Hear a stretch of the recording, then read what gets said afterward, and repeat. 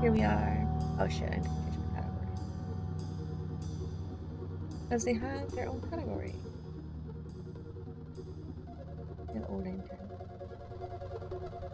Final cut. Very nice.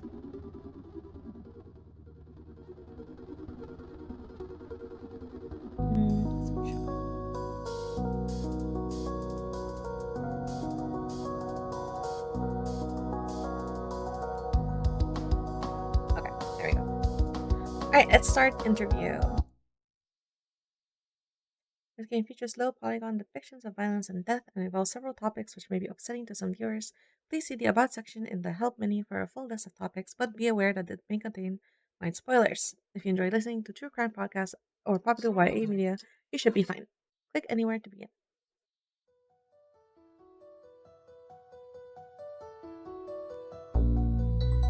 Please take a seat.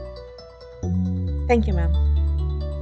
I would like to start by assuring you that everything you tell me will be kept in the strictest of confidence and will only be used or distributed as it is absolutely required. I need you to tell me the whole truth about what happened, no matter how horrific, unbelievable, or impossible it may have been. Can you do that? Yes. I think so. My concept of what's impossible is very different from what it was 2 days ago, though. That's a good sign, Miss Finala. Can you state your full name, age, and date of birth for the record, please? Vivian Victoria Finala, 20 years old, October 30th, 31st. Oh, right! That means her birthday soon. I forgot about that. That was yesterday for you, wasn't it? This all happened on your birthday? Yeah. Is that an action figure of me? I like to use models to help understand events. Is that okay? Sure. Thank you. We can begin whenever you're ready. Well, where should I begin? What brought you to the lake? My roommate, Joy Rancher. Yeah, Joy. My birthday's on Halloween, and there was a party out on Lake Shish Kebab, so she dragged me out there. Did you want to go? No, but she said I had to go. Take your time, there's no rush. We went out to the lake. The party was okay for a little bit. Then people started disappearing, including Joy. I went out looking for her, but I found some dead bodies instead. How did you know they weren't actors or props? It was Halloween. I'm starting to be a forensic psychologist. I can tell a real corpse when I see one. Or smell one. Really? I wouldn't have thought there'd be much needed to handle corpses in that particular field. I've been taking some extra courses. Accidentally. Well, what happened after you found the bodies? I went back to the party to get help. Joy was still missing, but I couldn't go looking for her by myself with an unknown murderer on the loose. There was barely anyone left on the beach, and the people who were there were too far gone to understand what I was saying. Nothing I said seemed to get through to them. I figured they were all too drunk or high to understand me. I should have realized. Don't try to get ahead of yourself. Just keep going in order of events as they happen. Well, the beach was no good, so I headed over to the old abandoned rancher station that was nearby. I don't know. Mark, the school quarterback, and his football friends had set up a sort of VIP area over there. I should have realized something was up when I went inside and found them all completely sober. I tried to tell them about the bodies, but of course they didn't believe me. They just laughed and said it was a prank, but I managed to convince Mark and one of his buddies to follow me back to the docks to see for themselves. It took 10 minutes of them messing with the bodies before they were convinced that they were real corpses. After that, they agreed to help me look for Joy. They didn't go back to tell the others or call for help? No, Mark agreed with me that finding Joy was the most important thing to do at the moment. I didn't think anything of it at the time. I was too emotional. That's perfectly understandable, Miss Finala. Please continue. Well, we found Joe's body pretty quickly. She was in the middle of a giant pentagram laid out on the forest floor a little ways away. While I was sobbing my eyes out over her body, a muscular woman with a jack-o'-lantern for a head walked out of the woods. Nobody recognized her from the party, and she didn't say anything. She just raised a bloodstained machete and started power walking towards us. Needless to say, we all assumed she was responsible for the murders and ran. Not the best first impression. I've had worse, actually. As we ran from her, we kept finding more dead bodies scattered around the forest. There were some up in the trees, a lot of them were nearly chipped over, and just corpses everywhere. Did any of you try to leave or call for help during that time? There's no cell service near the lake or any other working phones since the ranger station shut down, so calling for help was out of the question. We couldn't go back to town either because Mark lost his keys while running from the pumpkin woman. And every vehicle we found was wrapped around a tree with another body or two inside of it. It was like a slasher movie mixed with a drunk driving PSA. What about leaving on foot? Hiking at night in that area is inadvisable at the best of times. The lake is surrounded on all sides by mountains, and Mark insisted that taking the road on foot would make us sitting ducks for the pumpkin woman. Given all the bodies, nobody felt like arguing with him. At first we tried barricading ourselves inside the ranger station, but after we told the football team about the pumpkin woman, they decided that setting up some extra security was a better idea. They had some innovative ideas.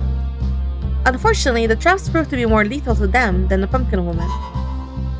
As soon as she showed up, most of the football players ran right into their own traps trying to escape. Or they fell off the roof and broke their necks while shouting at everyone else to watch out for the traps. It was utter chaos until Kenny ran out with a shotgun and blasted the woman right in the pumpkin. She shrugged it off with an echoey, spooky laugh, then grabbed the shotgun and broke it in two with her bare hands. We realized that whatever she was, she couldn't be human, so we ran. When we stopped to catch our breath, the three of us tried to figure out what to do next. I said we should chance it and take the road back to town. Mark said we needed to find somewhere else to hide until someone came to save us. Then Kenny suggested that we visit the old witch who lived on the lake. I'd never heard of a witch of the lake before, but Kenny said he'd heard rumors about her at the party. We put two and two together and realized she must know something about the bulletproof pumpkin woman. Mark was against it at first, but he changed his mind when Kenny and I threatened to leave without him. We took a boat across the lake and searched through the forest for a bit until we found her cave. The witch wasn't there, but she had left her spellbook behind on the table. It was written in Old German, which is my second language thanks to my grandmother, and it was open to spell for summoning a demon, which explained our pumpkin friend. As I picked up the book, the pages flipped over their own to another spell, one that could kill the pumpkin demon. I should have questioned it, but I had a way to avenge Joy. That was all I cared about. God, I was such an idiot. So you took the book to kill the demon? That was the plan, but on the way out, we ran into the witch. Well, technically, Kenny ran onto the point of her magic knife. He melted into a puddle of goo right in front of our eyes. Even with all the carnage I'd seen that night, it was stomach-churning. The sound, the smell, it was awful. She had another magical artifact? No, the knife was just another spell from the book. I see. Please continue. The witch told us that if we gave back the book, she would destroy the demon. Mark seemed willing until I said she was lying and that she was the one who had brought it here in the first place. The witch tried to attack me and take the book, but Mark tripped her and threw her into her own cauldron. We got out of there while she boiled to death. A very grim fate for a witch. Well, we didn't have any breadcrumbs to follow, but I needed to find somewhere with clear access to the sky to cast a spell, so we went back to the lake. We were about halfway there when we heard heavy footsteps following behind us. What did you do? The only appropriate thing to do when you're being stalked by a demon. We ran like hell.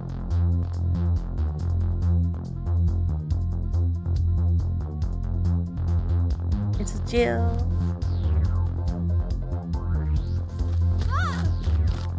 Mark, wait. Are you kidding me? That thing's right behind us. Mark was a star quarterback, so I had some difficulty keeping up with him as he ran like a scared rabbit through the dim forest. I could hear the steady, rhythmic crunching of the underbrush under the demon's boot behind us.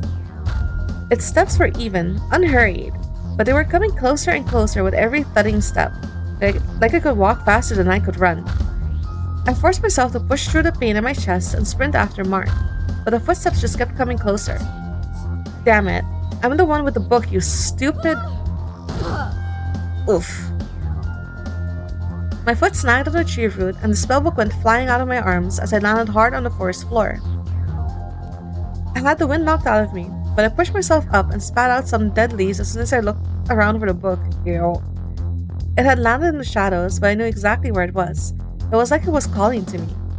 Can you describe the book? It was grotesque. The book was bound in pale white skin, and its spine was real human spinal column, complete with ribs that sank into the cover of the book. Whenever I touched the book, it seemed to shift and pull slightly under my fingers, almost like it was alive. Interesting. Please continue. I scrambled over to grab the book and head towards something crashing through the forest ahead of me. I looked up and saw Mark running back for me. Hey, come with me if you want to live and all that shit. Let's go. Look at her. I saw his eyes dart over my head before growing wide with terror. I didn't have to look back to know what he had seen. I took his hand before he ran off without me again, and he half dragged me through the forest. We ran for a bit longer until we hit the docks that we had tied the boat to. Come on, just a little further. I'm trying. The boat is gone. I nearly ran into him and was about to ask what his problem was when I saw the answer for myself. What the? The boat we tied to the dock was floating nearly 30 yards away out into the middle of Lake Shish Kebab. The rope we'd used to tie it to the dock had been hacked apart by a familiar-looking machete that was still embedded inside the post. I felt the bottom drop out of my stomach as I realized why the demon had seemed so casual as it chased us. Damn it. Clever bitch. Hey! We're gonna have to swim. This book is our only chance at stopping that thing. We can't risk getting it wet. Okay, then you stay here and I'll get the boat. I think the escape ship has already sailed. We slowly turned to look behind us. She looked so smug. Standing at the edge of the forest was an annoyingly self-satisfied looking pumpkin demon. She thought she had us trapped, but she was wrong. As she stepped out of the shadows, I felt the spellbook wriggling under my fingers. Ew. The power inside it thrummed through me, practically begging for me to unleash it. It was almost like I could hear a voice whispering in my ear, telling me what to do, telling me to avenge Joy's death. I had my target, my weapon, and the perfect opportunity. Buy me some time. What? I only need a minute. But, damn it, will you stop being such a coward and be a man for once in your life? What did you call me? I said you're a coward, but if you want to prove otherwise, then here's your chance. Just stall that thing for a minute and don't let it get onto the dock, or run around screaming like a chicken and draw it away, but just buy me some time. Mark glared at me for a second, then adjusted the collar of his Leatherman jacket and grabbed the machete stuck in the dock post. Unrelated, but I would also like one of those jackets. They look really cool. It took him a couple tries, but he managed to pull it free and nearly fell on his ass in the process. Alright, I'll take care of this bitch, then I'll show you exactly what kind of man I am. He slicked his hair back and strutted towards the waiting demon. I tried to focus on finding the spell the book had shown me back in the cave. Come on, where is it? Hey, freak face! Oh my god.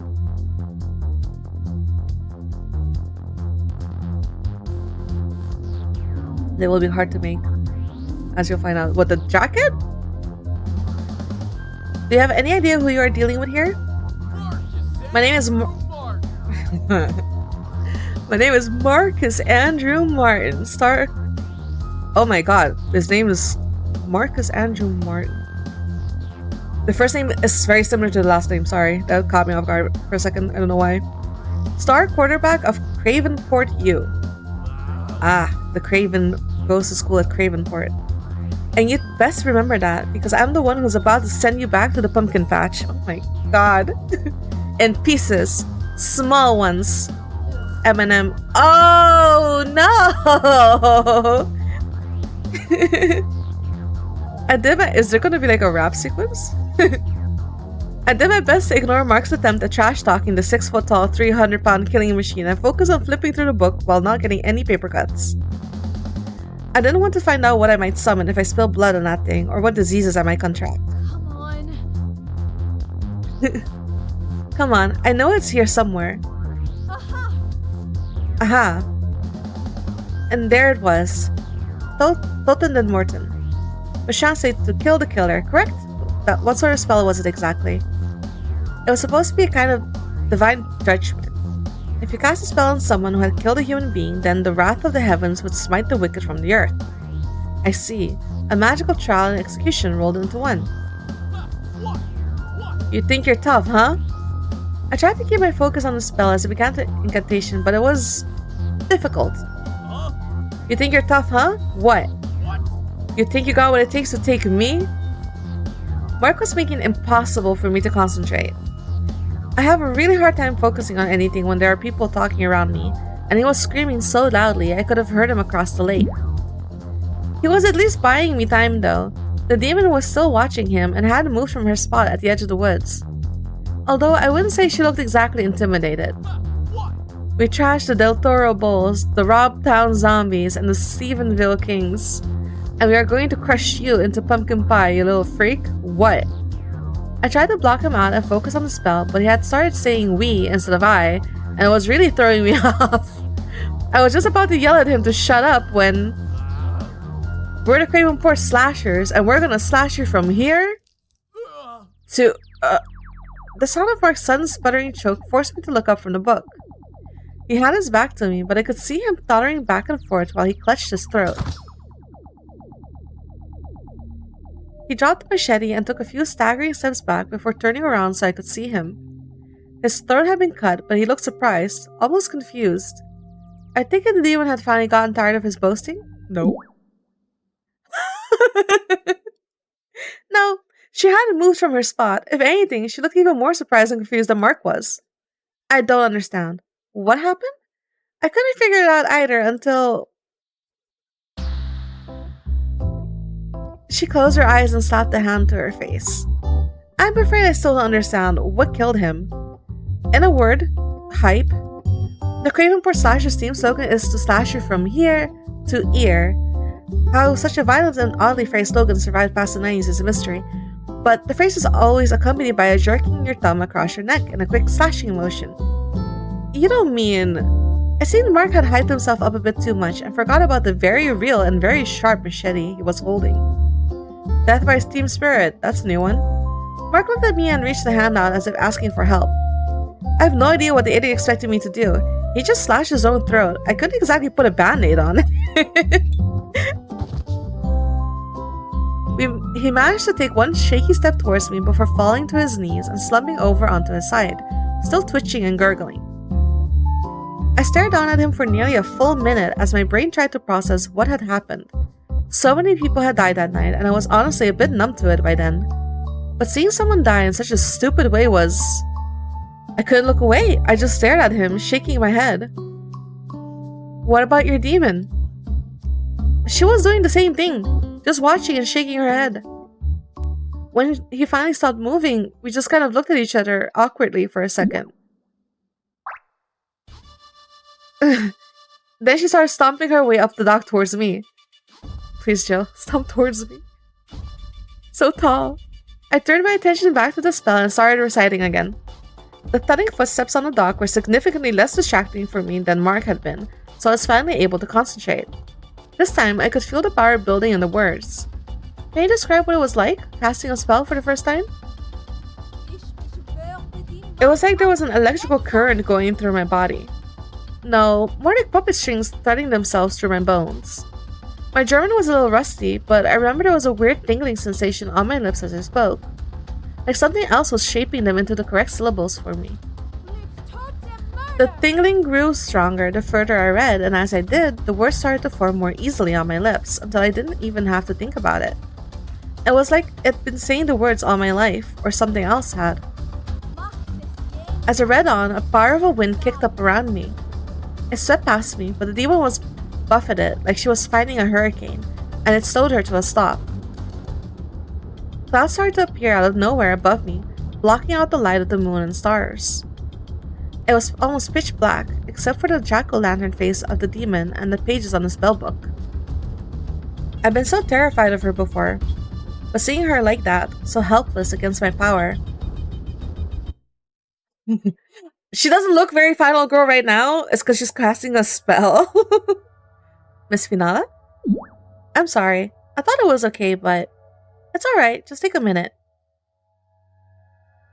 If I may ask a question, you said you felt like you were on puppet strings and something was guiding your lips. Did it feel like you had lost control, or did you just give in and not fight it? I don't know if I could tell the difference. I'm not a very strong person, so not in any way. It's so much easier and safer to just do as I'm told and let other people take care of things for me. When I saw Joy's body that night, I realized I didn't have anyone left I could trust. I felt adrift, alone. But then I heard that whisper in my head. It didn't sound like anyone in particular, but it felt familiar, safe. It was like I'd finally found exactly what I had been looking for all my life. Someone else to just tell me what to do, and I love the costume, right? Miss Finala? Vivian. What? She still hears the whispers in the interview. I hadn't clocked that the first time. We lost you for a second there. Are you okay?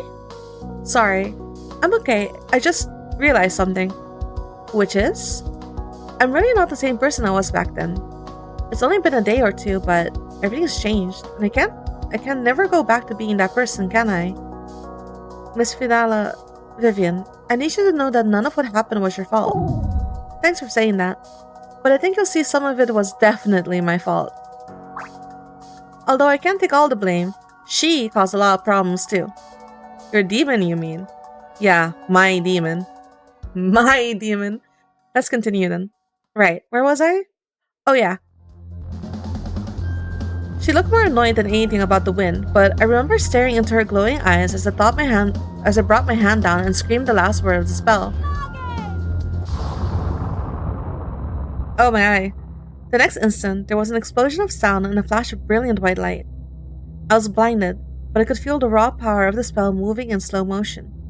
The bolt of lightning I'd summoned fell straight down on top of her. And missed. Missed. Yep. I took a hard right turn at the last millisecond and zapped Mark instead. The spell killed a dead man? Dying man. I'm pretty sure he still had a little life left in him when the spell struck. Or maybe it was just the lightning making his body do a little post-mortem jump. But why did the spell pick a dying football star over a demon that had killed more than a dozen innocent people that night? It would be a while until I figured that out.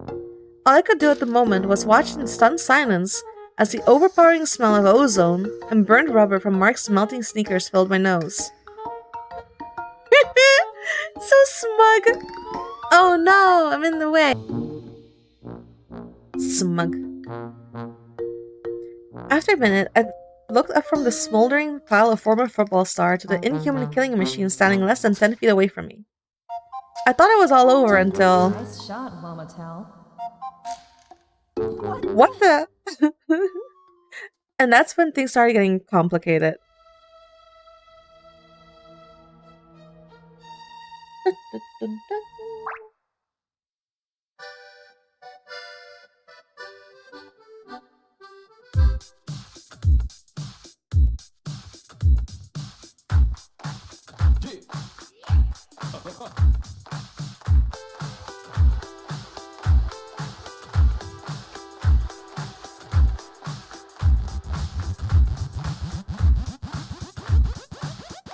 I forgot to ask, are there new voice lines and stuff? Did you have to contact the voice actors and such again? Or did you use the same ones? Ominous Pigeon Master. Ah, fun guy makes fun guys.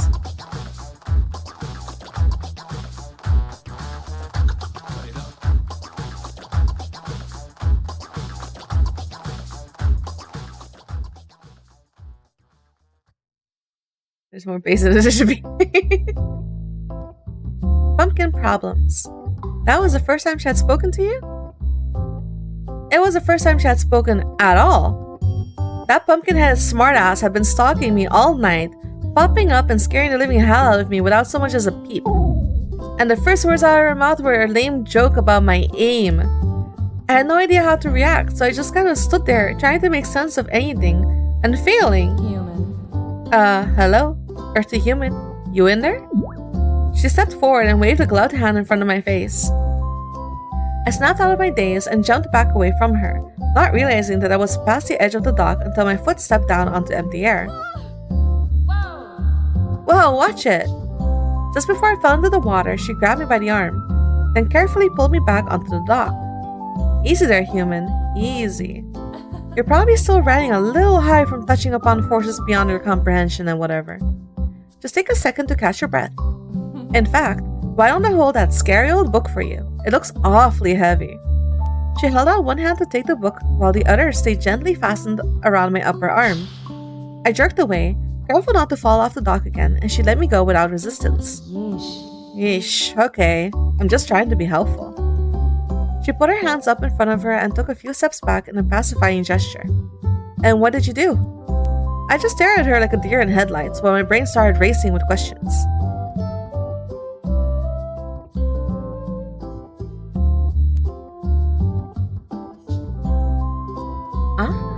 Okay. Why is this murdering monster suddenly acting so friendly? Does it know that I just tried to kill it? Does it know it's been trying to kill me? Wait, has it been trying to kill me? Human. Human? I realized I was just staring at her and blurted out the first thing that came to my lips. You can talk? Oh, good. I was starting to get worried. I wasn't actually vocalizing my thoughts. Huh? I don't know how you humans do it all the time. I mean, constantly creating sonic vibrations just to communicate? Plus facial expressions and body language? I mean, it's fun and all, but yeesh, talk about overcomplicated. But if you can talk, then why didn't you say something before? Wait, no. Why are you killing everyone? Why didn't the lightning hit you? Why aren't you killing me? What's going on? Well, to answer your questions in reverse order, you tell me I don't want to anymore. I have no idea. It's kind of my job. Well... And as to why I never said anything before, well, it's because nobody ever tried to talk to me before now. Oh no! Everyone's always just screamed and ran away from me. They all just treated me like some kind of horrible monster. What? Just kidding. I told you I'm a horrible monster. But just seriously, there's not really much sense in exchanging small talk with someone when you're about to rip their tongue out, is there? She's such a fucking joy. Also, be sure to support Sagala for better working conditions and production. Yeah. I thought they already settled all of that. Wasn't that settled like a few months ago, or are they on strike again? I remember one of the strikes. Not that I've ever actually gotten to do that, but still. Wait, hold on. You know what? You're right. I have been kind of rude. We should at least introduce ourselves. I'm Jack-Headed Jill, prima donna of pain in the pumpkin patch and muscular mistress of the machete. Prima donna of pain in the pumpkin patch.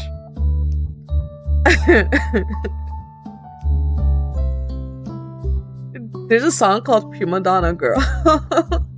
And I just thought of Jill singing it. Also, the contract demon summoned by the thanks to you and your well-done boyfriend over there, late Witch of the Lake.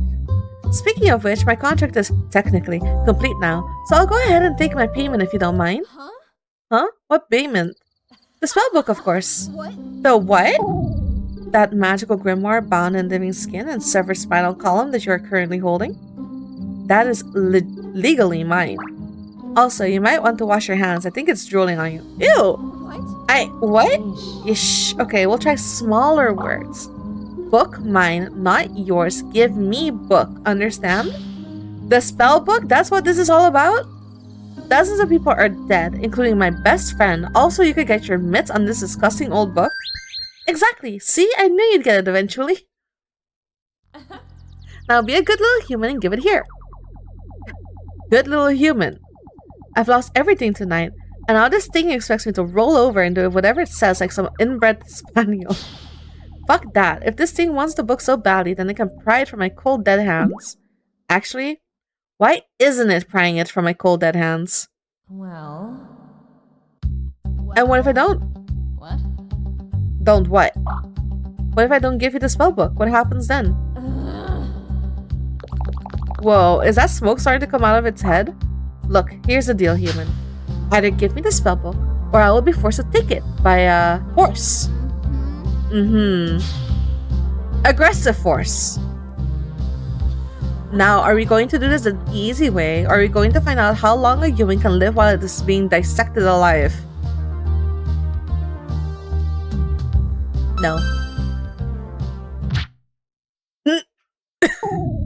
Oh, come on! You can't take it from me, can you? I have to give it to you.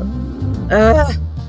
It's some kind of magical thing, right? Right? Christ damn it. You can't do anything to whoever's holding this book. Clever. But the same rules don't apply to any of your friends and loved ones. What happens if I say yes? I just want to say no. Aren't you forgetting something? Huh? All of my friends are dead. Oh, shit, right. What? You killed them, remember? No, I didn't. I mean, there's got to be someone left that you care about, right? Not on this side of the country. And even then, I have a complicated relationship with my family, so... Oh, come on. I can't go hitchhiking across the continent to look for someone you have complicated feelings about. I'm on a tight schedule here. Good to know. Ugh. Just face it already. You've lost. Human. Human? I assure you, there is no scenario in this reality or any bordering reality where you do not. Give me that book.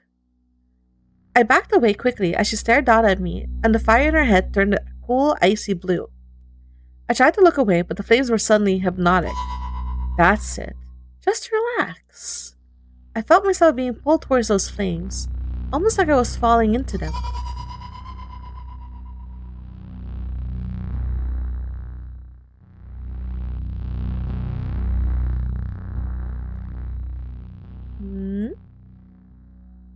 Do I ignore it?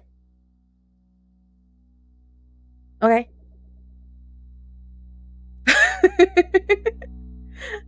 I don't know what I should have maybe just ignored. Okay.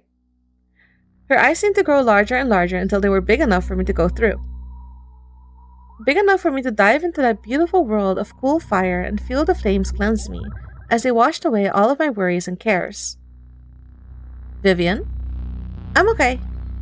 It's just... It was different from the whispering before. It wasn't intrusive, just calming. It was nice, actually, now that I think about it. Now repeat after me. I state your name. I state your name. Wait, huh? But chuckling at my own lame joke was enough to stamp me out of the trance. Tries, damn me. This is why I never use glamour. Stupid, fragile. You tried to mind control me. Human. It's called suggestion, human. And don't get too full of yourself for breaking it. Glamours have always been my weakest subject. Subject. Enough. I spent the last 6 hours hunting down your idiot friends as part of a deal to get this cursed thing away from the witch. Then you go and throw her into her own fireplace. I earned that book. Not my problem. Fine. You know what? I get the hesitation. I haven't made the best first impression, so that's understandable. But I promise I won't kill you, curse you, hurt you, or do anything else, but just leave once you give me the book, okay?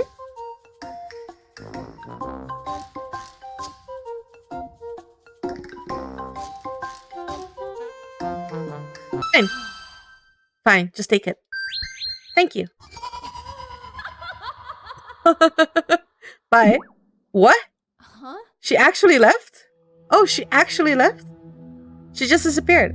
I kept expecting her to come back and kill me, but she didn't. You gave her the book even though you thought she would kill you? I don't really have any reason to live now that Joy's gone. Jesus. Anyway, after a while, I looked for survivors. There weren't any, so I made my way back to town. Once I had a cell signal, I called the police and here we are. I see. So I take it you're going to charge me with murder then? Or put me away for insanity? We'll need to conduct a more thorough investigation, but I don't think so. You were only an accessory to the witch's death, and that was self-defense. Mark wasn't your target, and again, you were only acting self-defense and couldn't be expected to control magic that volatile. You mean you actually believe me? I've dealt with much stranger cases than this, Vivian, but yes, I believe you. I'm sorry I had to end it this way. I wish there was something more I could do. Sure. I mean it. Whatever. Am I free to go then? We'll want to keep you under observation for a while. There should be someone outside who will take you somewhere you can rest. Fine. Vivian leaves. Damn it, Jillian, why can't you understand? What could have been?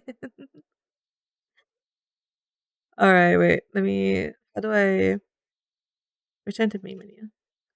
Okay, resume interview. Yeah.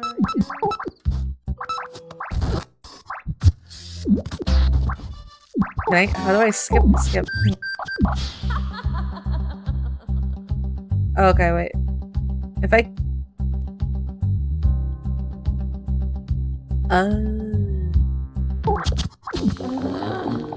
Forget it. Alright, here we go. Good to have practical goals. Come on. What kind of spells were in the book? Oh, I didn't notice that. Apart from Totem Morton, I remember there was a spell for creating a storm, a spell for making crops wither or grow. Poop. And an oddly specific one for making bullfrogs sing a cappella. You know, just a lot of general witch stuff. Was there anything particularly unusual that stood out to you? Well, as I flipped past a set of instructions for brewing a bush that could make someone shit literal bricks, I found a spell for summoning a demon and binding it to the physical world, the same one the witch had used to summon Jill. Only the spell didn't include any way to send her back. Strange. You sure there were no instructions on how to forcibly banish a summoned demon? None at all? Nothing aside from the demon breaking the contract. Though, if the summoner broke the contract, the demon would get free reign in the human world. Very strange. Not as strange as what was on the next page. Right after the demon summoning ritual was nearly identical spell, but this one was a ritual for turning a human or an animal into a familiar. There were no details on what that meant exactly, but the two spells were almost mirrors of each other, practically identical save for a few subtle changes here and there. Interesting. Yes, but the spell specifically stated it didn't work on demons, so it didn't do me any good. There was only one page left in the book after that, and I remember swallowing and praying for it to be something useful. There had better not be a spell for turning me into a frog. That'd be an improvement for you. Jill, please. My heart skipped a beat when I read the words at the top of the page. Zeitreise? The German word for time travel. As I read through the spell, I felt hope building in my chest and the book started to come alive in my hands again. The whispers in my head came back even louder this time. Human. Human, what did you find? I started reading the spell as she walked up to me. What are you? No, stop, human, do not cast that spell. Jill continued to scream at me, but the voices wouldn't let me be distracted this time. Every bit of my attention was focused on the spell. I never felt so focused in my life. I'd felt a slight chill before, but this time it was like the book was draining the heat out of my body through those invisible puppet strings. I felt my limbs start to go numb as a piercing needle-like cold bit deep into me and the wind began whipping around us again. Human, stop! I could hear a voice reciting the spell, but it barely sounded like me at all. I couldn't feel my lips moving. It was like the words of the spell were echoing in my head and then spilling out of my mouth. It isn't worth it, you have no idea The rest of Jill's words were drowned out by the howling winds of the small tornado that spun up around me as I finished the last words of the incantation. Everything around me became a blur. The sound of the wind was deafening. Then I felt the storm close in around me and lift me into the air. The wind painfully pressed in on me from every direction, making my ears ache and my heart catch in my chest. I squeezed my eyes shut and tried to cover my ears with my hands, but this time I really couldn't move. Those strings were holding my body completely taut, draining the warmth out of me and lifting me up into the eye of the storm. I couldn't see, I couldn't hear, I couldn't even breathe. All I could feel was the wind pressing in on me and the cold slicing through my clothes and cutting out what felt like the bits of my soul. My head started to spin. I couldn't tell which way was up or down or how high off the ground I was. Then,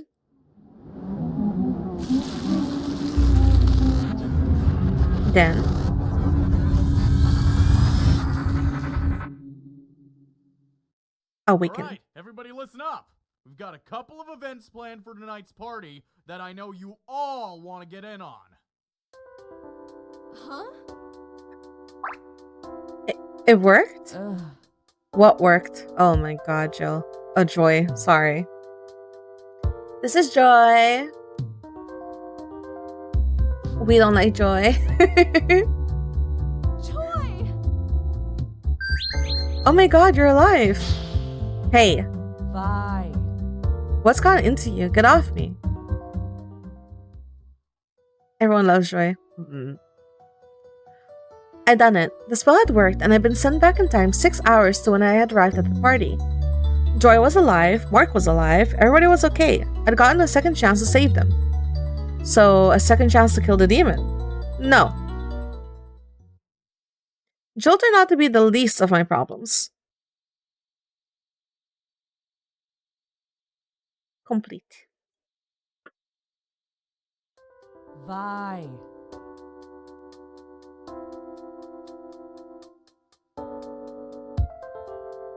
Chapter 2. Familiars and Familiar Faces. Vi, what's gotten into you? Sorry, Joy. I'm so glad to see you again. What are you talking about? I've been right here the whole time. And what's wrong with you? You're shaking like a leaf.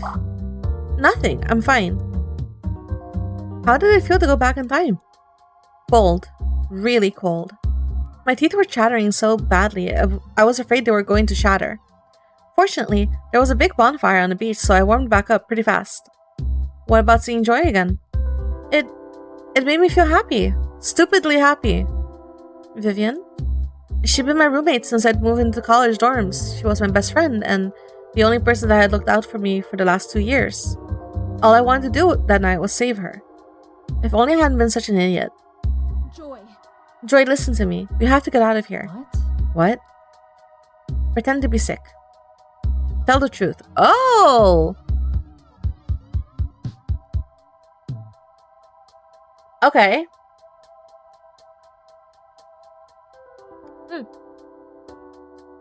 But I know. Anyway, tell the truth. I know this sounds crazy, but we aren't safe here. Nobody is. We need to get out of here and go back to... Hold on. I think Mark's getting to the important bit. Joy, damn it. But... Shh. Okay. I know you're all thirsty, so let's get started with the drinking game. Oh god. Everybody will get a red party cup and a marker. You will write your name on the cup along with whatever beverage you put in it. At the end of the night, we will be giving out prizes based on what drinks you had. You could win with a cocktail or you might win with a virgin lemonade. Though it should be the only thing that's a virgin by the end of the night, am I right? Oh my god. He's so full of himself. Joy, please, we have to go. Vi, I know you didn't want to come, but it's your birthday. You need to let loose and relax a little. Listen, when we became friends, you agreed to do what I say and I agreed to keep your little secret, right? Yes, but... No buts. This is the last big party of the year. If you want to make some progress dealing with your little problem, this is your last chance. Got it? Joy, you aren't listening. This isn't safe. Fine. Have it your way. Thank you. Hey everyone, we've got a birthday girl here. Evil. Actually evil. What? What's this? Looks like we got a Halloween baby. Or should I say, a Halloween babe. Kill me. Damn it! I can't wait till the voice actor has to say this shit. Joy? No. It's for your own good. Okay, everyone. Everybody, 1, 2, 3. Happy spooky birthday to you. No. Damn it. Come on, Vi. Go say hello to all the nice people, like a normal person. Oh! It's candy. Ugh, well, that could have gone better. Half an hour later, I finally got away from the crowd of costumed well-wishers and drunken douchebags. All my attempts at getting people to leave had fallen on deaf ears. I needed space to think, so I took the chance I could slip to... blah, blah. I'm sorry. My brain just shut down. Let's try it again. All my attempts at getting people to leave had fallen on deaf ears. I needed space to think, so I took the first chance I could to slip off into the woods. Wasn't that a bit risky? What with a paranormal serial killer on the loose? I couldn't think with all those voices distracting me, and Jill hadn't shown up until nearly 9 the first time around. It was barely 7, so I figured I was fine. It's cold. Though, like I said, I made a lot of mistakes that night. Human. Leaving so soon, human. You! Were you expecting the Easter Bunny? I still can't believe she trapped me twice. I'm never going to live that down. So what did you do? I knew if I ran back to the party, Jill would have followed me and turned into a bloodbath. There was a chance that Joy would be one of the victims, so I couldn't risk that. So you ran deeper into the forest? Well, I tried to. What the? How did you? Don't you know killers can teleport around where you're not looking in a horror movie? What? What are you talking about? This isn't a movie. Well, it sure ain't the reality anymore. Not after you threw us all into a time bubble. What? Okay, seriously, do you have anything more intelligent to say than just repeating the word what every 5 seconds? Well then, how about you start saying something that makes sense? You straw-covered novelty decoration? Yeesh, you know, you have an awful lot of attitude. Especially for a girl who's slowly burning her soul and freezing to death. Well, at least you didn't say what this time. Alright, since you haven't killed me, I assume you want to talk. What's going on? Is that you? I turned to look back in the direction of the voice, but I couldn't see anyone. Huh? When I looked back, Jill was gone. I looked all around, but I couldn't see so much as a footprint where she had been standing. Then there was a sound of crunching leaves, and they stepped into view. Oh, there you are. Oh, hi. You're, Sugar, right? It's Candy. It's Candy. Right, Candy, got it. Hey, are you okay? Yeah. Hey, you haven't seen anything weird out here, have you? Not really. I saw you sneak away from the party, so I wanted to check that you were alright. You seem pretty stressed out. Oh, thanks? I had no idea why Candy had followed me, but I was more focused on trying to find out where Jill had gone. So you never met Candy before then? Well, not that I could remember. I only kind of knew their name because Joy had pointed them out at the party. Joy had referred to Candy as her instead of them and said some very unkind things about them as well. Especially in regards to how many people Candy dated at the same time, even though they were always very upfront about being polyamorous. I see, then did it seem at all strange to you that they knew your name? Not really? There was an entire party full of people saying happy birthday Vivian less than 45 minutes ago. But I admit, Candy did seem oddly concerned about me. Are you okay? You look like really nervous. Where the hell did it go? It's not exactly hard to spot a glowing head. Vivian. What? Oh, yeah, thanks for checking on me. I just, needed to get away from the crowd for a bit. I'm not really a big fan of parties. I mean, they're okay and all, they're just not my scene. Not that I can't make them my scene, because they're a very normal thing to have as your scene. I just like to change the scene sometimes. You seen? I mean, you see? Vivian, relax, it's okay, I get it. College parties are a lot of external stimuli. They're not for everybody. Even major extroverts like me need to take a break during parties sometimes. It's normal. Huh? It is? Yeah, totally. You see, everybody has different thresholds for overstimulation, so it's important to recognize your own boundaries and keep within them, or else you risk ruining what could have been a wonderful time for yourself and other people. Oh, sorry. You came out here for peace and quiet, didn't you? I'll go. You need to decompress a little, and I don't want to stress you out anymore, so... No, you're fine. I wasn't expecting you to explain that all so eloquently. That's the first time anyone's ever said that in a way that actually makes sense to me. Oh, thanks. You seem really knowledgeable. Are you in the psych program? Did I say something wrong? I'm sorry if I offended you. I didn't... Oh, were you carving a pumpkin? A what? I never thought I'd have such a visceral reaction to the word pumpkin. Candy was looking down at my feet and I followed her gaze. Sure enough, there was a familiar-looking jack-o'-lantern on the ground less than 6 inches away from my foot. Just a jack-o'-lantern? Her body was missing, but it was Jill alright. She was grinning up at me with 2 rows of jagged fangs and looked incredibly pleased with herself. As I glared down at her and wondered how far I could kick her, Candy knelt down to get a closer look. Whoa, it looks really good, Vivian. The teeth are a real great touch. How did you even get them to hold all sharp and pointy like that? They started to reach a hand towards the jack-o'-lantern, and I felt my heart lurch with panic. I grabbed their wrists before they could stick their fingers into its mouth. Family secret. Don't touch. Oh, sorry. They stood back and looked awkwardly around at the forest. Meanwhile, I was having a less than minor panic attack. I was certain the pumpkin had been there when I had arrived, so the way I saw it, there were only two plausible explanations. Either the pumpkin next to me really was a demon and she had teleported here while I wasn't looking, or I had gone completely crazy, made up the whole night and the time travel in my head.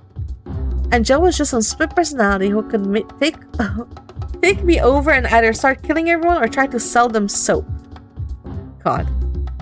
But I really didn't want to entertain the idea of what hallucinating a buff woman with a pumpkin head for a head meant about my subconscious. Plus, I was never really good at carving pumpkins. Before I could make up my mind on which was worse, I felt something tug at my leg. I looked down and noticed a green vine poking out from the ground that had suddenly curled around my ankle. I watched as several more vines poked up through the ground behind Candy and curled around themselves to form the words, "Lose her." Actually, I wanted to talk to you. What? What? Ow, I mean,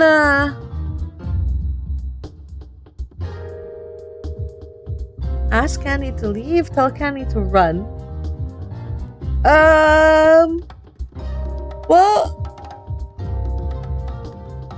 you already established that no one's going to believe me. So probably not scare her. Ask her to leave. I'm kind of busy right now. Maybe some other time? Watch the thorns, you ghoulish gourd. Oh, it won't take long. I just really need to talk to you privately about something tonight. It's important. Tonight? Ow. Are you okay? Fine. But tonight's not a good night. My horoscope said to not have any private conversations in the woods or they'll all end badly. Very badly. Oh, that's a very specific horoscope. Well, I got it online. It's very accurate. Uh-huh. Well, I need to tell you anyway. It's about... Vi. Vi, where are you? There you are. What are you doing? Joy froze when she noticed Candy standing next to me.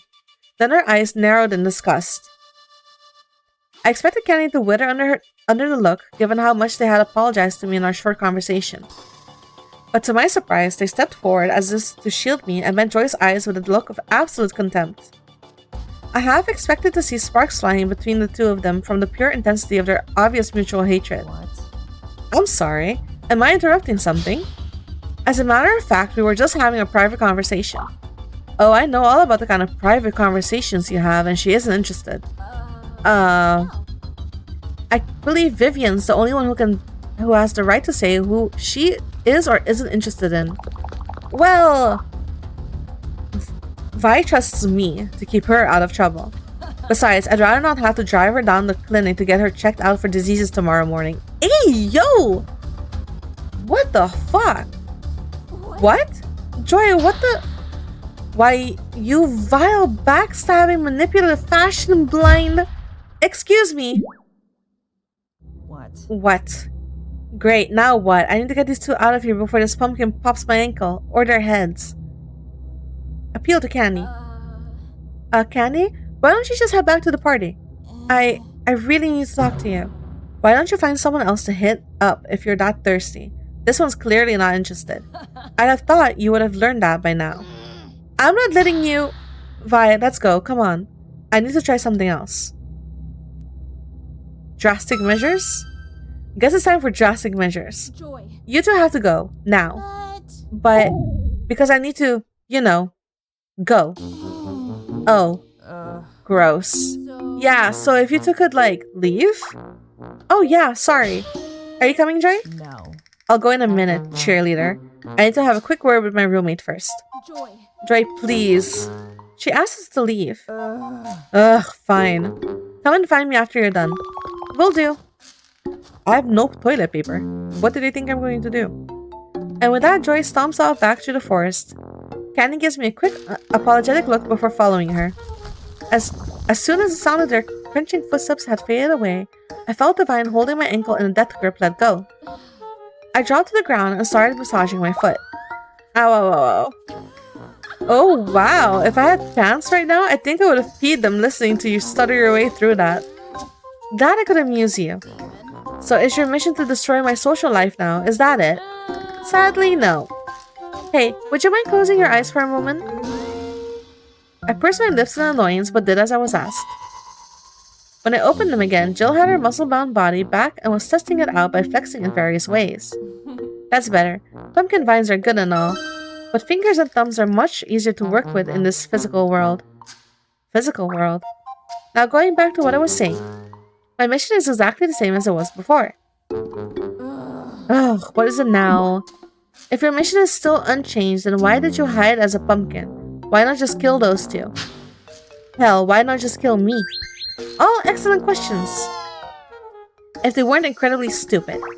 What? Human. If I hear the word what come out of your mouth one more time, so help me hell, it will not end well for you. Was? Was? No, this is pronounced as was, means what in German. Cute. But if you had been paying attention, you would know that my goal is to get that spell book back from the witch. You know, that spell book you had in your possession? The one you could easily have given to me and put an end to this whole mess nearly an hour ago? Question.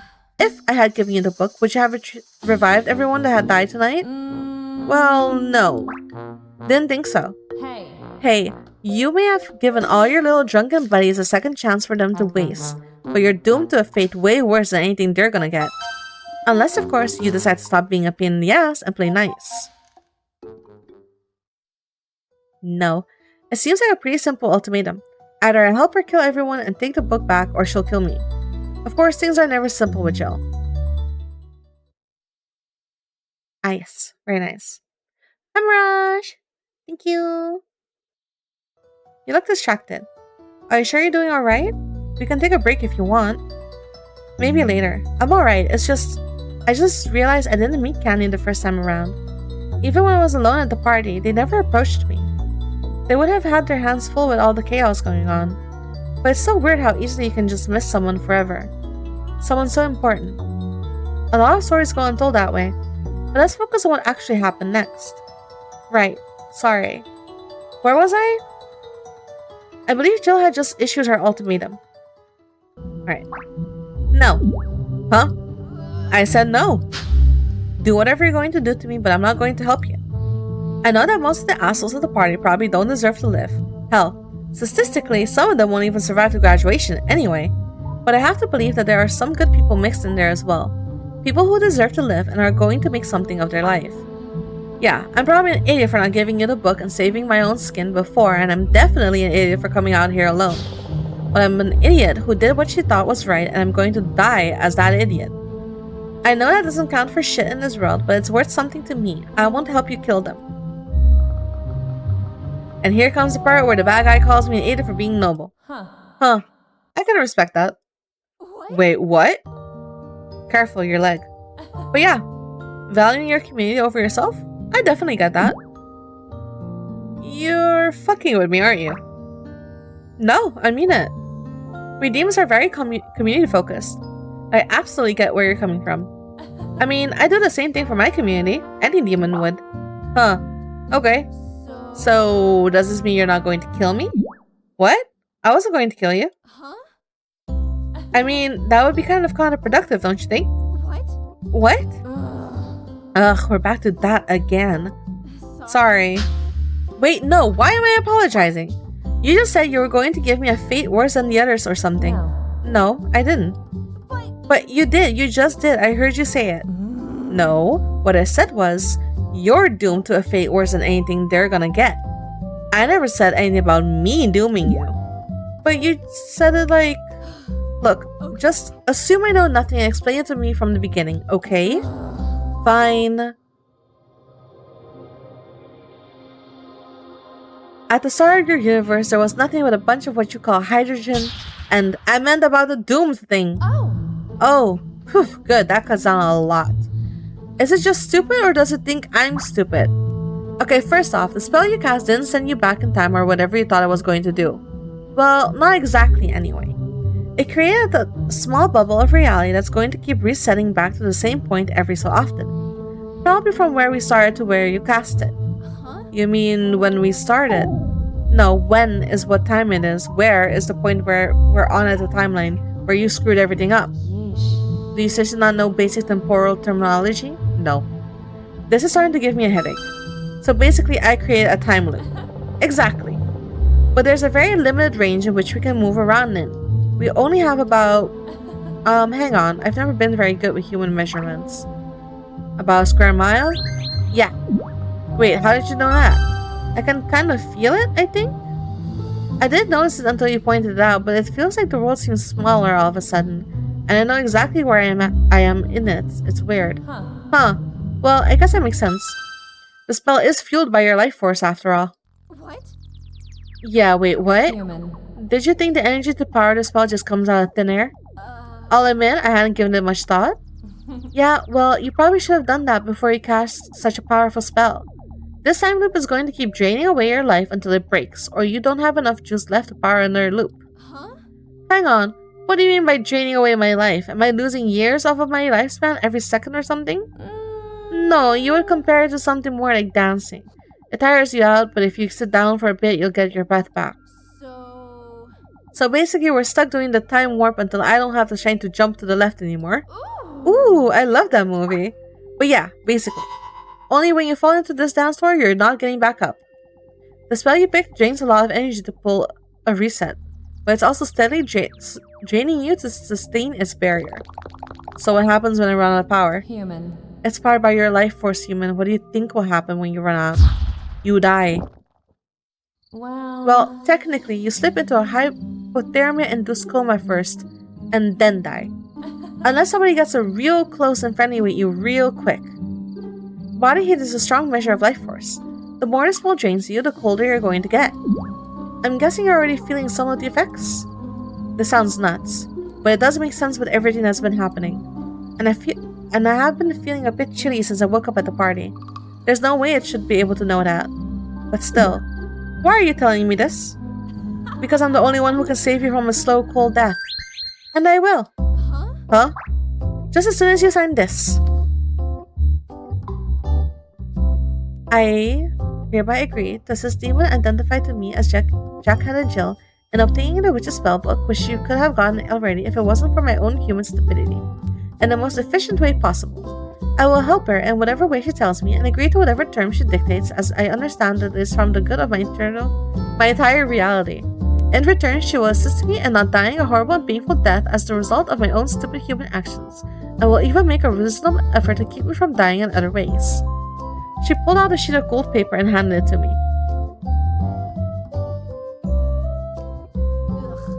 There's no way in hell I'm agreeing to that. Oh, come on, there's nothing wrong with it. This has got to be the worst contract of anything I've ever seen in my life. We'll make a reasonable effort to keep me from dying? What is that supposed to mean? Well, you can't expect me to risk my mission for one reckless human, can you? Wish she would have gone already if it wasn't for my own human stupidity? Okay, I'll admit I was still pretty annoyed with you when I wrote that, but it's just semantics. What if I want a cold, slow death, huh? Jill? I mean, you can, I guess. That is not what that word means. Whatever. The magic ink is already on the magic page. I can't exactly rewrite it. Then get a fresh page. I can't. I only have the one piece of contract paper. I had to write yours on the back of the one the witch wrote hers on. Huh? I blinked at her for a second before flipping over the paper. Just as she said, there was another contract written on the back. The contract was in a different handwriting than the one on the other side, so presumably the witch had written it herself. It read, I, the witch hereby, contract the summoned demon, Jack-Headed Jill, to kill by its own hand all of the interlopers on my lake before the stroke of midnight tonight, when it is to reappear before me to accept payment of her own choosing. She is not to bother me for any reason and is not to come within sight or hearing of me until the time she is to receive her payment. Beneath it, in unstudied block letters, was a signature that simply said, The Witch. See? Nothing wrong with that one either, is there? I stared down at the contract, reread it a few more times just to make sure I was reading it correctly. I may not be a law student, but my mom is a lawyer, and that meant that I had at least some experience with legal contracts. Granted, you didn't need to be a law student to see that the whole contract was trash, though I explained that in a slightly more eloquent way. This contract is total fucking trash. What? Oh hey, there's that word you don't like. That contract is fine. It clearly outlines what I'm supposed to do and what I get for it. Clear as mud. I dare you to find one thing that's wrong with that contract. I'll take that bet. Huh? If I can convince you that the witch's contract is bullshit, then you have to find some way to rewrite our contract to my benefit. Alright, but when you fail, you have to sign the contract as is. And you only get 3 chances to convince me. We don't have all night here. Deal. Demon. Let's start with the signature, shall we? Human. What's wrong with it? The signature doesn't match. How about the handwriting itself? It doesn't match the rest of this contract, or the contract of the other side that you wrote. Huh? Just look at it. Hey, you're right, it doesn't match. But wait, why doesn't it? I know she signed it. I watched her do it. What hand did she write with? Her right. Wait, no, her left. No, wait. Let me guess. She wrote the contract with one hand and then signed with the other? Yeah, actually. Now I think about it, that's exactly what she did. She must be one of those, amphibians? I believe the word you're looking for is ambidextrous, and no. Going off this handwriting, I don't think she is. But why was she signing with her other hand then? Probably because she learned about legal loopholes from young adult novels. Huh? It's a common misconception that if you sign a document with your non-dominant hand, the signature is considered to be invalid. But it is valid, right? You tell me, it's your contract. Well then, I say it counts.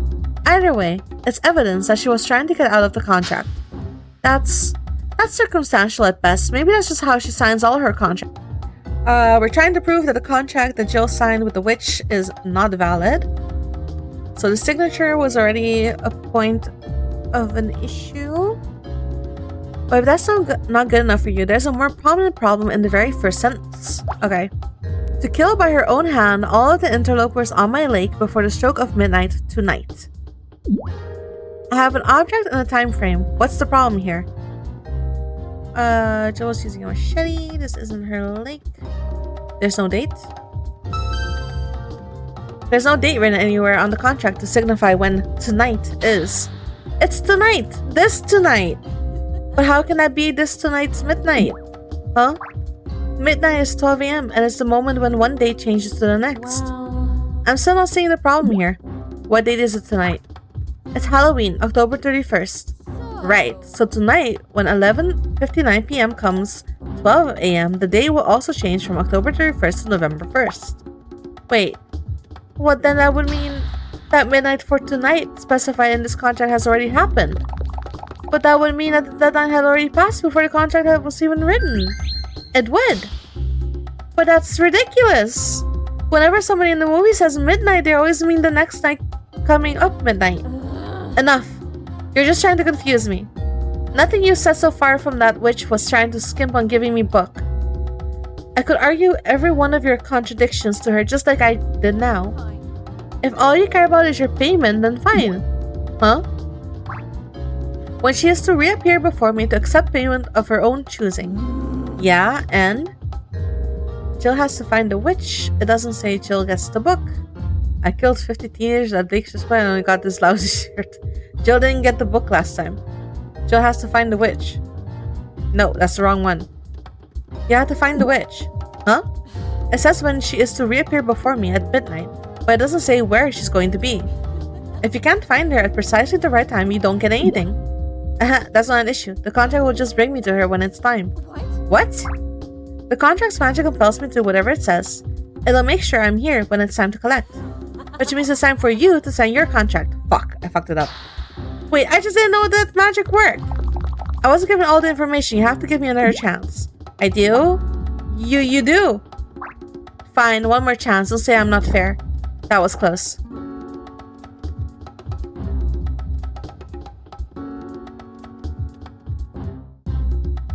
It doesn't say Jill gets the book.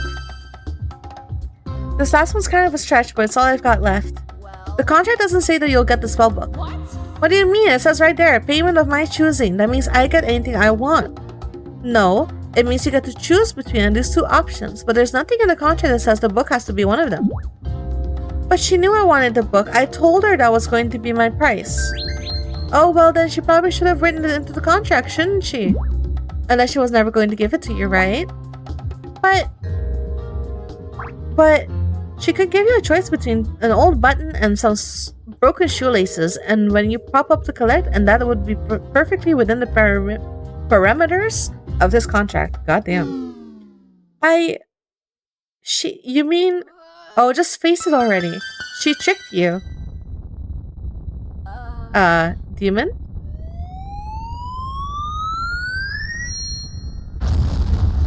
She tricked me! Whoa. I stepped back and shielded my face with the contract as Jill literally blew her top. Well, pyro demons aren't exactly known for subtlety. After a few seconds, the flamethrower receded back into her head and the lid of the pumpkin landed neatly back in place with a soft plop. She's a little slow, but she got the spirit. She still continued to seethe and smolder for a while though. You done? I'm going to torch that witch. Save the fireworks, she already beat you there too. What? Check the last sentence. She is not to bother me for any reason and is not to come within sight or hearing of me until the time she is to receive payment. You can't even get within eyesight of her without violating the terms of your contract. Then I'll just wait until it's time to collect. And then what? You can't harm anyone holding the book, remember? But if someone else had the book, you might have a chance. There's nothing in the contract itself that says you can't kill her. So whoever does decide to help you better have it in writing that you can't attack her too. Ugh, give me that. She snatched the contract from me and pulled out a quill pen with a red feather from somewhere. What's your name, human? Vivian Victoria Finala. Huh, how do you spell that exactly? It took Jill a minute to write up the new contract. Meanwhile, I kept wondering what the hell I'd gotten myself into. Literally. So that's how you came to be friends. We weren't friends. As far as I could tell, she was just some psychotic monster, and I basically tricked her into working with me. I'm sure she was angry about the contract, but deductive logic and creative thinking are highly coveted skills for a demon. And you demonstrated them quite masterfully to her twice. She must have sought you out because she saw you as a powerful ally. I don't think you tricked her so much as you impressed her. Yeah, well, she was the one with all the power, not me. I just wanted it pointed somewhere other than me or the people I cared about. Hi, I saw you on the thread. I'm just popping into wish you an amazing stream and happy night. Thank you, Helpless. Oh! Helpless? Stacco. Wait, Helpless Stacco? I'm sorry. I'm dyslexic, and so Twitch names, because they're all like attached, are kind of like rough for me to read. Is your name Helpless Taco? Thank you for the lurk and for watching. Thank you for coming from threads. It's nice to know where people find my posts and stuff. I hope you enjoy your time. Oh yeah, stay hydrated. Yeah, let's do that.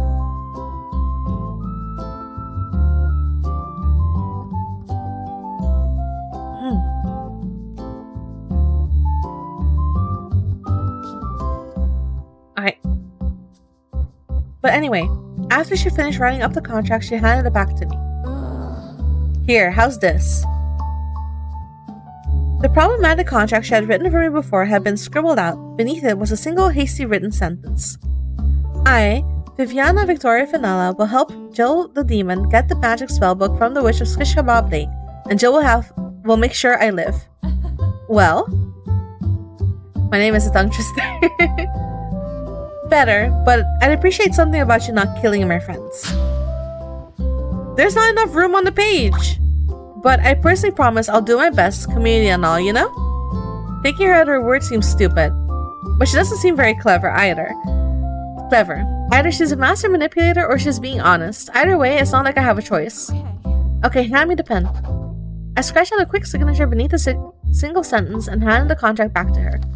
Jill gave it a quick glance, nodded, then put the quill pen and the contract back whenever she pulled them from. Alright, let's get this witch hunt started. That's no. Just no. So now that you two were allies, I trust you went after the witch. How many chapters were there in the demo? Or the previous version? I don't remember. Well, kind of. Chapter 4. Alright, let's get going. Okay. Agreed. The sooner we get this over with, the better I'll feel. Right. Well, I was kind of hoping you knew where we're going.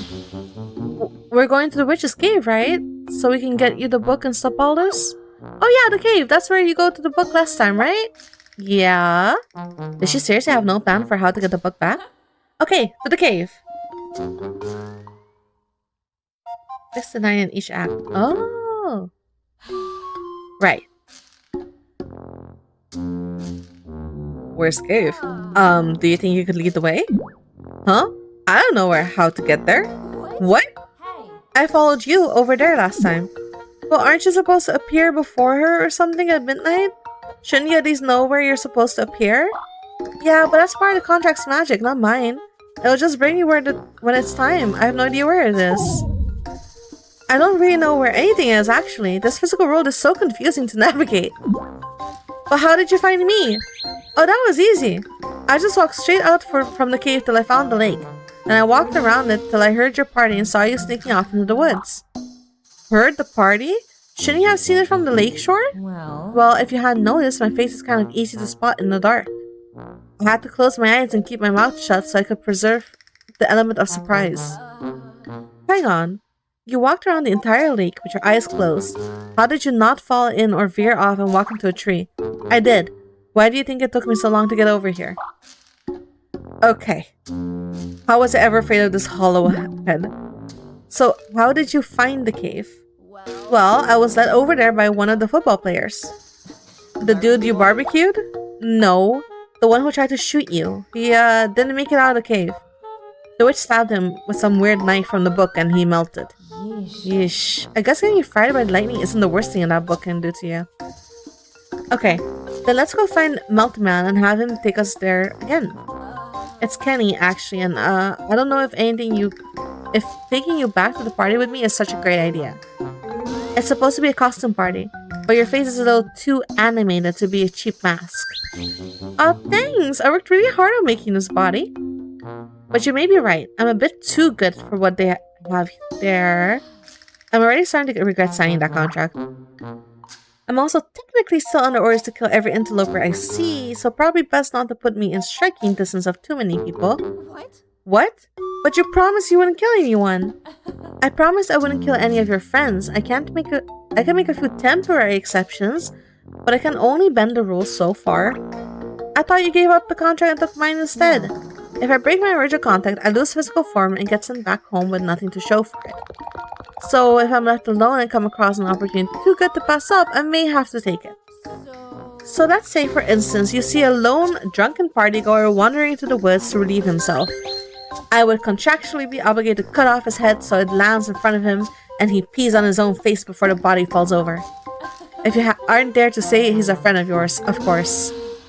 Great. Okay, so I can't take you with me, but I can't leave you alone either. Oh, I know. Close your eyes again. Okay. Okay. Bonk this dumb pumpkin. Dumpkin. Okay, open him.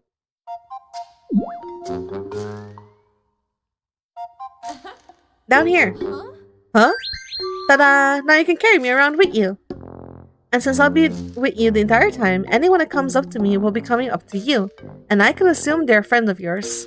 Plus, if I don't have any arms, then I can't be expected to kill anyone. Don't you have vines? You better not bite me. I like both options. Don't you have vines? Don't you still have those creepy vines you used to bruise my ankle? Also, you just sent a jet of flame like 10 feet into the air out of your head. Stop giving me ideas. Fine. You know, you're a lot heavier than you look. Did you just eat your own body or something? Oh, stop complaining, weakling. Now hurry up, Cinderella. I don't want to be late for the ball. You know what that means? We all have to get stronger to carry Pumpkin Wife. Hey, you said you were new to this physical world. How do you know all these references if you're from another dimension or whatever? Art makes some of the most entertaining media in any reality. It's about the only thing humans are actually good at. That's the whole reason we helped you humans invent computers and the internet. Hang on. I'll buy that the internet may have come from hell itself, but demons invented computers? Well, we helped plant some ideas here and there, with varying degrees of success. But before you ask, you guys invented Twitter. Not even demons are that evil. Oh, shit. Oh, no. Noted. Okay, we're here. Now keep quiet. Pumpkins aren't supposed to talk. I know that. I'll have you know, I got very high marks in Earth normality. Now watch as I blend in seamlessly with my surroundings. Like a round chameleon. Whoa, is that a talking pumpkin? Oops. Nice, what is it? Some kind of puppet? Yeah, I got it for my birthday, you know? Because I'm super into Halloween and stuff. Given your costume, you could have fooled me. Whoa, you got a whole act going on too. Yeah. I should probably ask him if he knows where Kenny is. Although after that accident with Candy and Joy earlier, I do have some other questions. And Mark is the only other person I kind of know here. Even if he doesn't know me this time around. Oh, Kenny, end conversation. About Candy? Hey, do you know anything about that one girl? Well, there's a lot of chicks around here, but yeah, I know most of them. Pretty well, if you get my drift. Oh my god, Mark. Oh, give me a break. The one dressed as a cheerleader? Oh, you mean Candy? Yeah, you need to stay away from her. Why? I don't know. Huh? Just stay away from her. That's all I know. And you know that how, exactly? I just do. If you know what's good for you, stay away from Candy. That's never a good thing to hear on Halloween. Now, I just have more questions. About Joy? Hey, have you seen my friend Joy? She's a little shorter than me, dressed in black. Really pretty and cool. Because that's a total hetero way to describe a friend. Hey, shut up. Joy is cool. Right. Yeah, I know Joy. She should be back anytime soon. What? Back? But I just saw her in the forest. She said to come find her. Where did she go? Hey, cool it. Joy just had to go get something from the party real quick. She'll be right back. She said to tell you to get a drink and just stay here so she can find you. It's all good. You're sure it was her? Yeah, pretty sure. Your roommate is the only goth chick here. Which is kind of a shame, but... yeah, I guess that's... Wait, how did you know she's my roommate? Huh? Oh, you just said so. No, she didn't. Look, the point is she said to wait here and get a drink, so get drinking. Wait, there's something else I need to ask you. What? You're on a football team, right? You know Kenny? Kenny? Yeah, I know him. He's our third lineman. Actually, he should be back with those hot dogs by now. What? What do you mean back? So, funny story actually. It turns out we remembered to bring buns, but we totally forgot to pick up anything to go in them. Although I'm not usually against just having some nice buns, if you know what I mean. Mark! You deserve the death that you're going to receive. Huh? Nothing. Just practicing my spooky lines. Any idea when Kenny will be back?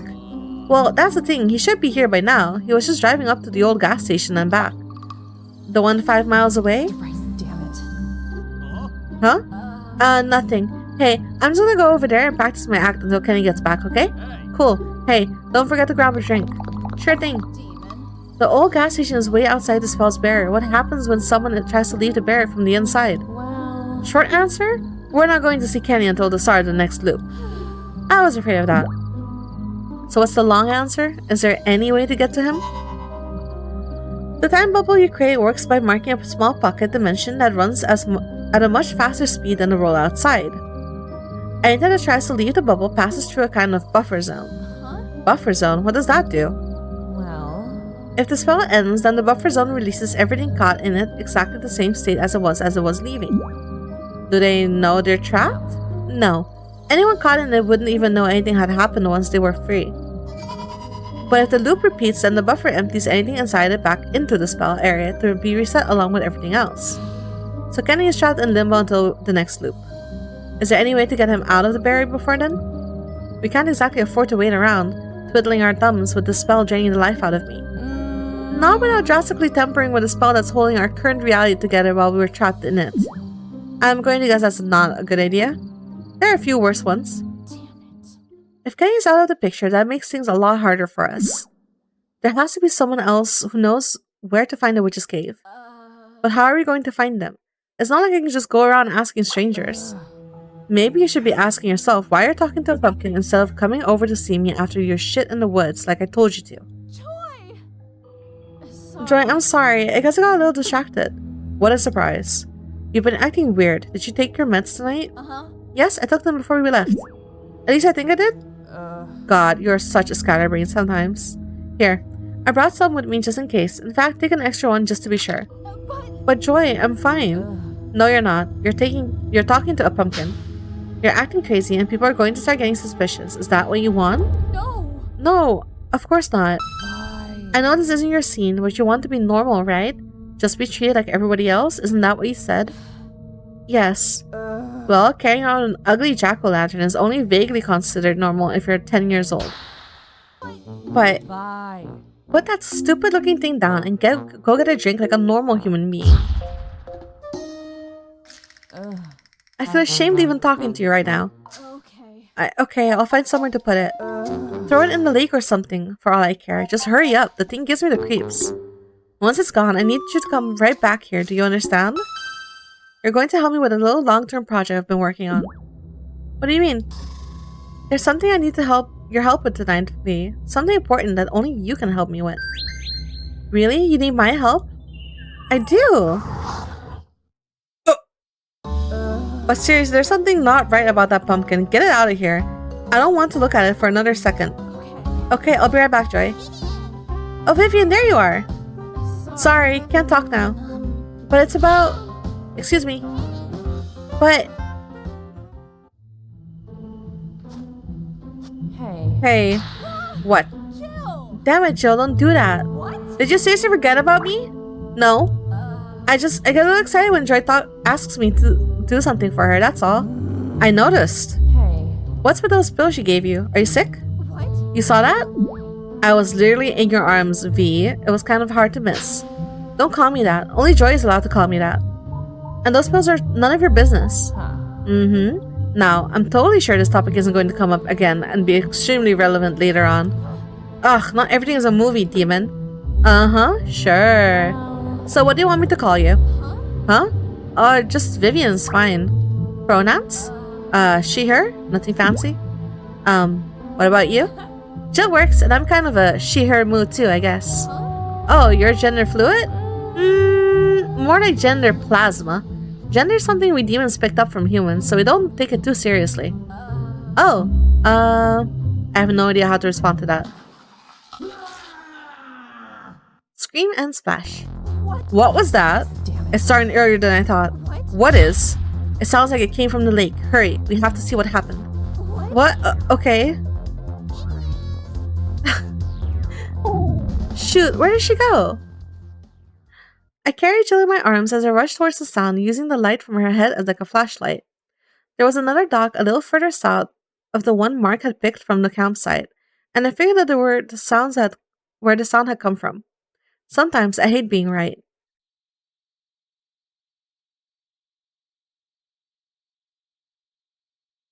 What the? CSI shish kebab. No, that's impossible. The evidence would indicate otherwise.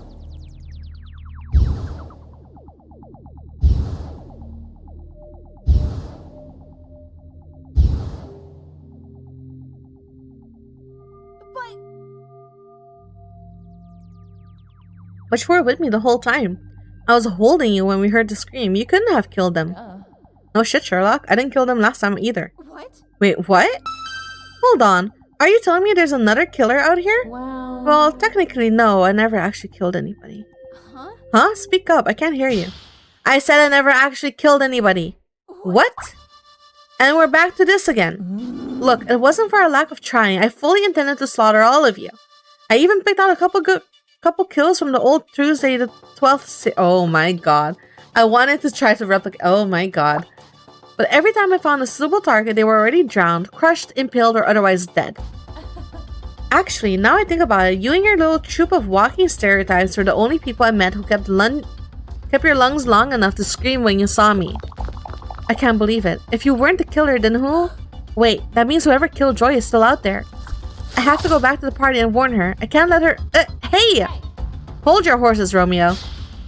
Get your vines off me before I smash your head like an egg, demon. What those vines do— I'm sorry. Yeesh. And people call me a hothead. Look, just calm down and listen to me, okay? Joy. I have to save Joy. Yeah, pumpkin-hating bitch of a crush will be fine. Don't call her that. She said she wanted you to meet her back at the party, right? Yes. If the timeline is progressing the same as it did before, then she should be reasonably safe. So long as she doesn't go back to that clearing where we found her body. You're right. As long as I can keep her away from the clearing, she'll be okay. Well, she'll be less likely to die anyway.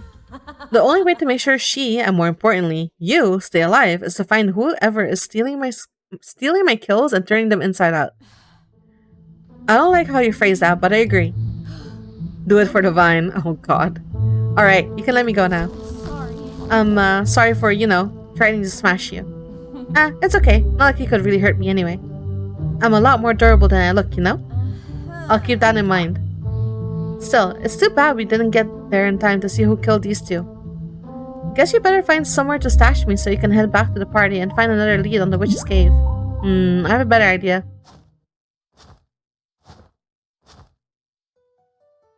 Why are we getting closer to the dead bodies? I was too focused on finding Joy last time to take a proper look at the crime scene. But now that I'm a little calmer, I should be able to apply what I learned in the classroom and find some clues about our unknown slasher. Classroom? Wait, are you like a CSI in training? Not quite. I'm starting to be a forensic psychologist. Oh, so you're more like the felonous brains. Awesome. So this means you'll be able to construct the perpetrator from the scene of the crime, right? Well, that show tends to exaggerate what we can do, and I'm only a student, but I should be able to figure out something. Awesome. What can I do to help? Just give me some light and let me know if you see anything that seems out of place. This may not be my first dead body tonight, but this is my first time doing a real investigation. Gotcha. Okay, let's find some clues. Find clues. Cups. Hey, there's some of those red cups from the party. No surprise there. These two are from the party. They must have slipped away and come here after Marks passed out the cups. Look, you can see the names and what they drank written on them. Bobby T, cola. Johnny R, liquor, rum, vodka, fireball. Oh my god, Johnny was going through it. Sheesh, they just read the whole drinks menu on this thing? Either he really wanted to win the drinking competition or he had never mixed a drink before in his life. Farewell, Johnny R. We hardly knew you, apart from how you would have made a terrible bartender. Ah, there's blood on this ore. So there is. That's odd. It must have spurted out of the guy on the post when he got impaled. No, look around. There's no blood anywhere else on the dock, and the body is angled so that any fountain-like blood spurt like you're imagining would have sprayed towards the lake, not on the dock. Huh. Maybe the killer used the ore to try to pry him off of the post then? Or more likely, the blood didn't come from the impaled body. There's blood coming from this guy's head. I saw. He probably suffered some kind of head wound earlier before falling into the water on his way down. I don't see anything he could have hit as he fell, and the water's pretty deep at the end of the dock. It doesn't look that deep. Trust me, I fell in there plenty of times. Well, what do you expect when you walk around with your eyes shut? But I agree that it seems like that something struck him in the head first, and then he fell into the water. This one. Yeesh, I think between the two of them, this guy got it the worst. It certainly is not a good way to go. It looks like the post stabbed through him just under the ribcage. If he didn't die immediately from the sheer trauma, I doubt he would have lived longer than a few seconds after he was impaled. So the post destroyed his diagram. Does that mean our killer has knowledge of anatomy and purposely killed him in such a way that he wouldn't be able to call for help? You watch a lot of crime shows, don't you? Maybe. Well, to answer your question, no. We heard him scream as he fell onto the post, remember? Oh yeah, but then why go to the effort of impaling him, but just leave the other guy floating in the lake? The post is pretty sharp. As horrific as this is, I think he was just shoved backwards and fell onto the post. Possibly by accident. Well, that's a lame way to die. I haven't seen any good ways to die tonight.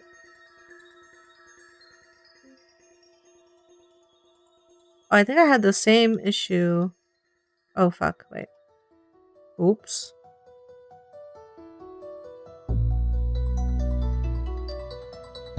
Deep? Where did you hear that? Oddly enough, an old slasher movie. Oh, that's deep. Okay, wait. I already did this one, I did that one, I did this one, I did this one. Oh, no.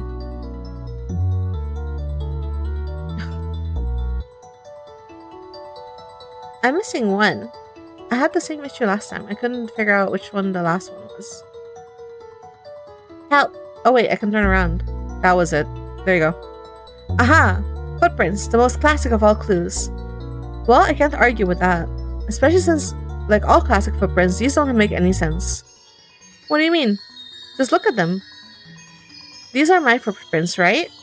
Yeah. And these two sets have to be from the victims. What's your point? The only prints that are the ones leading onto the dock, none of them lead away from it. Well, yeah, but there are two bodies and you're carrying me. That's 3 and 3, right? What's the problem? The problem is, where are the killer's footprints? If the only footprints are from me and our victims, then how did the killer get onto the docks or off of it? Oh, that's easy. Is it? It's obvious. If the killer didn't come by land, then they must have come by sea. The killer must have come up from the lake. That would certainly make sense as an escape route, but there's a problem with your theory on the killer using it as an entrance. Oh? Look at the dock floor. It's completely dry. No puddles or water anywhere. If the killer came up out of the lake, then they should have left some kind of sign. Maybe they used a boat? Well, there's already a boat tied to the end of the dock. And if the killer took another boat, then we should have seen it on the water when we arrived. 1 by land, 2 if by sea?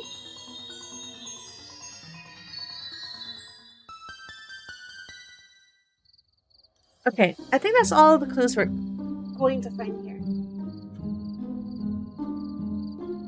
Yeah.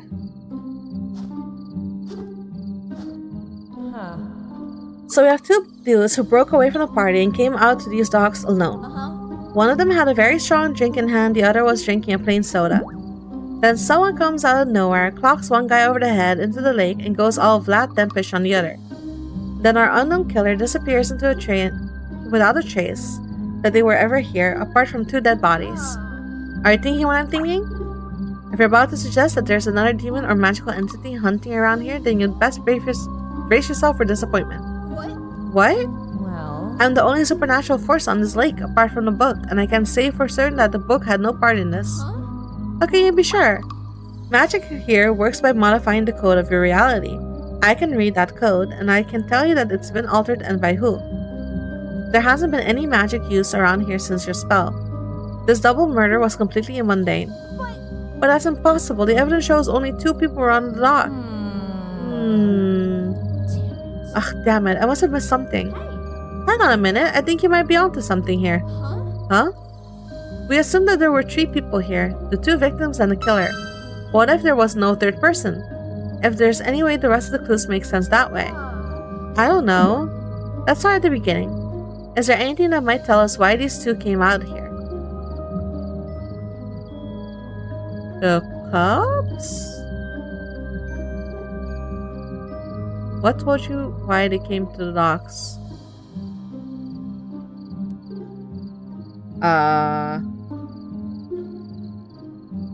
The oar? No. Maybe the oar? What does that show? I don't know. Oh, well, if you brought an oar, then maybe they're probably going to use the boat, right? The oars don't come on the boat? Well, you used to have to rent them from the forest rangers. I guess it was easier to hand out the oars than the whole boat. But I think they stopped doing that when the ranger station closed down. And now that I think about it, there were oars already in the boat we took to get to the witch's cave, so the oars might have already been there? Probably. Let's try something else then. The cups? Okay. Well, the cups might hint at something. The cups? Yeah, see the... Yes? Actually, never mind. It was a basis conjecture. No, tell me. Well, remember how one of the drinks was ridiculously strong? But there are plenty of possible explanations for why someone would do that at a party, but... What? Well, I mean, if someone invited me to come with them to look at a beautiful moonlit lake, I either think they were going to murder me or... confess. wow. Oh, so you think Johnny made up the strongest drink possible to get up enough courage to ask Bobby out? It's just a theory. No, it makes sense. Okay, so the 2 came here for a moonlit conversation.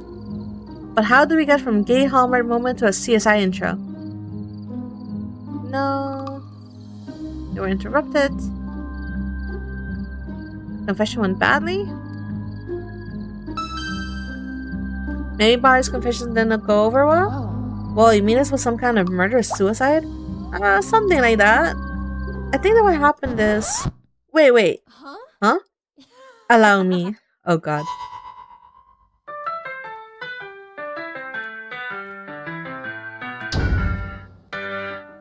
Johnny invites Bobby out to a romantic moonlit scene to profess his love. He loads himself up on booze to build up his courage. But when he manages to confess his true feelings, Bobby is unable to return them.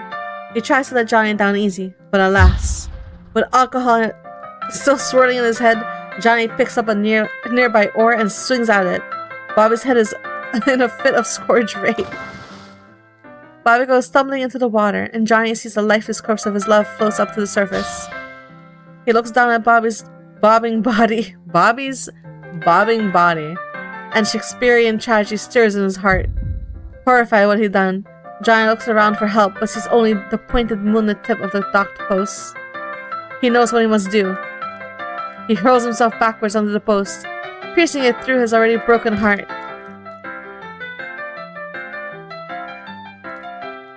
So ends the tragic tale of Bob and Joe. Do you write fanfiction by any chance? Yeah, all demons do. Why? No reason.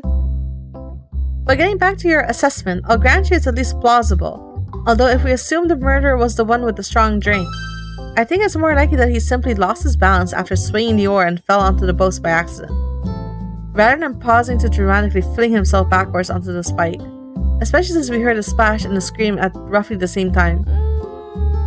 I like my version better. I'm sure you do. But if we're right and this was actually some kind of bizarre murder-suicide, or even just an accident, that still leaves us with an even bigger question. If these two killed themselves, then who stole all my other kills? Not the way I would put it, but yes.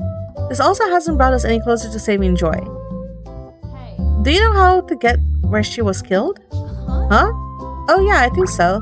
Then let's go. Maybe we can figure out something there, or just wait for the killer to arrive. Really? Well, it's not like we have any leads on where to find the witch's cave. Plus, I can tell how important this is to you. I figure if you're not worrying about the pumpkin hater getting axed, you're going to be more willing to help me. Thank you. But you're walking this time. I'm not carrying you around everywhere. Aww. So that was your first investigation together. How close were you two to the truth? Pretty close. We were off on a few details, but we only found that out later. I see. So your next stop was the clearing where you had found Joy's body? Yes, but we ran into an unpleasant acquaintance along the way. He's a Mork. Oh.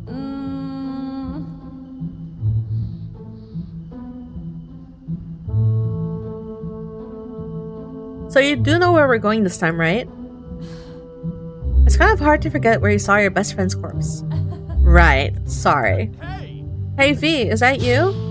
Crap, it's Mark. Want me to kill him? What? No! No killing! Just go hide for a minute. I'll take care of this. Fine, close your eyes. Yeah, I got updated.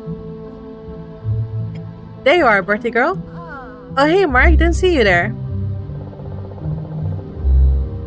Ah, cool. Everybody's looking for you. What gives? They are? Yeah. Joy said you hadn't been acting like yourself lately. She's been asking everyone where you are. She's real worried. Oh my god, I completely forgot. She said she needed my help with something. I have to go. Oh my gosh. She's going to be so oof. Whoa, hey, careful V. You okay? It's Vivian, and yeah, I'm fine. I just tripped over a plant root. Whoa, it almost looks like it's wrapped around your leg. Yeah, I imagine that. Here, let me get that for you. Thanks for the offer, but... Whoa, did you just rip those vines apart with your bare hands? Ha! No plant can stand up to Marcus Andrew Martin. Now let's get you back to the party. Actually, can you do me a favor? Can you tell Joy that I have something really important that I need to do and I won't be able to help her? Huh? Tell her I'm really sorry, but I just can't put this off. Uh-huh. Well, how about you come and tell her yourself, okay? I can't. I wish I could, but I really have to go. Hey, Joy was right. You are acting weird. Let go of me, Mark. I'm warning you. You're coming with me. Now. Last chance. Look, V, this is for your own good. The sound of nuts being cracked. I think I know what's good for me, thanks. You're gonna pay for that, you little... Barbecue boy? The lady says she's not going anywhere, barbecue boy. What the... Who the hell are you? Interesting choice of phrase. Vivian, would you mind turning around for a sec? Hey, this isn't none of your business, you... Sounds of otherworldly terror. What the fuck are you? Your worst nightmare. Your worst nightmare? Really? Oh, come on. Like, you haven't dreamed of saying that line. Well, maybe. I'm surprised you didn't kill him, though. I know I said not to, but still. Any death I could give would have been too dignified for a slime ball like that. I mean, he is a slime ball, but he was just trying to take me back to Joy. And that's another thing. What is it with you and that pumpkin hater? All anyone has to do is say her name and you do whatever the hell they tell you with a smile. I thought it was just some closeted gay crush at first, but now I'm getting concerned. It's not a crush. She helps me. I owe her. More than I can ever repay. Helps you? What does that? Look, can we talk about this after we make sure she's not going to die, please? On one condition. I want you to promise me to rein it in a little with your joy crazy shtick. At least so I don't have to keep physically restraining you. Agree. Now let's get going. Chapter complete. Jill and I didn't talk much after that until we arrived at the circle. I don't know what was on her mind, but all I could think about was Joy. What about her specifically? Mostly how disappointed she was going to be in me for not doing what she told me to do. A big part of me wanted to just run back and tell her everything, but a bigger part of me kept walking towards the circle. Well, a bigger pumpkin demon anyway. Do you think you made the right choice? About going to the circle instead of back to the party? Yes. It was time I started confronting some painful realities, though I had no idea how painful it was going to be. Here it is. Oh, I remember this place. This is where I chased you and the boy toy for the first time. Yeah. We found Joy's body in the center of the circle with a weird knife sticking out of her chest. Well, what is this all for? Huh? How should I know? But you're a demon, aren't you? Can't you tell what this ritual stuff is supposed to do? Now, who's been watching too many movies? Huh? There's nothing magical about anything here. It's all fake. What? I mean, just look at it. Spooky symbols drawn in the ground, random objects laid around in a satanic pentagram, a goat skull, and black candles. It's all just some kind of stage show. But there was a real body here, my best friend's body. So you keep reminding me. Look, I'm not saying nothing bad is going to happen here. I'm just saying that there's nothing magical going on. So this is the work of a mundane murderer. Well, a mundane something anyway. Hey, how about we look around for clues? Maybe we can figure out who set this up. Fine. Over there. I see a box. Oh, you guys can see it. I'll click on the box. Hey, I think I see something over there. Where? Over there, behind that tree. Come on. It's one of the coolers from the party. What's that doing out here? I've got a bad feeling about this. What the? Whoa. Whoa, that doesn't look like a beach party stuff to me. That's a knife, the one that killed Joy. This isn't the same one that melts people, is it? No, that one was all metal. This thing looks like it's made of bone and wrapped in some kind of leather. I'm no expert, but I'm pretty sure this is an all man-made material. You mean it's fake? No, I mean it's all made out of man. Human bone and human skin leather. How can you be sure? Well, I mean, it could be made out of a woman or non-binary, but then the pun wouldn't really work. Can you take this seriously? Yeesh, just trying to lighten the mood a little. So it's made out of human parts? Yes, it is. Great. This isn't German. It looks like French? It looks like late 16th century. Going by the grammar, though I'm no expert. Or whalebone. What the hell? It's made out of whalebone, so I can really wail on them. Wait, you can read French? There are stories in every language and culture in your world. What? Did you think demons only learned the ones in English? Okay, fair, but how can you tell it's 16th century? Like I said, I'm not an expert. I'm more of a movie fan. But I paid enough attention in class to know my Renaissance from my contemporaries. Only my professor is really into France. Every time I talk to you, I feel like I have so many more questions about my reality. I feel the same way about you. But getting back to the page, the text is in Old French, but I'm sure you already noticed the paper itself is modern. Yeah, it looks like it was photocopied or printed out from a book and then just tossed into the cooler. You can see it's a bit crumpled in places. What does it say? I think I can guess from the picture, but... Yeah, it's your standard instruction on making a sacrifice to some ancient god of the moon to gain untold power, mumbo jumbo. It's not real. I'm pretty sure someone thinks it's very real, Jill. I mean, okay, fine.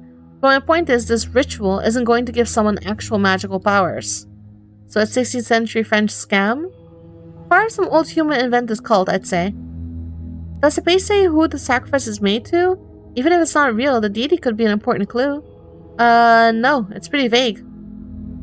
There's some talk about the elements and star alignments, but it's just a lot of up your own ass poetry.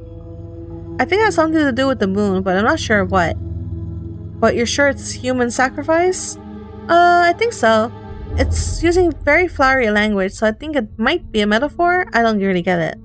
Neither do I. This is making me less and less sus by the minute. Is that a jar of paint? Going by what's on the paintbrush, I'd say it's a jar of blood. You cannot be serious. Well, we've both seen enough of it tonight. What do you think? Okay, yeah, it's probably blood. Huh, I feel like I should be more upset about this. Why? We just got our first big break. Huh? Let's just say our killer just made this their first and last mistake by leaving this here. But let's finish looking around first. I doubt we'll have time once I start. Okay.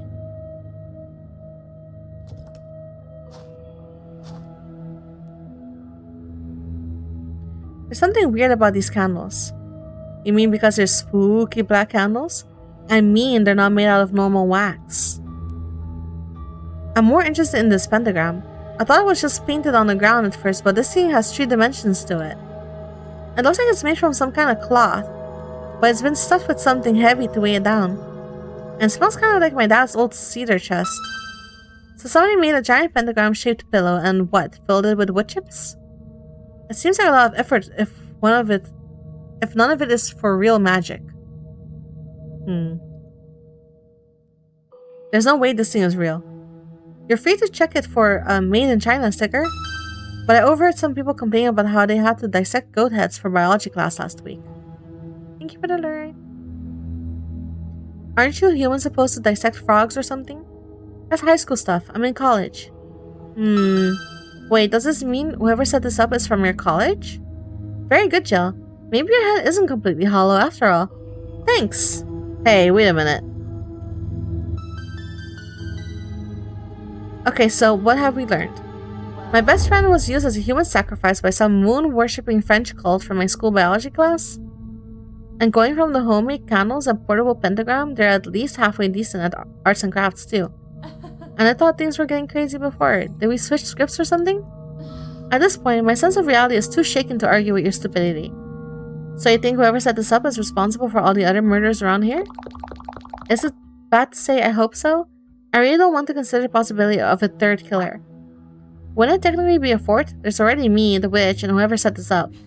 Yeah, but you haven't killed anyone, remember? Which reminds me of the 2 we found on the docks. Yeah, looking back on it, does it seem weird to you that there just happened to be a random murder-suicide tonight? It does seem like a bit too much of a coincidence, but I don't see how it could be connected. Neither do I.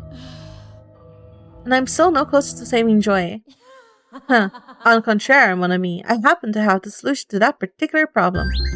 You do? Just watch. Wait, what are you... Demonic pumpkin munches. Huh. Bit of a smoky aftertaste. What? Did you just eat the knife? I incinerated it and the ritual's instructions. No knife? No knife to death, pumpkin hater. Also no evidence to find the killer with. Heh. Wrong again. I still have the most important piece of evidence. Behold, the key to our victory. Huh? The blood jar? With this and a little bit of real magic I prepared before I left home, I'll be able to track down our mystery killer like a jack-headed bloodhound. Ugh. Please never refer to anything as jack-headed ever again. How does it work? So how is this going to work anyway? Well, the spell works kind of like a file search on your computer. It'll use the blood in this jar as a base and then search for the largest concentration of that same substance in a designated area. Which, in this case, is the entire entire reality created by your spell. So it's like a DNA sniffing bloodhound? More like a hellhound, but yeah. Pretty neat, huh? I brought it in case I had the one that got away moment with an injured victim. Nothing more annoying than a loose end, you know? About the jar. About that jar, I take it you are under the impression that the killer put their own blood inside of it? Yeah, who else's blood would it be? A goat? A victim? Corn syrup? Children of the corn syrup. A goat? Well, I believe there's goat blood in the usual staple for crazy cults. Look, anyone's crazy enough to murder another person because they think it will grant them magical powers from the moon is certainly crazy enough to put their own blood in a jar to paint with. Well, you can't argue with crazy. Exactly. I was talking about you. What if they run? So the spell will lead us to whoever blood is in a jar, but what if they run away before we find them? That's the best part. Since I have a natural affinity for fire and energy manipulation, the spell will create a trail of flames from the bottle to our killer for us to follow. And once the fire finds its target, I will trap them in a circle of flames so they can't escape. Pretty cool, huh? I know you're still a little new to this physical world, as you keep calling it, so I think it's prudent to remind you that we're in a forest. Yeah, so? So sending a trail of open flame through a bunch of dry leaves and flammable trees might not be the best idea. Especially since you're supposed to keep me from dying, remember? I know, but there's nothing to worry your little human head about. I got this under control. You mean you can stop the spell if it gets out of hand? Well, no. You can't stop a spell while it's executing. What? But then how are you going to stop the time loop and keep me from dying? Oh, that's different. It's not executing, it's just maintaining a loop. I just have to tell it not to repeat again. But I have to do that before the reset starts, you know? The whole thing with the tornado you did? Once that begins, there's nothing anyone can do to stop it. So it's like a machine gun? You can't stop a bullet once it's been fired, but you can take your finger off the trigger to keep it from firing it again. Hey, you're getting the hang of this. Yeah, that's a good analogy. So is there anything I can stop you from pulling the trigger on this spell? I told you, no need to worry. The contract's magic should keep me from doing anything that can harm you. Should. Considering how easily you've been ignoring the witch's contract, I am not filled with confidence. Look, it'll be fine, okay? Besides, it's not like we have any other leads. That is true. Okay, stand back and watch me show our wannabe wizard some real magic. I'm getting a bad feeling about this. I stood back and watched as Jill held her hand over the jar for a few seconds before a line of fire shot up from it and shot straight at me. The fire trap captured you? For a while, Jill and I just stared at each other in shock. Jill put out the fire spell and then tried it a couple more times to make sure it was working, but each time it was the same result. It didn't matter where I stood or how far away I was, the fire always went right for me. What did you think that meant? There was only one thing I could have meant. Somehow, that jar was filled with my blood. You look tired, and we've been going for over an hour. Let's take a break. Well, it's been more like 2.5 hours. Okay, I guess this is a good place to stop. Things got pretty crazy after that. There was so much I was about to find out. Why people were dying, what the ritual was for, who was still waiting for us in the woods. We hadn't even met the witch again. Things got really bad after that. And I couldn't wait. Right now I want you to go get a drink, get some air, and relax a little. Remind yourself that this is over. Hey guys! This would be... Is it though? It doesn't feel like it is. It almost feels like I'm stuck in the loop. All the more reason to take a break. Now go.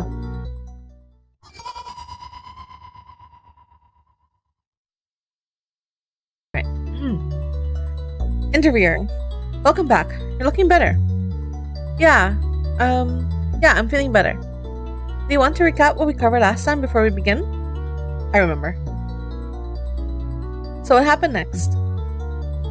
After Jill and I had tried the homing spell a half dozen times, we had to accept that it really was my blood in a jar. Which raised the obvious question, how did it get in there? Maybe you're me? Huh. Unpleasant truths. Well, that's unexpected. Yeah, just like everything else tonight. Don't suppose you know how a jar of your blood got all the way out here, do you? No, but I might know who does. Pumpkin hater. Let me guess. Pumpkin hater? A few months ago, I started sleepwalking. I'd walk out of the dorm without any idea of what was going on, and Joy had to find me and bring me back. One night, she found me with my hand cut open. I didn't even know how it happened until I woke up and saw my hand was vanished. Oh, that it had happened, sorry. I remember feeling weak the next day, but I didn't think I'd lost that much blood. Huh. Do you have a history of sleepwalking? Not until then, but I was under a lot of stress, so you just started waking up in random places? Well, no, Joy always made sure I got back to my bed. So the only evidence you have that you were sleepwalking at all was by her saying so. Joy wouldn't lie to me. She takes care of me. Yeesh, and here I was starting to actually respect you a little bit. Look, I remember dreaming about going to class and some other stuff that had to be a dream. Human. You do know Pumpkin Hater is involved in whatever's going on here, right? We don't know that. She said she needed you for a long-term project, and we know for a fact that she's going to be here later. You found her body. Maybe she was dragged out here. I didn't have time to look around and investigate before you chased us off. Well, you got time now. Fine. We glared at each other for another minute, then I go to work looking around. I'd already seen everything there, but I was angry and I didn't want Jill to be right. Come on, think. You've got all these clues. You've got to be able to make something out of them. She was kidnapped by the French cult. No. Jill brought her here. No. She came on her own. Maybe Joy came here herself? There's no evidence against that. But if she did, then who killed her? Damn it, I can't find any clues for a murder that hasn't happened yet. All I have to go on is that weird knife Jill ate, a crumbled piece of paper about moon worshippers, and a jar of my blood. Wait, blood. Wasn't there something about blood when we came here the first time?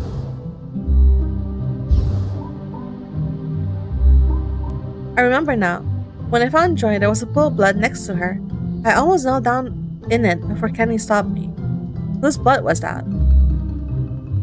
Liquid Vivian. Oh my god. The killer's blood. Joy's blood. Could it be Joy's blood? There was no sign of a struggle, and it was too fresh to be from the jar. But she was stabbed in the chest while lying on her back. Why would there be a pool of her own blood almost a foot from her body? Jill said there was no magic done around here, but is there something else that could explain it? The raised pentagram? Although that didn't stop me from nearly tripping over it when we... Wait. No, it couldn't be. Well... I have a theory, but I need your help to test it. Do you have a knife or something? Oh. How about my machete? Yes. What? Where were you keeping that? Actually, never mind. Yeah, that's perfect. Hold it point up with both hands in front of you and look up at the moon. Huh. Okay. Now walk forward while still looking up at the moon. Should I put on a robe and start chanting in Latin too, or... What? Sounds of clumsy impalement. Ow. Damn it. Jill. Are you okay? This hurts. Not as much as it hurts me. Roll over. What? Roll over onto your back. Oh. Oh, hey, wait a minute. It's almost at the center of the pentagram.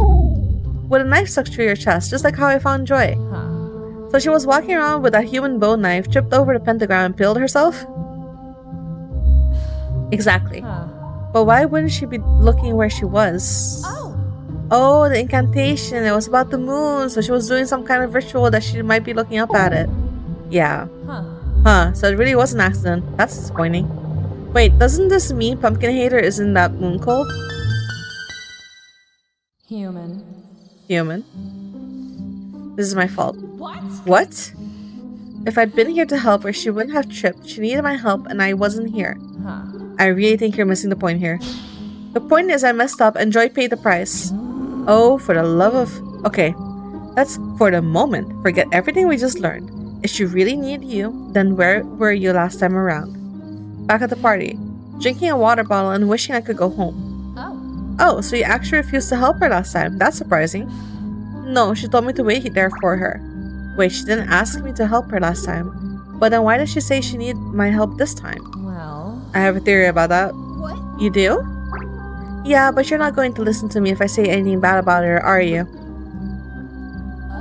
I'll admit it, this is strange. I can't understand why Joy would be doing a moon ritual out here.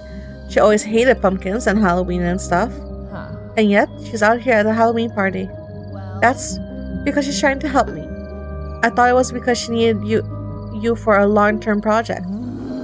Which, you know, might have something to do with all this, just maybe. You said this was for some kind of sacrifice. What kind of sacrifice and for what? A human sacrifice. Although, it's admittedly kind of hard to make out. The paper was wrinkled, and the language was pretty flowery and pretentious. It's something to do with uniting souls with a sacrifice of blood to gain ultimate power under the light of the moon and some other old French gibberish. Uniting souls? I think it's talking about murder. Really snobby, artsy murder. Not really my thing, if you can believe it. But it might not. Hey, no. I see what you're going on with that little gay head of yours. It's not a romantic gesture, it's a murder plot. How do you know? A full moon, uniting souls, bound by blood, and all of my birthday? That's all pretty romantic stuff, don't you think? You're stupid. It's a sacrifice of blood, and I already told you there's no actual magic in it, so there won't be any binding of anything. It's the thought that counts. Your crush is a pumpkin-hating psycho who killed herself practicing a human sacrifice ritual to a giant rock in the sky. I knew you wouldn't listen. Alright, if you won't listen to me, then let's go find Pumpkin Hater and see what her excuse is for all of this. She's probably still waiting for me at the party. Then we're going to have to go carry me again. Fine, let's just get out of here already.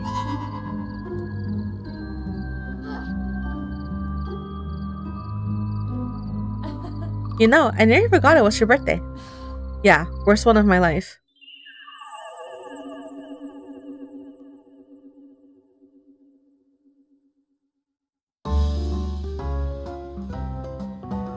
Joy and sin. The party was in full swing again, and we heard it almost half a mile before we saw it. People were laughing, shouting, and hooking up all over the place. The kind of stuff that always made me uncomfortable. Last time I'd hidden behind the tent so I didn't have to look at everyone.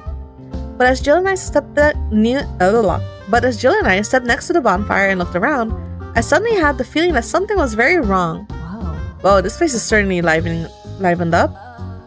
It's also thinned out a bit. I don't think those bodies at the dock are the only ones in the forest now. Huh. Looks like Barbecue Boy and Pumpkin Hater are gone too. I don't see them anywhere. Neither do I. Damn it. Maybe we should head back to the... Vivi, there you are. Ah.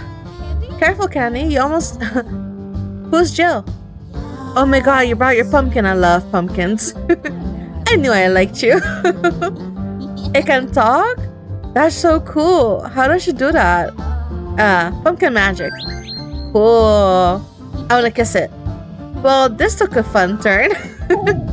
Please do not kiss the killer jack-o'-lantern, Candy. Aww.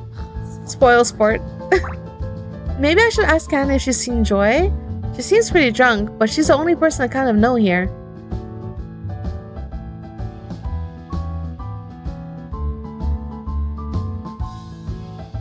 Vivi?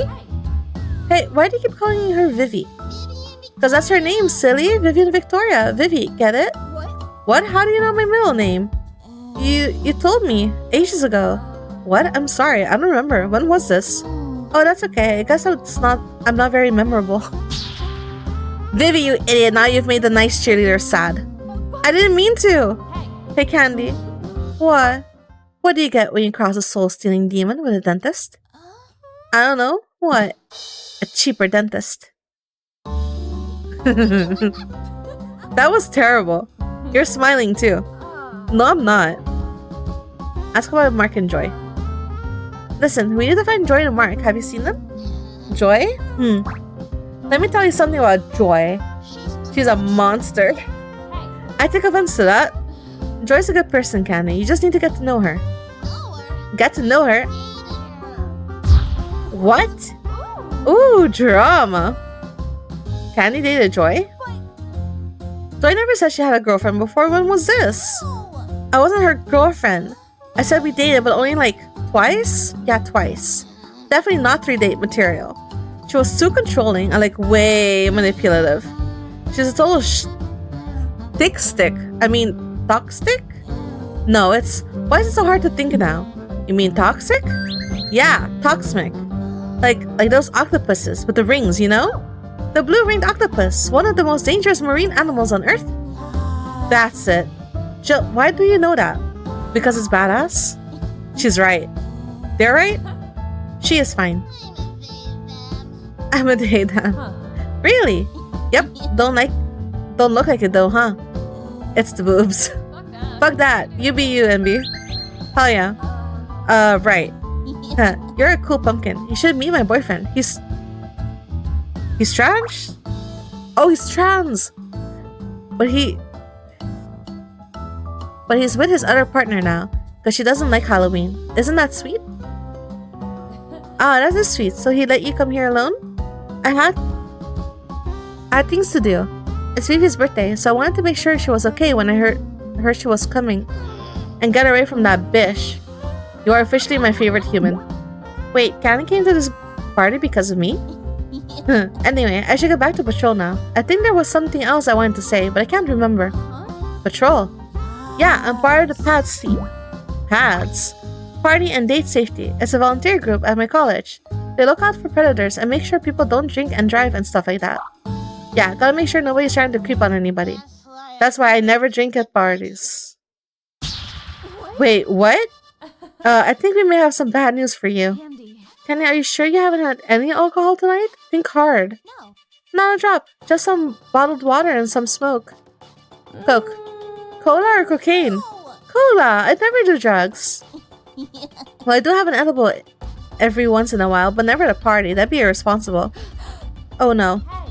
Hey, you're shaking. What's wrong? Baby? Are you okay, Vivi? Are you cold? Do you want to sit by the fire? Huh? Oh, I'm fine. Actually, would you mind if I stepped over there for a minute? I need to have a word with my pumpkin. That seems completely normal, and I feel no need to question it. Okay. Great, don't go anywhere. Jill. Jill, I think I know what's going on. I mean, I know why everyone keeps dying. Huh. Huh? What do you mean?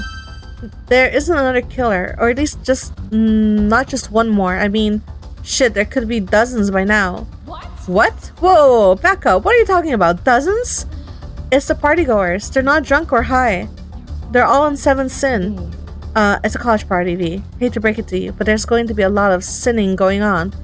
No, not Seven Sin. It's the new designer drug that's been showing up on campus. Real bad news. Very unpredictable. Huh. What do you mean unpredictable? Around the start of the semester, there was a party on my campus that almost shut down the entire school. The campus security had to call the cops, and the cops had to call in a SWAT team to deal with it. Oh, sounds like one hell of a party. Hell is exactly the right word. I saw photos of the aftermath. It was like something out of a home of a million cadavers. Huh? Some people became extremely sexually aroused. Some of them suddenly slipped into comas right where they stood. Several people started eating so much that their stomachs literally burst, and even then, they still kept eating. Wow. Whoa. It only gets worse. Other people, some of them with no history of depression or any other mental issues, suddenly committed suicide right then and there with whatever they could find. One girl tried to burn off her own face with a clothes iron. What? Others became homicidally violent for no reason at all. One guy stomped in another man's head for having a nicer looking shirt than him, and one woman cut her own arm off because a fly landed on it. She said it was unclean. What the fuck? Then they started wandering out of the house and attacking people on the streets. Security couldn't stop them with tasers or beanbag guns or anything short of lethal force. It was like they couldn't feel pain anymore. Sounds like someone broke out a sample platter of bath salts, cocaine, and ecstasy. That's the craziest thing. When the toxicology report came back, the only thing they could find were traces of the same unknown substance in all the affected victims. So wait, you're telling me that was all caused by one drug? One drug that almost every person at the party ingested, even people who had long history of sobriety. Huh. So you think that's what's gone into your little lake party? Given the cars that we saw last time, it makes sense. Now I get why it's called Seven Sins. Lust for the sex drive, sloth for the coma, gluttony, envy, wrath, pride, it's all there. And it all started with greed. One evil bastard willing to destroy all those who lived for new money making drugs. Wait, what about Candy? They just seem drunk. Well, the one living person they found at the party acted extremely disorientated and drunk despite having zero blood alcohol content. They survived less than 24 hours under observation before they were discovered dead in their hospital room. What? Does that mean Candy is going to... The FBI hasn't released the actual cause of death yet, but the rumor around campus is that it wasn't the drug that killed them. Huh. But that's just a rumor, right?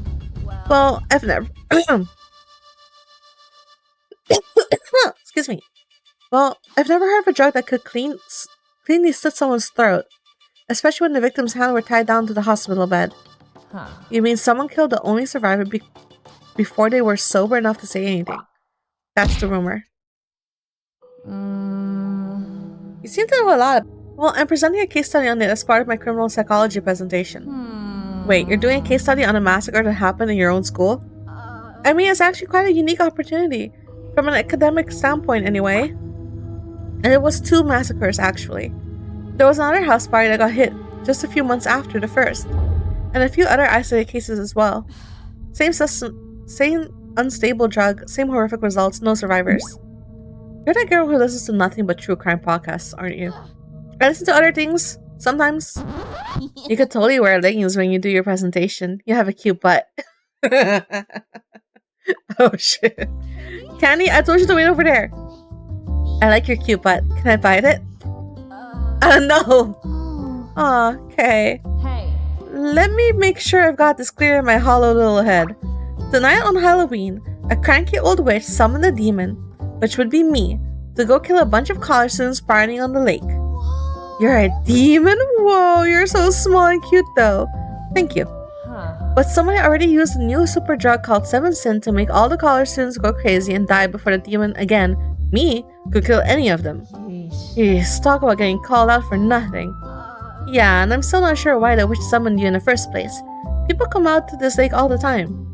Maybe she wanted to take Jill into a pumpkin pie. You want a taste? Wait a minute. You're just no fun. No, I think Candy might be onto something. Huh? When we confronted the witch before, she said she would destroy you if we gave her back the book. I thought she was lying. But what if she was telling the truth? Huh, she should have read the fine print. Demons can't be killed on the mortal plane. Best you can do is destroy our physical body for a bit. Then we head back to our home dimension and come right back. So you're an immortal cutie pumpkin demon. Well, I'm here. Only magic can destroy magic. Aren't you forgetting something? Huh? What? Remember the lightning spell I used on the docks? The one you couldn't aim properly? What about it? It was kill the killer. You didn't kill anybody, but Mark pushed the witch into the fire. That's why the spell hit him instead of you. But if you had killed someone, like the witch told you to, that magical lightning bolt would have turned you into Pumpkin Fritter. Huh? She could even have prepped the spell ahead of time, remembering how you were to appear before her at midnight. I was overthinking it. The contract wasn't badly phrased because she was trying to trick you.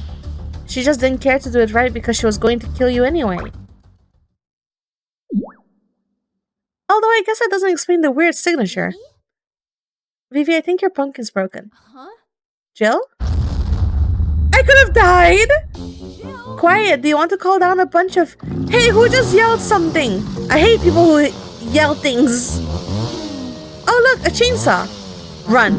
Huh? Run. I could have died, I could have died, I could have died.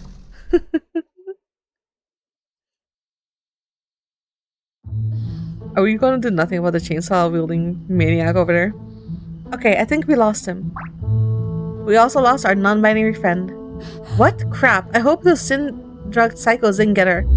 Them. Sorry. Damn it. I was so busy running, I didn't even look back to see if they were following us. As long as the loop resets, it'll be okay. And they won't have any memory of anything that happens, remember? Leaving them behind still doesn't sit right with me. Yeah, I know what you mean. Hey V, there's something I think I should tell you. You can tell me anything you want as long as I can put you down first. Okay. That's better. Sheesh, how are you so freaking heavy? V, listen to me. And that's another thing. What's with all this V and VV stuff? I don't know you or Candy, but all of a sudden you're both acting like... Damn it. Will you just shut up and listen? We're in a serious danger right now. More serious than being stuck in a forest with a bunch of homicidal, drugged up college kids while my life is slowly sucked away? Yeah, much worse. Haven't mentioned that this is the worst birthday of my life. I was thinking about what you just said, and I think you're right. The witch did summon me here just to kill me. Demon. Oh dear, the demon's having to face their own mortality. Hey. This is a big deal, V. I don't think I'm the first victim. We may be dealing with a demon serial killer. Oh my god, someone trying to kill you and all the people you know and care about? I can't possibly imagine what that's like. Look, I got the attitude, but I need you to take this seriously. Why should I? Karma actually exists. This is what best news I have heard all night. I know this is hard for you to understand, but I'm doing this for the greater good of your planet. Okay, not necessarily everyone on the planet, but... No, go on. Tell me about how murdering some freshman is gonna save the world. Guys, damn me. This is so not what I signed up for. Okay, let me start from the beginning.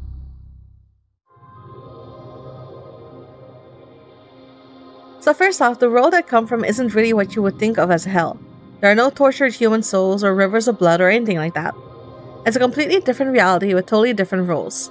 There's no physical space, it's all just energy, there's no gravity or bodies that need a bunch of different resources and very particular climates just to survive. Everything is plentiful, nurturing, and honestly pretty boring. Are you trying to tell me you're actually an alien from another dimension? Technically, but most of us base our bodies and identities here off of your legends and mythology, so we do play the role of gods and demons for you.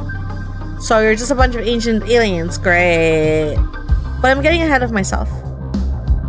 A long time ago, we figured out how to travel to other realities.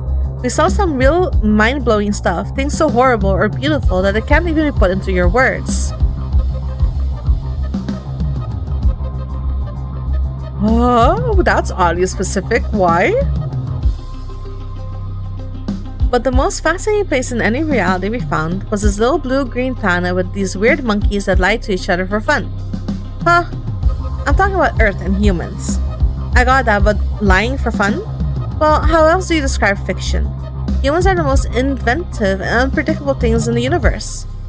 Give a human a pointed stick and they'll figure out 50 neat tricks and form a whole religion around it faster than you could decide on what to call it. So humans are the ultimate dancing monkeys for the universe. Great to know the meaning of life is just to be amusing. Hey, imagination is one of the heaviest forms of intelligence that exists, and you humans are born with it. That's an incredibly rare talent in any reality, if you say so. Anyway, after a while, some demons started to wonder how creative you could be if you had something better than just pointy sticks and plants. And paint. Oh my god, wait, here. Let me guess. The Witch's Spellbook? Spellbook, magic swords, enchanted lamps, you name it. Giving your favorite human a magical trinket was like giving a bouquet to your favorite actor after a play. Sucks and breaks the chainsaw and pray to get it out the chains, lays there and just breaks the thing. So there's no real way to win then. Only the bouquet was more like a fully loaded machine gun. We didn't consider it like that at first. No, I bet you just wanted to see what would happen. Well, yeah. Human media was pretty limited by your languages and what you drew on a wall and acted out on stage. We wanted to see what you could do with better special effects. We just didn't expect you to start using them against other members of your community. So you took them away. Well, eventually. How long is eventually? Only about a couple of decades. You were handing out magical weapons for a couple of decades? They weren't weapons, they were just props. Props that can summon lightning bolts and turn human beings into puddles of goo. Okay, they were a little advanced for humanity at the time, but the humans we gave them to said they'd use them responsibly. And you believed them? Look, before we met humans, we couldn't even grasp the concept of intentionally misrepresenting reality for any reason. We can inherently make our own space and shape it to our liking. We're sustained by the energy around us, so we never have to worry about starving. At least in our home dimension anyway. We never had any reason to lie, so we were never very creative. We thought your creativity was born out of necessity for survival, and that would make you more responsible with magic than we were since you had the constant threat of dying. Well, that's your first mistake? Yeah, and that mistake nearly cost us one of our own. Some humans weren't happy with the trinkets we were handing out, so they set a trap for one of us using the magic we'd given them. The humans somehow got it in their heads that if they could kill us, then they could take our power. And before you get any ideas, it doesn't work like that. Not any more than killing a human gives you their strength or intelligence. I'll keep that in mind. So what happens to the demon they ambushed?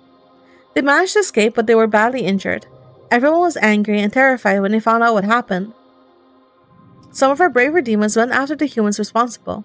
They leveled the entire city, but some of the humans managed to escape with their gifts. I think that book was one of them. Huh. I'm surprised you all didn't just run away and leave us to our own devices after things became too real for you. Well, we almost did. After the, I guess you could call it, strike team, came back with the news that some of the human killers had escaped, we had a big meeting about what to do next. A lot of demons said it was just an isolated incident and our show of force would keep it from happening again. Others said it was still too dangerous and we should wipe out everything in a few thousand miles of the city, just to be sure. Most of them said that it was too dangerous and we should just abandon the plan altogether and just watch humanity from a safe distance from then on. Then my professor spoke up. Although she wasn't my professor at the time, I wasn't even alive back then. She said we couldn't just run away. We'd made this mess and we need to clean it up. Good to hear one of you had some sense of responsibility. Well, it was pretty much just her. Not many people were really on board with that idea until she also pointed out that if we left the humans with those magical items and no guidance on their own on how to use them, humanity would eventually destroy themselves completely. Our favorite sources of entertainment would be cancelled forever. So it was self-interest that won out in the end. Doesn't sound like our species are that different after all. That's what my professor keeps saying. Anyway, there was a couple years of arguing after that. Eventually, it was decided that no more magical gifts would be given to humans, and all the ones that had been given out had to be recovered. We still wanted better media though, so instead of just giving you magic, we'd start subtly guiding humans towards advancing their own technologies. Hence the thing you said earlier about demons creating the internet. Exactly. Free travel was banned between dimensions and human media became import only. HPA. The Human Preservation Agency was created along with a specialized school where the new students could be trained by experts in human behavior. I joined up because I wanted to see human world for myself, and the rest is history. Or maybe mythology. And that's the whole story. We spent the last couple thousand years trying to round up and destroy all the magical artifacts we gifted, while also helping humans perfect things like radio and animation. Wait, 2,000 years and you're still cleaning up your mess? We don't really have a detailed checklist to go off of. By the time the recall happened, most of the original owners were already dead. Their gifts were either stolen or hidden away somewhere. Every decade or so, one of them pops back up and we have to track it down and get the human that activated it to hand it over. So what, you're some kind of field agent in the ancient alien OSD Foundation? Obtain, seclude, and defend all the lost relics to keep them out of the wrong hands at any cost. Well, yeah, that sums it up pretty nicely actually. Only it's the HPA. And technically, I'm only an intern. They sent an intern, by herself, to collect one of the original artifacts used to attack a demon. We didn't know what the gift was. But yeah, we've been a little short-staffed lately. There's been a big jump in the magical activity on Earth, and several demons who went out on missions just never came back. They just disappeared, without a trace. How many missing demons are you talking about here? Well enough that they have to send me on my own for my first mission, and nobody thought to look into these disappearances? There wasn't any reason to think something bad could have happened to them. We thought they were all deep undercover on a mission. Or that they got distracted by some new human media craze and forgot what they were doing. That happens a lot, actually. I get it. Your entire civilization is made up of humanity weeaboos. Do you think our Wicked Witch of the Lake is responsible for all those missing demons? Some of them, but even if it's just one, that's... Look, we haven't had a true human-on-demon fatality in, well, ever. If we don't stop this, demons may cut off all travel to Earth completely. Doesn't sound like a bad idea to me. All your people do is exploit us for our own amusement. You'll be singing a different tune when next time some nutjob gets a hold of a forgotten artifact and takes over half your planet. Or worse, two people find artifacts and try to use them against each other. What's wrong with that? Everybody loves a good wizard duel. Come on, V, do you not know anything about magic? Look me in the eyes and ask me that again. What's a suitable human analogy? It's like modding a video game while you're trapped inside of it. If you put in the conflicting mods, you can cause some major bugs or even crash the whole system. Hang on. You're saying that if magic mixes with magic, it'll, what, destroy the fabric of reality? If the two magics are incompatible, yeah. Then how has this not happened before? Like you said, humanity isn't exactly known for not blowing itself up. Have you ever heard of Atlantis? The lost continent? It's not lost, it's quarantined. Two assholes with incompatible magic gifts got into a disagreement there a couple thousand years ago. You're only here right now because some of our best magic users happened to be nearby and they were able to remove the entire continent from your reality. And you didn't think you should start rounding up your little presence after that? It wasn't an isolated case. It was an entire civilization. Yeah, they made some really good stuff too. Do you seriously just have no value for human life at all? Why should I? You humans are more than happy to kill each other for your greed, hate, or just because you can't agree on where you'll go after you die. So why should I care about human lives any more than you yourselves do? Especially when you've proven you'd try to kill us if we gave you a chance. Jill! A few bad humans doesn't make you the right to kill innocent people, Jill. All your friends are dismissed by fucking up our history. Yeesh. We didn't do that much. You said you all took the identities from our myths and legends. How many holy wars started because of you? Not that many. How can you say you care about community when you treat my entire race like we're disposable NPCs? We have lives. We feel pain. You kill your own kind. You wage wars on each other. The only other creatures on your planet that do that are insects that you crush underfoot all the time. How is it any different? What is wrong with you? Oh wait, that's right. Your entire view of humanity is from the internet and the slasher movies. Obviously, you have a perfect understanding of how the world actually works. Well, my worldview has been pretty accurate from what I've seen tonight. This isn't... this is like arguing with an incel. What? You take that back. You're closed-minded, violent, racist in the most literal sense, and you think everything is a stupid movie. I'm not... Hey. Look, I'm trying to fix the problem my people made. Ugh. Don't act noble. You said earlier you were excited to try killing people like you saw on TV. Well... You act like you're so much better than us just because we need to put some effort into surviving. Everyone that breathes isn't even a person to you. We're just sub-demon playthings. Well, you aren't demons. You're just angry little monkeys. And you're just a bunch of bullying rich kids with too much power and not enough empathy to know how to use it. Just like You're just like Joy.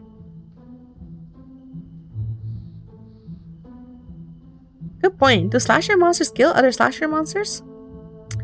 There was the Freddy vs. Jason movies. There was Alien vs. Predator movies. There is Sadako vs. Hadako movie. They'll fuck each other up, but I don't think they actually kill each other. I love that fight. Let me join. Never mind. I guess I'm just doomed to be around self-important scumbags like you.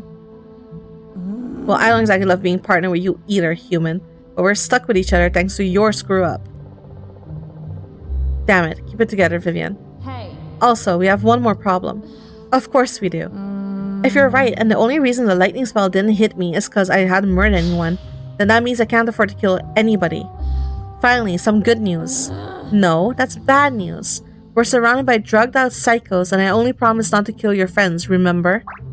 If you run into someone and they try to kill you, I can't protect you without either killing them, which would make me vulnerable to the witch's spell, or not killing them, when I easily could have, which breaks my contract and ejects me from this dimension, leaving you with nobody to break the time loop spell before it kills you.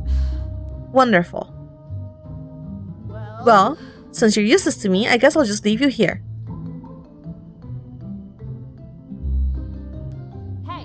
Hey, what are you calling useless, and what have you got to do that's so much more important than staying alive? Joy. I have to find Joy and figure out what's going on. Oh my god. What? Are you fucking kidding me right now? These woods are full of chainsaw-wielding psychos, and you still want to go looking for that manipulative bitch. Stop calling her that, she's a bitch. Did you forget everything we found out about in the clearing? Or what Candy said? She's using you, V. Why can't you get that through your head? She's helping me. And that's pretty rich coming from someone whose entire race has been exploiting humanity for centuries. At least I'm upfront about it. We've been trying to turn me against her from the beginning. You just don't like me listening to anyone but you. Sounds like Joy. You're the one trying to use me. We signed a contract, dumbass. Of course I'm trying to use you. You're using me too. I'm not. Where are you assholes? I'll teach you to shout angsty character drama. Run. Right, damn it. This night sucks. Stop shouting. That is fun with friends. What's Labby? Like Labyrinth? We spent another 50 minutes dodging the chainsaw man until we finally lost him again. By that point, we were completely lost too. Again. Jill and I weren't talking to each other, so I picked a random direction and started walking. I was half hoping she wouldn't follow me, but she quickly jogged ahead and started leading the way. At the time, I thought she was just being bossy. But I think she was trying to be helpful by clearing the way through the forest and looking for danger. Sounds like she felt bad about your fight. Did you? I don't know. I knew I was right about her weird racism towards humans. But I also couldn't admit that she was right about Joy. I just couldn't. Though I was having doubts. Oh. Oh hey, look where we are. What? The fake ritual site? How did we end up back here? Well... Well, you want to find Pumpkin Hater. Maybe the trauma makes you go home and it's makes you home in on this place. Hey, looks like somebody's been here. Huh? Huh? Wait, is that blood in the center of the circle? Maybe somebody emptied out the jar of you juice we left here. Hang on, let me check. I don't like this. Something smells literally... Wait a minute, the circle is wet. And it smells like gas. Uh-oh. V. Hey V, I don't think this is your blood. It's too fresh. Is a trap. Everything's fine. Jill. Jill, the ground here is soaked in gasoline. This is a trap. Oh. Should I move? Light it already, you idiot. Hey! I'm trying. Joy? Joy? Barbecue boy. Barbecue. What? Got it. Huh. Oh no, I'm trapped. Back, demon. I've consecrated the circle with my own blood and energies. By the power of the nine spirits, you cannot cross these flames. Oh, come on. What, did you get that from a YA novel or something? Huh? Joy, what are you doing? Saving you from your own stupidity. What were you thinking, summoning a demon? What? I didn't summon her, the witch did. What? What? Hey! She's lying. I saw her controlling it. She ordered to kill me when I tried to rescue her. Seriously? Rescue me? Hey. Looks like we're temporary partners, but V works for me. Excuse me? Oh, by the way, before we start all the drama, we're also looking for the Witch of the Lake. You two wouldn't happen to know where we would find her, would you? Witch of the Lake? Hey, I think it's talking about... Shut up, you moron! If what you say is true, then I cannot allow you to pollute this world with your evil any longer, demon. Yeesh. Okay, seriously, why do you keep talking like that? I condemn you back to the pit that spawned you.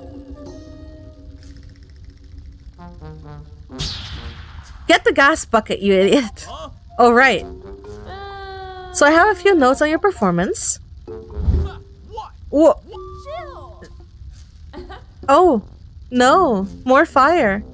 The generally agreed upon weakness of all plant-based monsters in video games. Curse you, well-known RPG rules. No! Really? I'm dying. Let's go. Oh, it's dying. Let's go. There's not much time. She's going to be dying. Hang on, Joy. Are you sure that thing is actually... I said let's go. Wait, Joy. Oh, the pain. The pain. Oh. Hello? Joy. Joy, wait. Where are you going? We can't just leave a blaze going on like that. It could burn out the entire forest. Good. I hope this whole fucking place burns to ashes. Joy? Hey, V, how about you just shut up and let us non-mental degenerates do the talking, okay? What did you say? Damn it, Mark. What did you tell him, Joy? You promised you wouldn't tell anyone. You promised. And I didn't. He figured it out on his own because you wouldn't stop acting so weird. Did you even take your medicine like I told you to? No. See? This is what happens when you don't listen to me and do as I say. Now Mark is going to apologize and then we're all going to get moving. Got it? Joy, what are we waiting for? Huh? Hey! We got the girl back. Let's just do what we came here to do. And I said now Mark is going to apologize. Because we're all understanding friends here. And we're going to have to work together if we want to get out to that witch. Wait, you know where the witch cave is? Of course I do. I was practically raised in the damn forest. What? Vi, listen to me. There are a lot of things I haven't told you about myself. But that was to protect you. I promise I'll tell you everything once this is over. But right now... we need to get to the cave and destroy that witch while she's trying to find out what happened to her little pet. But I thought you said she was too powerful. Isn't that why you needed to? If she had to summon a demon to kill me, then her power will be Jane so she can maintain the spell. We need to act now. What? Wait, she summoned Jill here to kill you? Who is she? How does she know you? I said I'll explain later. But, Vi, you're the only one who can help me with this. Huh?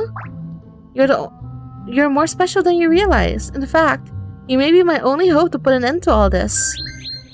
Do you trust me? Of course I do. It's just everything's been so crazy tonight. And there's still so much I need to tell you. This isn't the first. Later. Right now, all you need to do is listen and follow my lead. No matter what happens, I need you to trust me completely, okay? No. Odessa knows where it's at. Okay. Would you two just make out already? Mark, shut the fuck up. Mark, Mark, do us all a favor and never open your mouth again, okay? Good. Now let's get going. Okay. Right.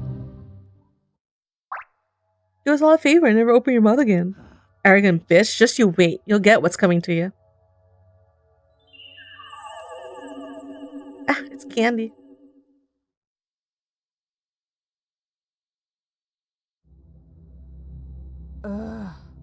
There it is. The cave to the lake witch. I thought it was the witch of the lake. You can call her the shish kebab bitch for all I care. Now let's go. Joy? Wait a minute. What if she's in there waiting for us? Why? There's 3 of us against 1 old croon. She might have a knife. No. No, she has a spell book. But her magic takes time to cast. If we all rush her before she can finish the spell and get the book away from her, then she'll be powerless. Huh? Wait, how do you know how her magic works? Let's just go before your pet pumpkin gets loose and comes after us. I told you, that thing is dead. What's the matter, Mark? Worried about what'll happen if you try to rescue me again? Shh. Quiet. It looks like there's a fire inside. Stay alert and follow me. Oh, she's going.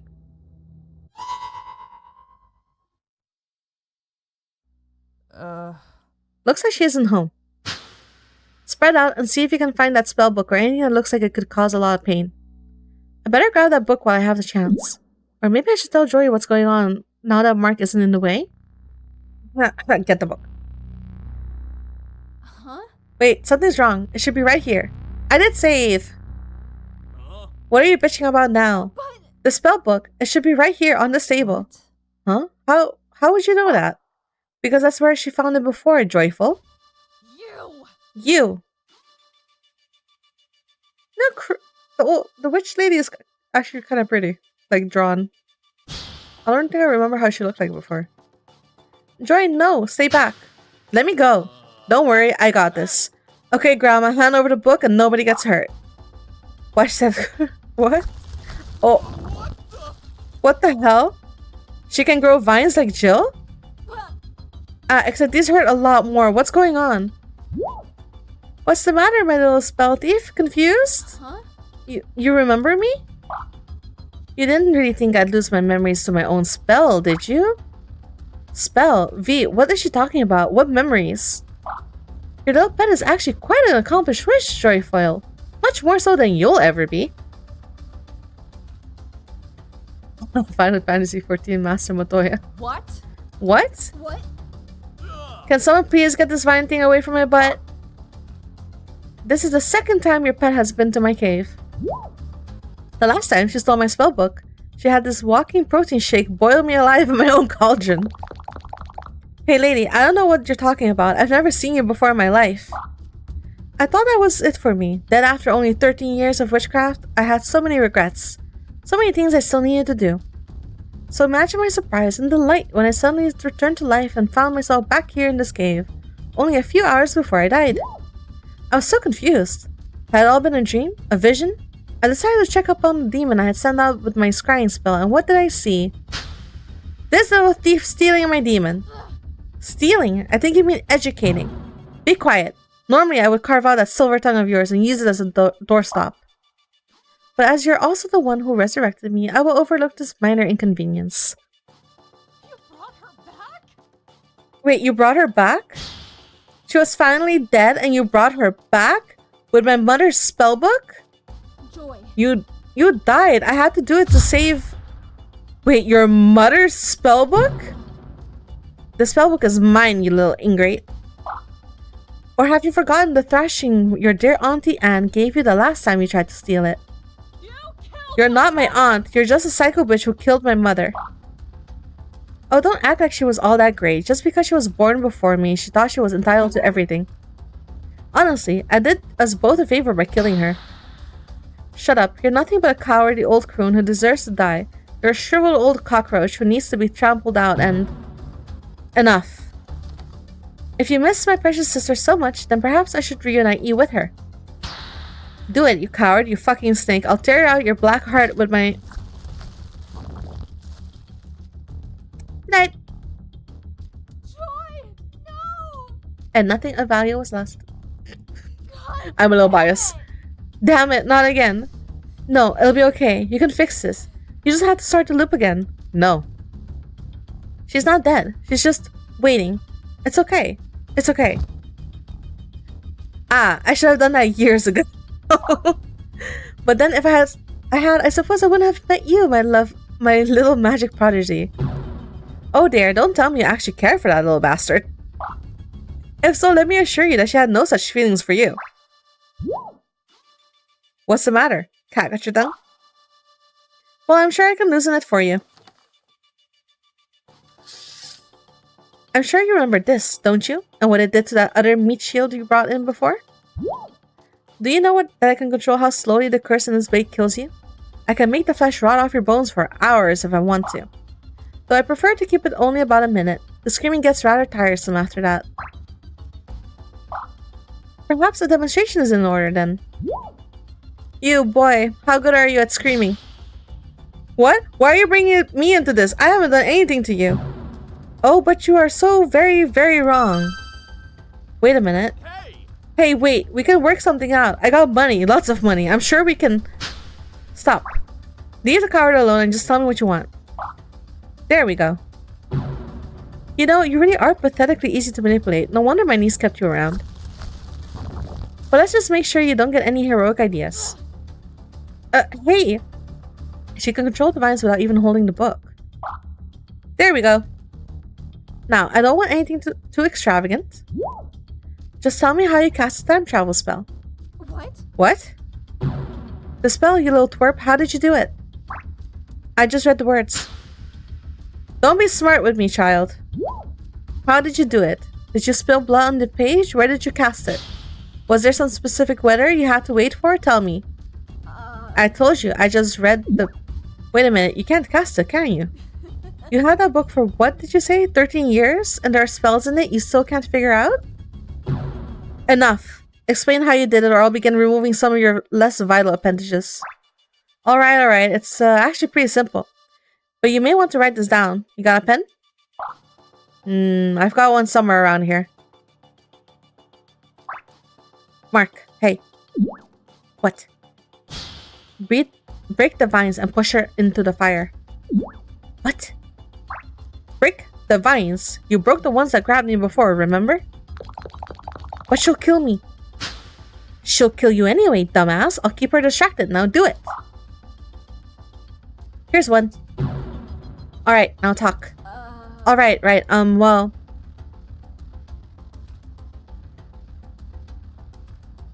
What were you talking about? You gotta pick the right sacrifice. It's all in the proper pronunciation. Well, I guess it's all in the proper pronunciation. I've been speaking German my entire life. There's nothing wrong with my pronunciation. Well, exactly. I mean, you'd have too much of an accent if you said the spell just like you spoke it. You have to read the words more phonetically. You have to really think about them, not feel them. Think, not feel. But there's also one more thing you need to do. Really important. What? Go back to hell and stay there this time. You arrogant little... He has a gun? Hey, wicked witch of the... Wicked bitch of the west. What? Yeah, oh yeah, what? That's what you get. Jesus, you've had a gun this whole time? Nobody ties up Marcus Andrew Martin and gets away with it. Fuck you. What? What? You nearly shot me too, you fucking idiot? Fuck yeah, what you got, huh? He's not even listening. Fuck, how did this all go so wrong? Okay, focus on what to do next. Don't think about the corpses. You've done this before. Just gotta restart the loop. The witch is dead and the book is on the table. I just need to get it and wait for... Wait, is this guy the one that made the drugs? I don't think he's smart enough. Maybe he's like selling it on campus or something, but he's not making it. Shit, no. If I take it, I'll have to hand it over to Jill, and then she'll break the spell and leave. I've got to go back one more time and fix this. Maybe I can cast a spell early, or would it cause one of those reality-ending glitches Jill was talking about? Why should I even let the spell rewind again? Joy was so upset about it. No, what am I thinking? I have to rewind time again and save her. But God, Joy's family is involved with the book? What? What? What you got, huh? First things first, I gotta get out of here before Jill finds that book. Mess with me, I take you out. What? Mark, I don't think she can hear you anymore. Whatever. Now, if you're done gloating to a corpse, would you get me out of this stuff? I know how we can save Joy, but we have to move fast. Why are you standing there? Didn't you hear me? We can save Joy, but we have to hurry before... You know what, Vi? I just figured out what your problem is. You never show any real appreciation for anybody. Oh boy. Most drug kingpins don't make their own product, just sell them. I got lots of money. That's what I learned from the movies. Except for the one person that you really, really shouldn't. Huh? It's always Joy this, Joy that. Jesus, she's fucking dead on the ground and you're still trying to kiss her ass. I can save her. Doesn't matter. You shouldn't be trying to. What? She was using you, stupid. Just like she was using me. Only I had the sense to at least get some cash and head out of it. Oh, shit! You're disgusting. How dare you? Hey. Wake up, Vivian. Everyone knows Joyful Rancher is the biggest bitch in all of Cravenport country. What? Did you really think she actually liked you just because you were roommates? Huh. You have no idea what she has planned for you. Dying was probably the nicest thing she ever did for you. Shut up. What the fuck are you talking about? She didn't... God, you are so fucking brainwashed. I don't know what she did to fuck you up like this, but damn. Yeah, everyone reads that line and realizes what they said. Listen! As I play more and more visual novels, the unhinged things you developers have me say sometimes, I swear to God. You know, putting you out of your misery is gonna be doing you a favor. It really is. Mark, put down that knife. You don't know what it can do. See, there you go again, giving me orders. What is it with women and their inability to accept that I am the one in charge here? Okay, you're in charge. Just put down the knife. There's no reason to kill me, right? Excuse me? No reason? Did you just say no reason? I can give a whole list of reasons not to let you walk out of this cave. Number 1. You summoned a demon to attack me. Now you may say it's thin-skinned of me, but I take threats very personally. I didn't summon her, the witch did. Jill was just protecting me. Yeah, right. Number 2, you kicked me in the balls. Well, you kind of deserve that one. And if only my legs were free, I'd do it again. 3, I just shot an old lady like 6 times. 8 times? They're never gonna find this gun, but you're the only witness to the crime. Doesn't really make sense to keep you around, so you can blackmail me for the rest of my life, does it? But... Yeah, she was trying to kill us. What you did was self-defense. Yeah, well, sure, but who's gonna believe that, right? I mean, magic and demons and shit? No jury in the world's going to buy that. Oh, and there's one last reason, and it's like the best one of all. You're the only other person who knows about this book. And now that Joy is gone, it's about to become my breadwinner. I mean, if it can summon demons and rewind time and shit like that, I'm sure I can find something in there to make me very rich and happy. You don't know how it works, and I'm the only one who can read it. Oh, don't worry. I can't be all that hard if a head case like you can do it. Actually, I'm curious, Joy. I'm curious. Joy said you had some kind of mental issue, but she never said exactly what it was. Huh. So she didn't tell you. I knew it. God, and there you go again. Fuck me, you really are hopeless, aren't you? Oh well. Say bye-bye, V. You say bye-bye. Candy? What the? Hey, ow! Get off me, you crazy bitch! Touch her! Hey! Sorry we're late. Had to wait till... Whoa. Whoa, that's one more body than I expected. Damn, guess Pans didn't like her either. Jill? Surprised to see me? I'm a pyro demon. You didn't actually think a little fire could hurt me, did you? No, your cheesy performance made that perfectly clear. Did you stop to do an encore for Candy on your way in? I found them outside the cave, about to run to your rescue. I needed someone to check if the witch was inside for me, but while I was still explaining things to them, we heard gunshots and they took off to save you. You're a bad person. Your hair looks stupid. Get off me. I still don't think they understand much beyond that you're in danger. I couldn't risk letting them go in alone, though. Thank you for the like. Wait, are you actually concerned about a human? Well, they're growing on me, kind of. Oh. They actually remind me a lot of this one succubus I had a crush on and... Jill! Huh. Save the story and get these vines off me already. Right. Okay, this doesn't look like that tricky of a spell. Something's weird about it, though. I'm not sure if I can manipulate it without... Can't you just rip them off me? Those arms have to be good for something, right? Huh? Oh, duh. Physical world. And they call me hopeless. You are hopeless. Yeesh, that looks like it hurts. Angry stuff, isn't it? There, okay, now I just need to help Candy deal with... Sounds of painful and well-deserved death. Barbecue boy? More like Soup Boy now. Is he dead? Going by how he's not moving at all, and half his body is in a pot of boiling liquid, I'd say yes. Great, even Candy's got more kills than I do now. Put me down already. Yeesh. Well, sorry for being protective. Speaking of, how are you doing, Candy? Well, the old black belt came in handy after all. Hey, does it feel like really warm all of a sudden? Candy.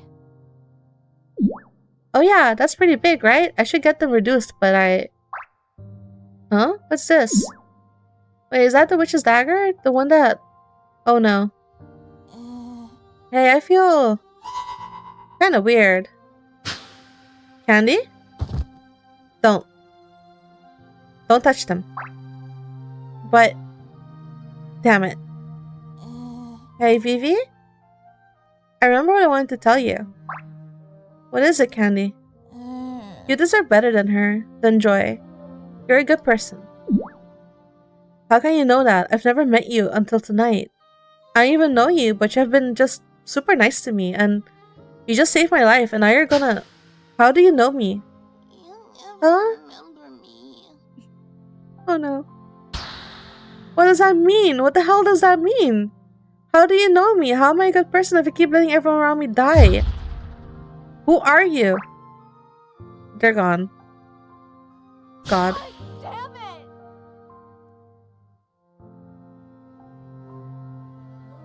And he died. Let's take a break. You've been going non-stop for a while now. No, I don't want to stop on that. I need to keep going. At least a little more. Alright, if you're sure. So what happened after Candy died? I don't really remember. I'm pretty sure I was in shock after seeing all of that. At least Joy won't come back anytime soon. True. It's kind of funny, actually. I've seen so many people die already. I even saw Joy get murdered right in front of me. But something about Candy's last moments, how they spent it telling me I deserved better, it broke something in me. I don't know how long I stayed in that cave crying, but Jill eventually had to carry me out. She set me down at the entrance and said she was going to clean up. Then she went back inside. When I couldn't cry anymore, I stood up and just started walking. I don't know if it was fate or just muscle memory, but eventually I ended up back at the docks. Everything else had come full circle, so I sat down on the edge and waited for Jill to find me again. Sure enough, she showed up a few seconds later. Hey! There you are. Well, I got the spell book and you're alive. I guess that finishes up our contract.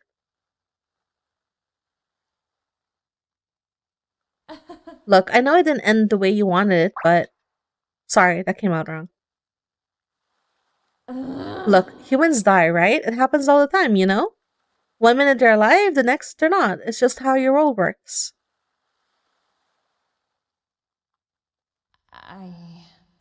Look, about what happened tonight, I'm not gonna lie. Things got really, really fucked up. Like, I had no idea how I'm going to write a report on this. This shouldn't have happened.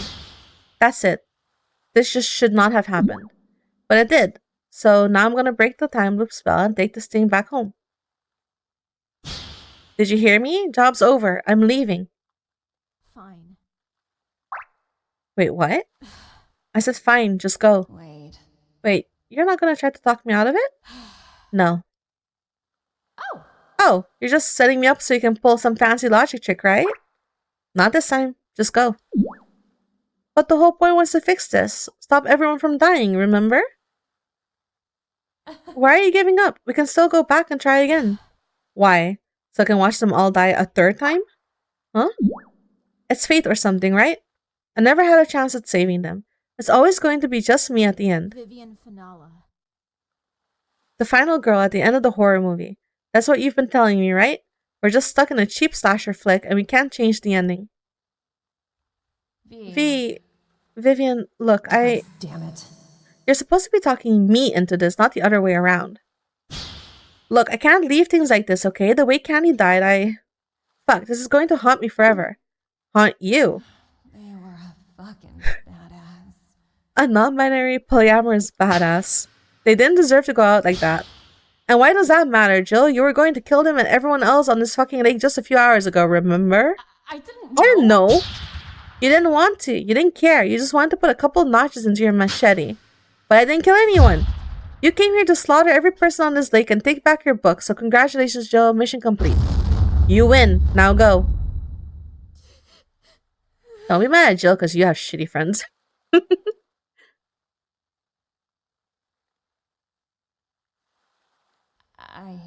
Back home, I'm a bit of a screw-up.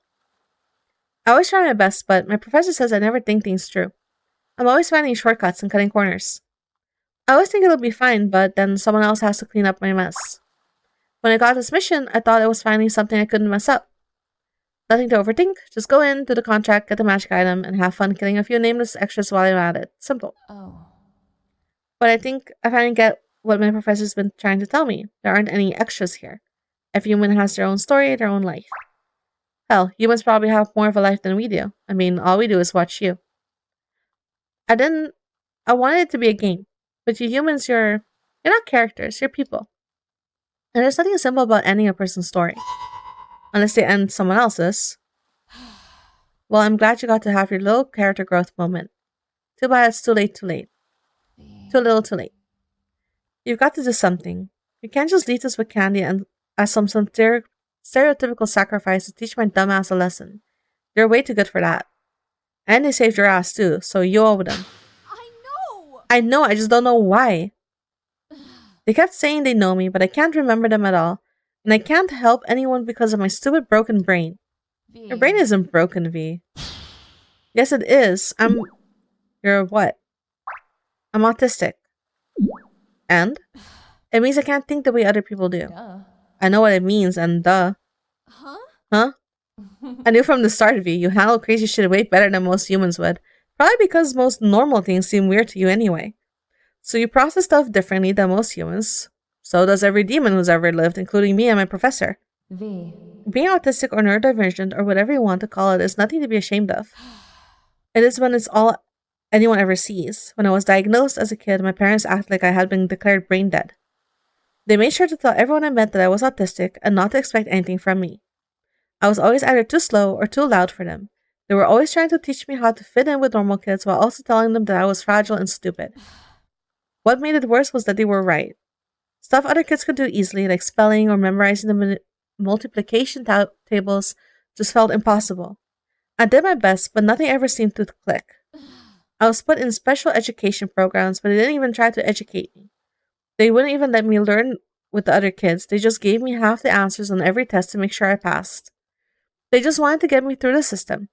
I didn't have to go to normal classes, and the special ed teachers didn't do anything with me so long as I was quiet, so I spent a lot of my time reading a book. As long as I was quiet, I was free to read whatever I wanted, so I read whatever caught my interest. Probably read a couple things I shouldn't have, honestly. Sounds like you got an education despite them failing to help you. Not a real one. I still don't know my multiplication tables or half the stuff most people my age seem to know. And I never interacted with anyone, so I never got better at learning social cues or how I'm supposed to act.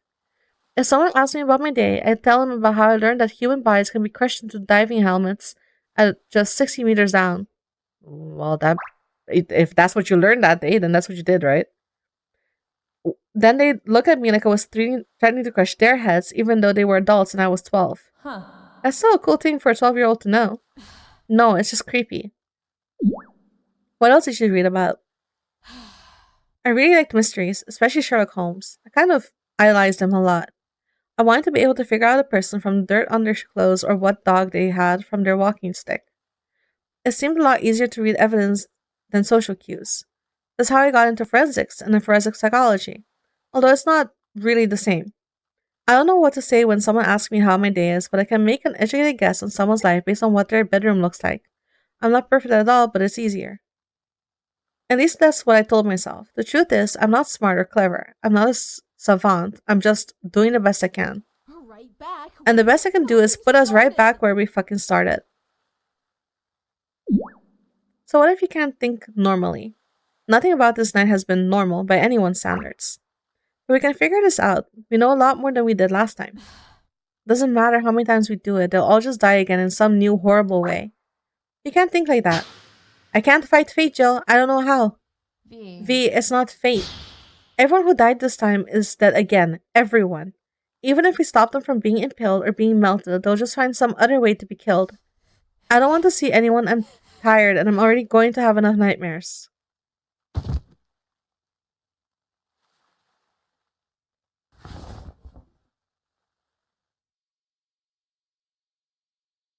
But we go again anyway.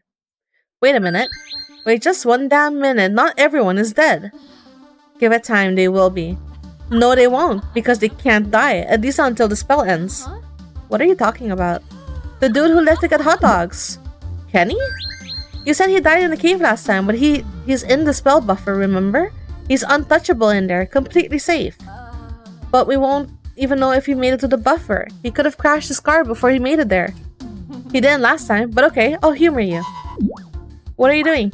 Checking the spell's expulsion queue. We're a bit far from the border, but I can at least see if there's anything ready to be... Jill. Jill? V? I never thought I'd get to say this, but... we saved Kenny. Seriously? Serious as it could be. There's a human and a car inside the buffer, ready to be spat out into your proper reality, safe and sound. We can actually save people? 1,000,000%. Doesn't matter if reality wants you dead, if you exist outside of it. Okay. How many people can fit in the buffer? For a spell this size? A couple thousand? Thousands! There weren't even 100 people at the party. Well, everyone in there can have some legroom. We can do this. We can save everyone. We just need them to all go home. Then we pick up the spellbook from the cave, now that we know how to find it. Charbroil the witch so that she can't kill any more demons. And save 2 worlds and our favorite non-binary badass in one swell swoop. And then maybe we get some answers about who they are and why they care about me so much. And maybe ask them out on a date. And maybe ask them out on a...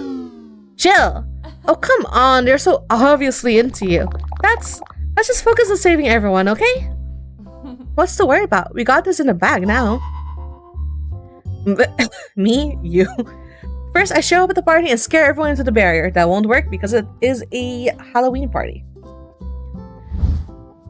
Next, we head back to the cave and I'll show you why I'm called a pyro demon. Then we pull the book out of the ashes, kick back on the beach, and take a well-deserved break before heading back to reality and all the annoying paperwork waiting for us. I can see why your professor says you cut corners. Alright, what did I miss? The witch and Joy? Oh, I don't know if it makes any difference, but the witch is actually Joy's aunt. Whoa. Holy subplot, Ratman. Why didn't she kill Pumpkin Hater in the cave? Well, just like she killed Joy's mother, her sister, who was the original owner of the book, Joy comes from a whole line of witches. Pumpkin hater. Great, so are we going to have to fight Pumpkin Hater for the book too? I don't know. It kind of seems like she just wanted revenge, no matter the cost. Well, she's in for a disappointment. First thing we're gonna do after I get you is head back to the cave and light that fucker up. Yeah, she's not going to be happy with me. Are you backing out? Not on your life. And more importantly, not on Candy's. Good girl. Anyway. Scaring people will cause problems. Well, Scaring everybody probably isn't the best way to get them to leave. Why not? I scared Barbecue Boy into running. In fact, I might just torch his ass anyway for what he did to Candy. That'll really give the rest of them a reason to run. That won't make the best first impression with Candy. They won't remember Mark killed them, remember? I don't think you want the only human you like thinking you're a monster. I mean, I am, but good point. Also, if you do whatever it is you did to Mark and start a panic, people are going to run for their cars and all drive off at once into a forest. And those roads aren't very wide. Oh. Yeah, I already saw a couple of cars wrapped around trees last time. Not to mention, cowards like Mark would be more than willing to run over a few people just to run away faster. People like Candy who would be focused on getting other people to safety. Christ, damn it. Okay, so we need to make everyone leave calmly. But the reason needs to be earned enough that they have to leave. That's not going to be easy balance. The witch knows everything? There's another problem I didn't think you know about yet. The witch knows you're working with me. And she remembers everything that happens in the loop, just like us. What? How? I don't know. She said, don't think I'd lose memories to my own spell, did you? But that turned out to be bullshit because she can't even cast a time loop spell. Well, hold on. What do you mean she can't cast a time loop spell? It's part of the book. If she can do one spell, she can do them all. Apparently not. She wanted me to tell her how I did it. She called me a magical prodigy or something. Interesting. But it doesn't explain how she knows about us. She says she has a scrying spell or something. She was using it to watch the entire loop. A scrying spell? Tries, damn it. Well, that's annoying. Fortunately, that's one spell I know exactly how to deal with. She won't be able to see us coming next time. Can you keep her from looking at everyone? No. Scry blocking is kind of like a camouflage umbrella. She won't be able to detect where we are or see us, but it's centered around me. Which means we'll need to find each person pronto next loop. But she'll still be able to see Joy and Candy. Do you think she might try to take hostages? She already did with Mark when she caught us in the cave. So we're gonna have to be careful not to give her any targets we actually care about. About burning the witch. She can't hurt anyone who has the book, remember? Even if the flames can't touch her directly, that much raw heat in a confined space should do the job. Won't be a pretty way to go, but it's what she deserves. And you're sure that won't violate your contract? I just have to not look or hear her. If I pour enough hellfire into that cave, it ought to drown out any screaming. That is, if she has time to open her mouth before it melts off. That cave goes back pretty deep. Are you sure you can flood the whole thing with fire? Remember when I blew my top earlier? That was just an embarrassed blush. I may not be the most elegant spellweaver, but I can spit fire with the best of them. Although since we're in the physical world, I'll probably need you close by so I can borrow some energy to do it safely. Don't want to burn myself out, literally. I'll be right behind you. That witch has caused nothing but pain for everybody, and it's not like we can put her on trial for any of this. Trial by fire, maybe. That's for looking at things with your eyes. V, look out. Chill, wait. I think, yeah, he's going the other way. Phew, that was a close call. I can't believe that guy is still going. Seriously, how has that chainsaw not run out of... we forgot about the 7th sin. Shit, you're right. It won't matter if we get everyone in the barrier if they're already going psycho. How do they even get infected with that stuff anyway? Do you smoke it, snort it, inject it? Nobody knows. All the toxicology reports could determine what was likely absorbed through the digestive tract. So it has to be something they ate or drank? Yeah, but that's where it gets tricky. Every victim had pretty much the same dosage. If it wasn't the food or drinks, you would expect there to be a wide variation depending on how much they had. So that means it has to come in the pill, right? That's all the same dosage. Hey, look at you with deductions. I have my moments. Well, pills are the most popular theory, but how do you get everyone at a house party who don't even drink alcohol to all take one unidentifiable pill? You drop it in their drink. Pest dispenser? Or breath mint? Not a bad theory, actually, but that means someone would have to be actively passing it out. And there are pads like Candy all over the party on the beach. Someone would have noticed.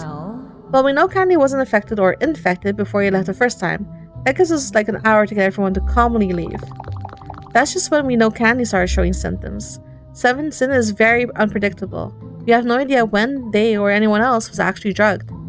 Plus, getting everyone to leave is easier said than done. I tried last time, but nobody would listen. What if you just told everyone that the party has been spiked with 7th sin? How would I prove it without knowing who's responsible or how they're distributing it? Without proof, Joy and Mark would just say I'm causing a scene and shut me down again. I could warn Candy and the other pads, but I don't know if they'll be able to convince everyone else until it was too late. And I'd have to stay at the party without you. And without you, I can't barbecue the witch. Tries, damn it. Okay, so in summary, you need to find a way to get all the college students to leave the lake and go into the buffer zone. And you need to do it before they all somehow become drugged with 7th sin and without me scaring anyone. Then, once you accomplish that little miracle, we need to kill the witch and get the spellbook back.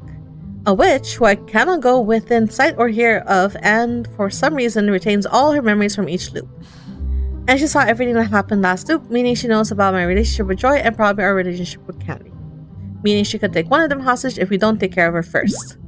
So we gotta do all that while running defense. Sheesh. It never rains, but it pours. Damn it. Why didn't I put more effort into my glamour classes? Those could really help turn things around. Wait, say that again? My glamours? It's a branch of magic that focuses on illusions and... No, before that. It never rains, but it pours? That's that. That's our answer. It is? What's the one thing that guarantees to ruin every outdoor party? Bad weather. Ants? Rain! Oh right, cold and wet is bad for humans. If we can start a storm early enough, it'll force everyone to pack up and go back to town to find another party. And they'll run straight into the buffer zone without crashing into anything. I just hope they don't all pop back into reality on top of each other. It'll be fine. Most decent buffer zones are good about not materializing matter on top of one matter. And the spell has a decent buffer zone, right? Positive thoughts. Positive thoughts, sweetie. Positive thoughts. Fine. Fine, so how fast can you make a storm? Oh, you want me to do it? Oh, come on, Jill. Summoning a storm is like the go-to flex for every magic user in history. Even I've done it. Well... Yeah, but, well, that kind of magic isn't exactly my strong suit. And what exactly is your strong suit, Jill? Well, I'm pretty good at matter crafting. I mean, just look at this body. Could you make, like, an army of yourself, then? Oh, well, it's not exactly something I can do on the fly. Also, I'm strictly forbidden from ever attempting to create any kind of simulated intelligence for as long as I live. Let me guess. More shortcuts? It's a long story. Oh, but I've got the short-range teleportation thing down. Only when people aren't looking at you. Hey. My professor said it was a very inventive approach. What else do you have? Well, I'm a pyro demon, so fire, obviously. Just need to be careful with it because I only have so much of my own power here. Although I might be able to consume burnable fuel to replenish, maybe? The physical world and my world run on different rules. What about the vines you keep summoning to grab my ankles? Oh, those are just part of this construct. I sprout them out of the bottom of my head and push them through the ground. I'm actually using them as a skeleton for this body right now. Wait, so you're actually a tentacle monster puppeting a buffed up scarecrow. Oh my god. Like I said, I'm good at finding workarounds. Well, try to find one for this. Why is she blushing? Why is she blushing? Why do you think she's blushing? Hey, you don't see me constantly criticizing your shortcomings. I'm not criticizing you. I'm just, Sorry. look, I'm sorry. I just need to help. I'm out of my element here. You and me both. I hate trying to memorize things, so I'm kind of useless without my notes or something to reference. What about the spell book? Could you use that as a reference? It's worth a look. I think I saw a spell for summoning a storm somewhere in there. There it is. Huh. Yeah, this might work. So can you cast it? No, but you can. Me! Maintaining a spell like this and the sky blocking would drain me dry fast. But I should be able to tether the storm summoning spell to the time loop you already have going. That way, it will trigger the next time when we loop automatically. But isn't that mixing magics? The very dangerous thing we should never ever do? No. I wouldn't be messing with the spell itself, it'll just be adding to it. Like tying a piece of string to an alarm clock so it sets off the coffee maker. The mental image of you Rube Goldberging really does not fill me with confidence, Jill. Positive thoughts for you. Although this is a very big spell, running this and the time loop is going to put a lot of continuous strain on your body. How much strain? Maybe like double or triple what you're feeling now. Plus there's going to be a big pull at the start to get that storm brewing. There's a chance you might pass out. And I'll still need to draw some power from you to take care of the witch. Maybe we should find another way. Do we have any safer alternatives that could offer us even half as much of a chance? No. Then positive thoughts, Jill. Okay, let's do this. Good. Now hand me that book. I need to check something. We made a plan for Jill to pick me up outside the party as soon as I could slip away, and for her to take care of the few things on her way over. Things finally felt like they were turning around, but we had no idea what was waiting for us in the next loop. So much was about to happen. I'd finally find out the truth about Candy, but also the truth about Joy. I'd figure out how the 7th Sins was being distributed and who was behind it. But of course, we didn't know the whole time we were planning, our greatest enemy was there listening to us the entire time. Sounds exciting, but we will finish up after we take a break. Alright. Good, because I need to go. Yes. Welcome back. Vivian? Sorry. Yeah, hi. Are you sure you're up to finishing this now? I don't know.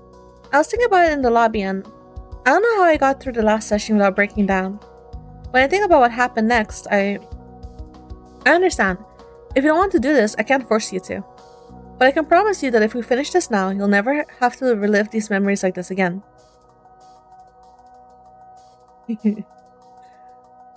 Alright, let's get this over with. Very good. Now let us begin. Let us begin.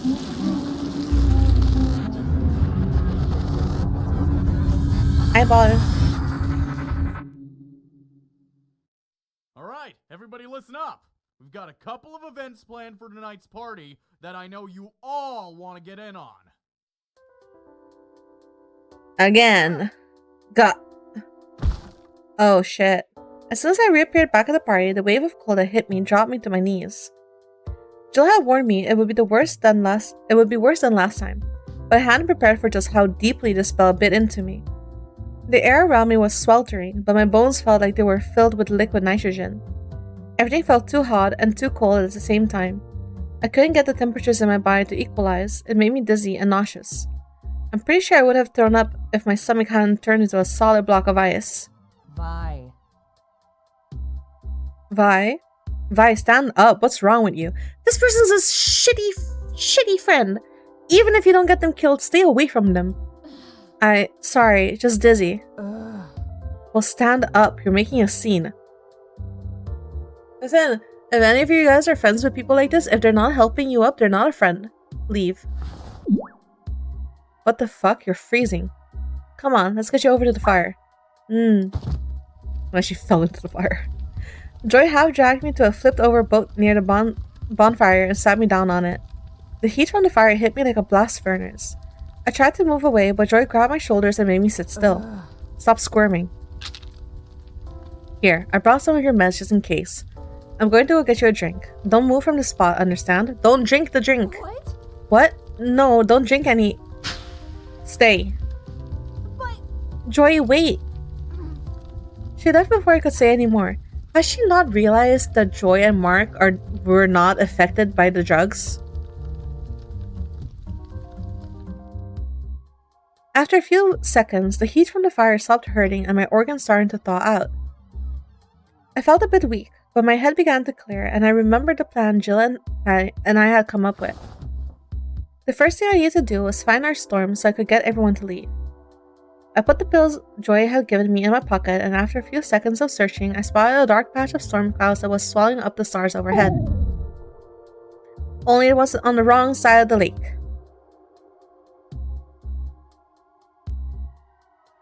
Because she never drank. She never drank anything. I assume the drinks are getting laced, and she never took her meds either, so it can't be that. She hasn't eaten anything either. The spell wasn't forming over me, like Jill had said it would. It was forming over the spell book, which was back in the witch's cave on the opposite side of the lake. It was going to take time for the storm to grow big enough to reach the party. And to make matters worse, Jill and I were going to have to walk right into the heart of it to get to the cave.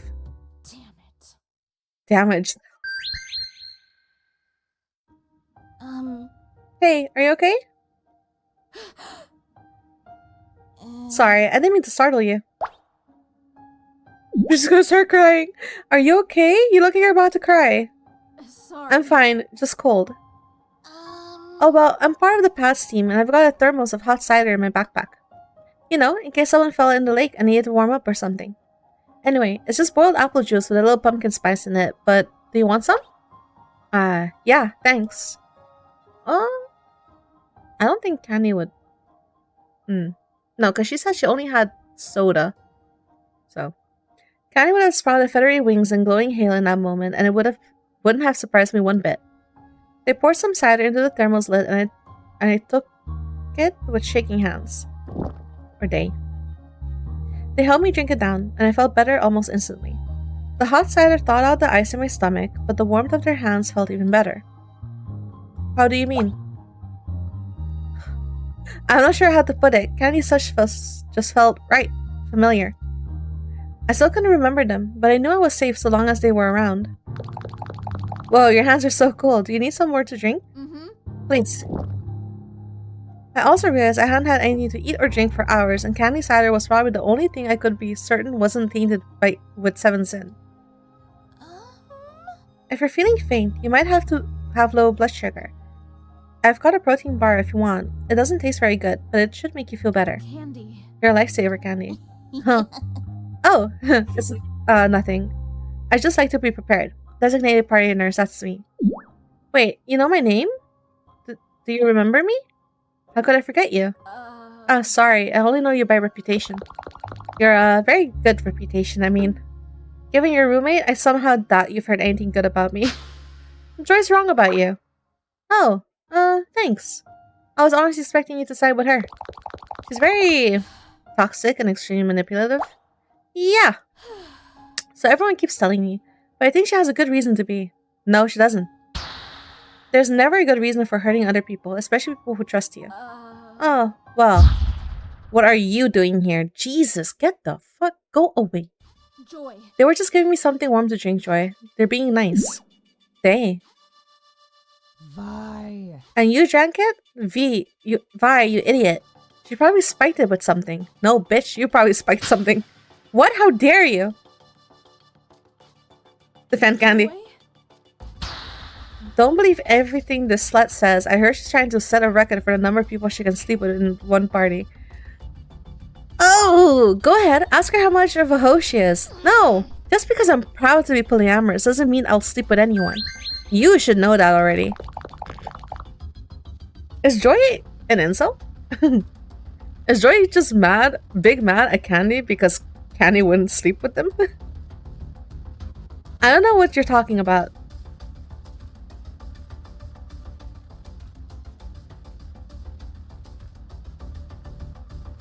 Ooh, I wonder which one. Tell Joy you know they dated, support Candy. Tell Joy you know they dated. Joy. Vi. Hurry up and get away from her. You're probably getting infected with something just by sitting near her. That's not even how STIs work, you fear-mongering and vindictive.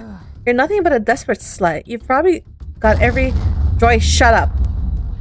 What did you say? I said shut up and leave them alone. Whoa. You. How dare you speak to me like... I know you two have a history, but Candy is the most beautiful, caring, amazing person I've ever met. And I'm not going to let you badmouth them because you two had a bad date or something. Apologize now. How? Joy, wait. Let her go. I can't. She might be running to her own suicide. What? I don't have time to explain. Then I'm coming with you. No, I have a friend waiting for me in the woods, and I need you to do something for me here. You're shaking so bad you can barely stand. I can't let you... Someone has spiked the food and drink here with 7 sins. What? I told you, I don't have time to explain. I think the water bottles might be fine, but don't let anyone have anything else. There's a thunderstorm forming over the lake. Use it to call off the party and get everybody to go back to town. And stay safe. Wait, what are you talking about? What storm? It's clear skies all weekend. No, it's not. Was that thunder? Holy cow. Joy, where are you? Hey. Did you seriously forget my name already? Jill. Jill, have you seen Joy run by here? Hello to you too, but no, why? She caught me talking to Candy and started badmouthing them, and I got mad and I told her to shut up and apologize to them. What? You what? I don't know what came over me. She just wouldn't stop insulting Candy and I just lost it. Well. If it was anything like that she was last time, then she deserved it. Still, I can't believe you actually stood up to her. Good job. I'm really proud of you. I didn't mean to. I just... Look, the important thing is she ran off towards the circle. She looks really hurt and upset. I think she might try to perform the ritual. Without anyone else's sacrifice, I doubt it. Huh? What did you say? Look, I wouldn't worry about her for now. I swung by on my way over and incinerated the knife, the pentagram, and everything else. There's nothing there she can hurt herself with. Although, I kind of wish I'd left the pentagram now. At least she deserves is a trip and a mouthful of mud.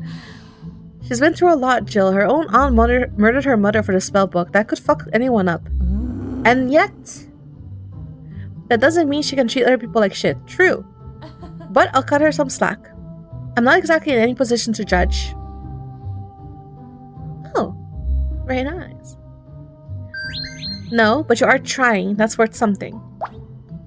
Thanks. Okay. Alright, let's find her. V. We don't have time, V. We gotta get to that cave before the storm gets too bad. Bryce, But- damn it. You said it. Look, there's no knife, and you told Candy about the storm and the 7 sins, right? The witches is the last threat. The sooner we take care of her, the safer everyone will be. Yes. Grass on 620. Hello. Are you lurking in down there? Fine. Fine, let's go. Happy Affili Day. Thank you. Ah, there's Joy. We made our way across the lake as fast as we could before the storm got too bad, but it was already a downpour by the time we made it halfway there. When we reached the cave, I checked to see if the witch was visible inside, and when I told Jill I couldn't see her, she told me to stand back. Then Jill did her thing.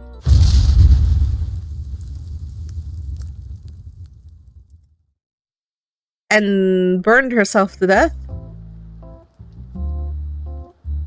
Well, that takes care of that. I doubt even a salamander could have survived that inferno. Salamanders are amphibians, Jill. They live in the water. I meant mythical salamanders. You know, the kind that live in fire? Never heard of it. What? What? You're a bookworm. How have you not read Baron of the Bangles? Well... I'm not really a fantasy fan. When it comes to fiction, I mostly just read mysteries and a few horror and sci-fi stories. Huh. Well, at least you have some taste. You alright? Did I take too much energy? I'm just cold. I'll be fine. Let's grab the book. Whoa, hold on a minute. I'm pretty sure I burned up all the oxygen in the cave. Here.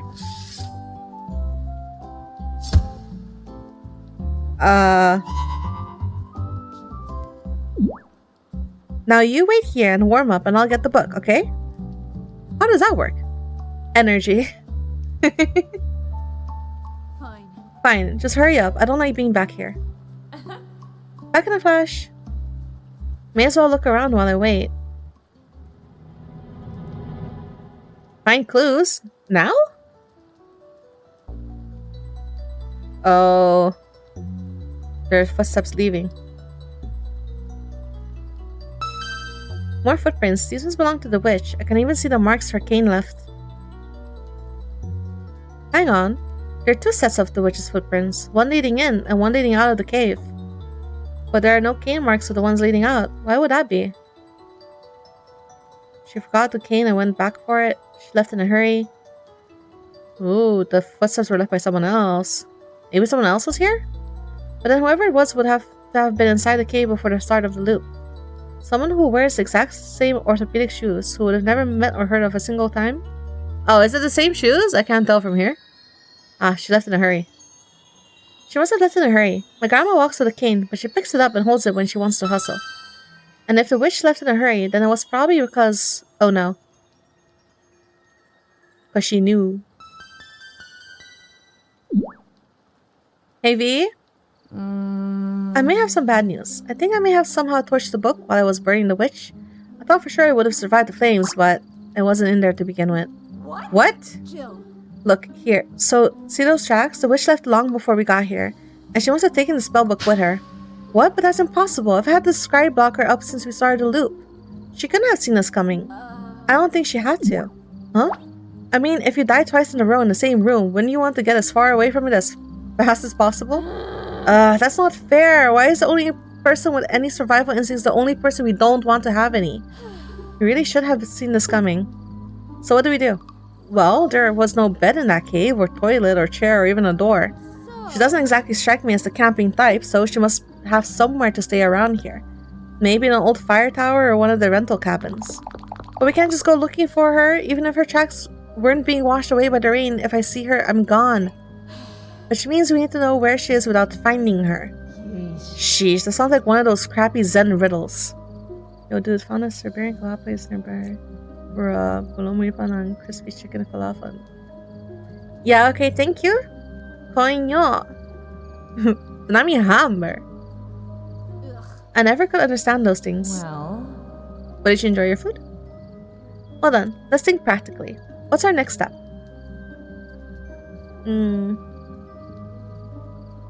Check on Candy. We need to find Joy. Check on Candy? We can't do anything about the witch now. We may as well head back and make sure Candy got everyone to leave. I can check that from here. Oh, the queue is starting to fill up. They're leaving. What about Candy? I can tell there are cars and people going to the barrier, but I can't see who exactly. Sorry. But at least we know it's working. That's something, at least. We need to find Joy. Well, there's only one person who might know where the witch went. And she's not very happy with me right now. You've got to be kidding me. I'm afraid not. We need to find Joy. Ugh, but we don't know where Pumpkin Hater is either. Where would we even start looking?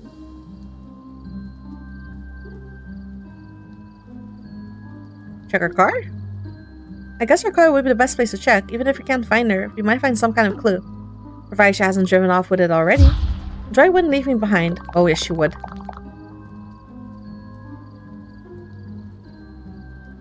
Riddles. At least I don't think she would. I mean, she was pretty angry with me, but... Well, I can't leave you behind, so we better get going. Alright, let's head back to the beach. Oh? Okay.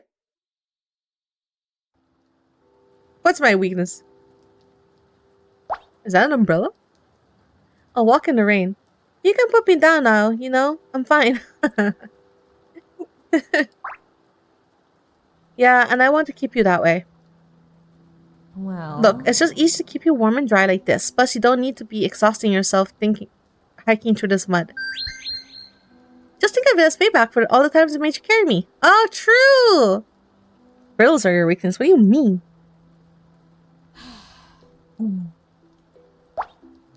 The bridal carry is a bit much, though. How else do you want her to carry you? Fireman? I still can't believe the witch got away. All that energy wasted for nothing. And now we gotta track down Pumpkin Hater. She's gonna be a joy to deal with. Huh. Okay, that wasn't intentional, but you get the point. V, are you listening to me? What? Huh? What? Hey. What's wrong? You're acting all spacey. Is the spell straining too much? Huh? Oh no, I think I'm getting used to it actually. Then what's bothering you? Nothing, I'm just thinking. About what? About magic. About the barrier, about the witch. Magic? I'm creating this whole reality, right? Like everything inside the time bubble? Well, technically the spell is creating it. You're just providing the power and giving it the initial input. Humans can't do magic on their own. It's a physical impossibility for you. Like being able to fly. You're just not built to do it. So you need some tech to compensate. But I am powering it? Yes, human bodies are actually amazing efficient generators for magical energy. Even if you can't use it, most warm-blooded creatures are actually. Which makes the lizard people that rule your government very bad wizards.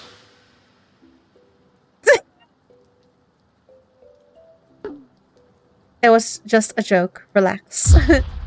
I can never tell with you. Or anyone else for that matter. I'll give you a wink next time. My point is, I'm just one girl. How do I have enough energy to rewrite reality multiple times and create magic lightning bolts without just dropping dead from exhaustion? I may have simplified the explanation a little bit. You're not moving reality. You're just telling it where to go. Think of it like your body is powering a very basic computer which is hooked up to run a factory.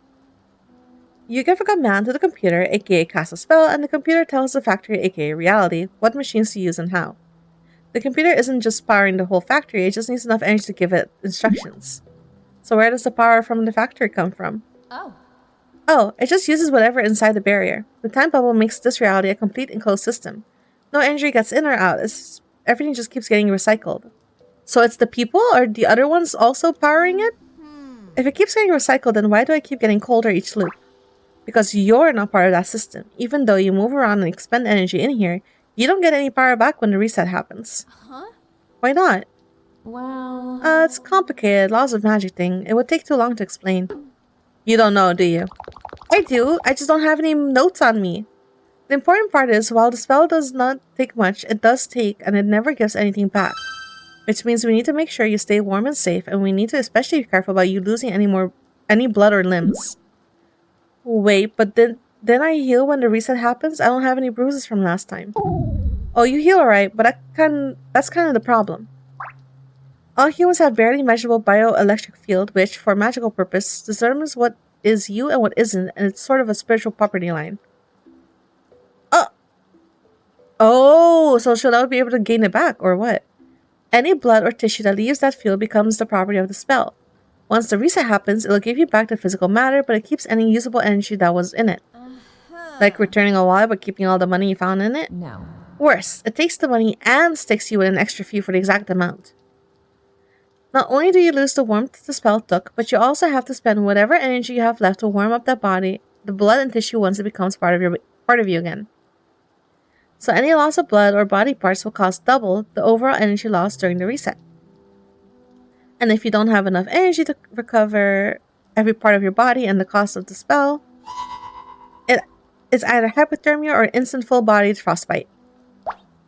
I feel like you should have warned me about this earlier. I didn't think about it just now. The physical world is so complicated. You got that right. About the witch? Well, I was thinking about the witch. Joy says she was her aunt, but Joy is only a little older than me. And the witch looks like she's in her 80s at least. How old was Joy's mother? What kind of messed up family did she come from? Huh. Save her pity. The witch is probably the age you think she should be.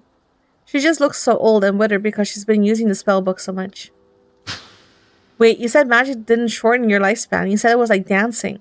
Duh. Yeah, but you ever seen a ballet dancer's feet after a couple of years?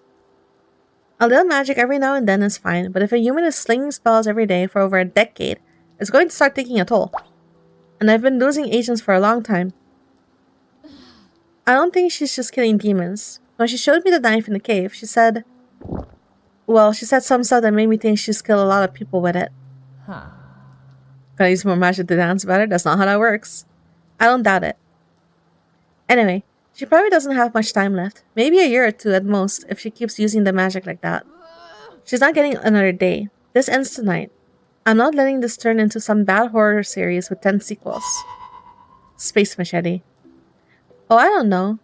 Jack had a Jill 15? Has a pretty good ring to it. How many loops left?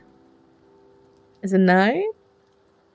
How many loops do we have left anyway? Well, despite the storm and the energy I wasted burning that cave, you're not turning blue yet, so you should have a couple more loops. Plus, I'm putting some energy back into you, so that should help. Oh god. huh? Wait, what do you mean you're putting energy back into me? V. I don't normally generate body heat. It would be a waste of energy.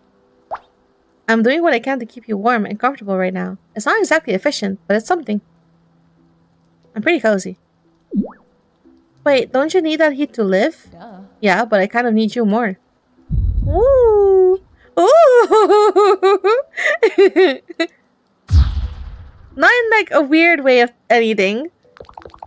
Just, you know, I need to keep you healthy so you can keep the spell going. That's all. Oh. Uh-huh. Right. It's just practical. Exactly, practical.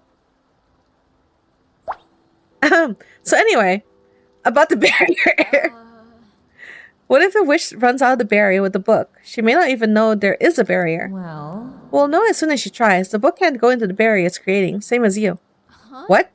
Oh. Oh, did I not explain that? Yeah, the spell needs you and the book inside to sustain it. If either of you try to leave, it'll cause a big error and push you back in. What do you mean, big error? True. Oh my god. Probably something like the sky turning red, loud warning sirens, cats and dogs raining from the sky, you know, the usual apocalyptic stuff. Or maybe just a loud ping sound, like a little message saying, please don't do that again. Not sure what version the spell is updated to. You're messing with me.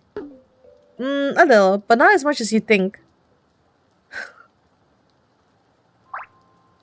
Alright, enough with the small talk. I can tell there's something really bothering you. What's wrong? Do you think Candy would still be interested in me if they knew I had autism? I'm pretty sure they already guessed. Huh? What did you say? You're mumbling again. V. I wouldn't worry about it. They clearly like you for just being you. But if they knew how much of a burden I am... What? How are you a burden? I mean, I was to my family. The fact that I wasn't normal caused them all kinds of problems. Huh. From what you said and what I've seen, it sounds like they made it a problem for you. No, they tried to be supportive in their own way. They took me to those raise awareness events. I went to parent support groups and did a lot of shit that made you feel like you were something wrong with you instead of anything actually supportive. Yeah, I was honestly such a relief to get away from them. I wasn't even sure they'd let me go to college. Going to Cravenport U has been a family tradition for generations on my mom's side. It's where my parents first met. But if I hadn't put in for that diversity scholarship, I thought they would have let me go. Well, It's a very good thing you did go. Or this night would have been much more of a disaster. Also, you really need to stop worrying about that autism thing. It's what I am. I can't get away from it. V. You don't need to, V. What you're doing says more about who you are than any label your parents put on you. Copian. I've said it before, but the shit you've been through tonight would make any normal person shut down and start rocking back and forth in a fetal position. But instead, you're risking everything to save the people you care about. Hell, you're going out of your way to save people you don't even know. You could have just grabbed Candy and Pumpkinhead and thrown them into the barrier. But no, you just had to find a way to save everyone, even though it puts you in even more danger. Jill! I can't just let people die, Jill. Exactly, which is why you don't need to worry about what Candy's going to think of you. They already like you, and they're only going to like you more once they find out you're just as much of a reckless hero as they are. Plus, you are kind of saving the world. They always help get that always helps you get the hotties. But I'm only like this because of Joy. Without her, I'd be... Okay, what the hell are you talking about? You keep saying she's helping you, but how? I would also like to know.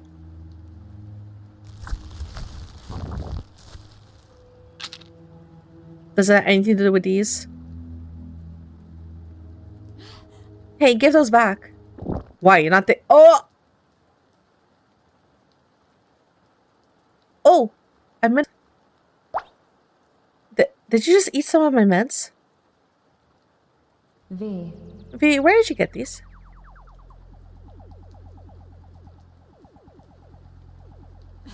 They're special medication Joy made to help me act more high-functioning around people. She made them? Excuse you? You're so fucking stupid. Anyway. She's a chem student. A genius, so she made me a sort of anti-anxiety ADHD medicine that keeps me from getting nervous around people and acting out. You know, there's existing meds for this. You don't need your friend to Hobby Lobby them in the chem room. It's the only way someone like me could make it through college or not freak out when all hell breaks loose like tonight. It's why I'm so collected when my life is being threatened every 5 minutes. It's Joy's medicine that's saving everyone, not me. Vivian, this is salt. What? V. The body can chemically break down and analyze anything that I feed it. These are pills, capsules filled with cheap table salt, nothing else. Bite one and taste it yourself if you don't believe me. What the... It is salt. She was giving me a placebo? More like running a con. Huh? Huh? V, how many times do Candy and I have to spell this out for you, Pumpkin? Joy is a controlling, manipulative, self-serving bitch who's been lying to you and preying on your insecurities to keep you under her thumb. But she said she needed me. That was her only chance. Yeah, that's... Oh my god. Oh, therapy. Which is exactly what you wanted to hear. No, there has to be something more to it than that. If there is, you don't want to know. What does that mean? Jill? Look, you've been through enough tonight. You've put yourself through hell for anyone, and nobody except Candy has done anything to help you. What does that have to do with... You don't need to keep suffering for people who don't care about you. So just relax and let me worry about some stuff, okay? You've gone through enough. You've got enough on your plate. Careful. I might start to think Candy is not the only human you're starting to care about. As if. I'm just under contract to look after your fragile ass, remember? Right. Here we are. Looks like everybody's cleared out alright. Everyone including Joy. Her car's gone. Christ damn it. I knew that car wouldn't stick around. I can't believe she left me. Huh. I'm honestly shocked Candy left without you. I'm glad they're safe, but I thought for sure. Hang on. What's that? Huh? What's what? That light over there. Do you see it? A house. It looks like it's coming from the old ranger station. Do you think it's the witch? I don't know, but I've got a bad feeling about this. Well, we can't afford not to check it out. Think you could direct me while I close my eyes? I think it's better if I carry you this time. But it's not far, Jill. Besides, you're going to be kind of hard to explain if someone's other than the witch. Alright, but be careful, okay?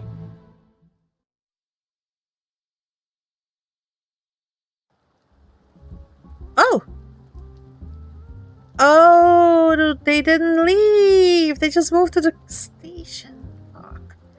As we approached the cabin, we began to make out the sound of raised voices and music through the rain, as well as several cars parked around the building. What the hell? Huh. Looks like the storm didn't drive the party out, just in. Damn Damn it, this is not good. We're never going to convince them to leave with the storm going. I smell the soon-to-be charboiled hand of barbecue boy behind us. I think I see someone out on the patio. Let's find out what's going on. Candy? Vivian, there you are. I was getting worried. What are you doing? Taking a breather from the party to fill up a cup with rainwater. I always take a little sip of the storm. It's kind of a good luck charm for me.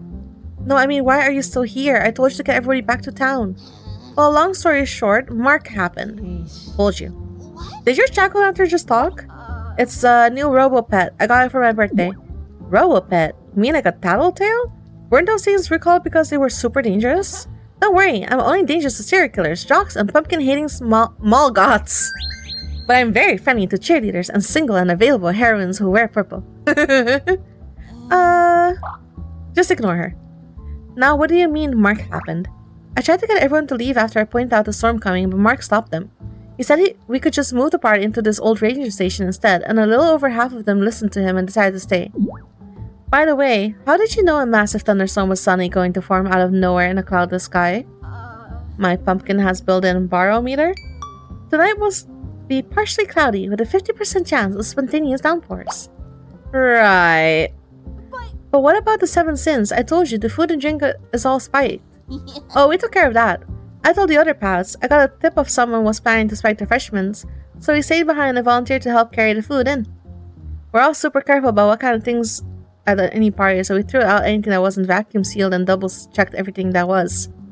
We've also turned some tables inside into a pad-run bar. Nobody gets any food or drink without it coming from one of us. And we're also doing patrols to see if anyone is showing any kinds of strange or suspicious behavior. Of course, Mark and his goons tried throwing a fit about it, but he backed down once we threatened to call his dad down here since he was so against basic party safety. I don't think he liked that my dad is the sheriff card actually being used against him for once. Of course his dad is the sheriff. Candy, I could kiss you. Same here. Okay, seriously, what is that thing? Well, and how did you know about the storm? And the 7 sins? And what was that about Joy running to her death? I want the truth, Vivian. Well, first of all, you also tell me. Vivi. What? You can call me Vivi. You've earned that much, at least. I haven't called you that since... I mean, what is going on? Well, It's actually not all that complicated. You see, I'm really an incredibly buff and attractive demon summoned from another dimension by an evil witch, but that turned out to be a ruse so that she could... Jill proceeds to tell Candy all about our adventures since she had arrived on the lake, as well as the origin of herself and the book. She omitted some of our less glamorous and dramatic moments and embellished a few others, but she kept it to what we knew rather than what we suspected. Candy took it better than I had expected. They seemed a bit overwhelmed as they handed me the protein bar they promised me earlier, but other than that, they seemed fine. She does not look fine. Well, they had a kind of 1,000-yard stare going on as Jill told them about how the fate of everyone at the party now depended on a demonic intern and an amateur sleuth. But she did her best to make it sound like we knew what we were doing. Then we saw this light from the party and well, here we are. You think that's bad? You should ask her about Atlantis. I'll pass. But just to be clear, you're positive we're not both drugged and hallucinating all this? It would probably make things a lot easier if we were, but nothing has been easy tonight, so no, probably not. I gotta admit, it's pretty unbelievable when you say it out loud. This coming from a talking pumpkin. It is unbelievable. Still, I figured something impossible must have happened when you defended me from Joy. Plus, you referred to me as them. I only just came to terms with being non-binary. I haven't even come out to my family yet. Oh my god, I'm so sorry. No, it's fine. Really, I was just surprised. It felt really nice, actually. We're glad to make you feel validated. Yeah, whatever she said. Thanks. What the hell do I say now? How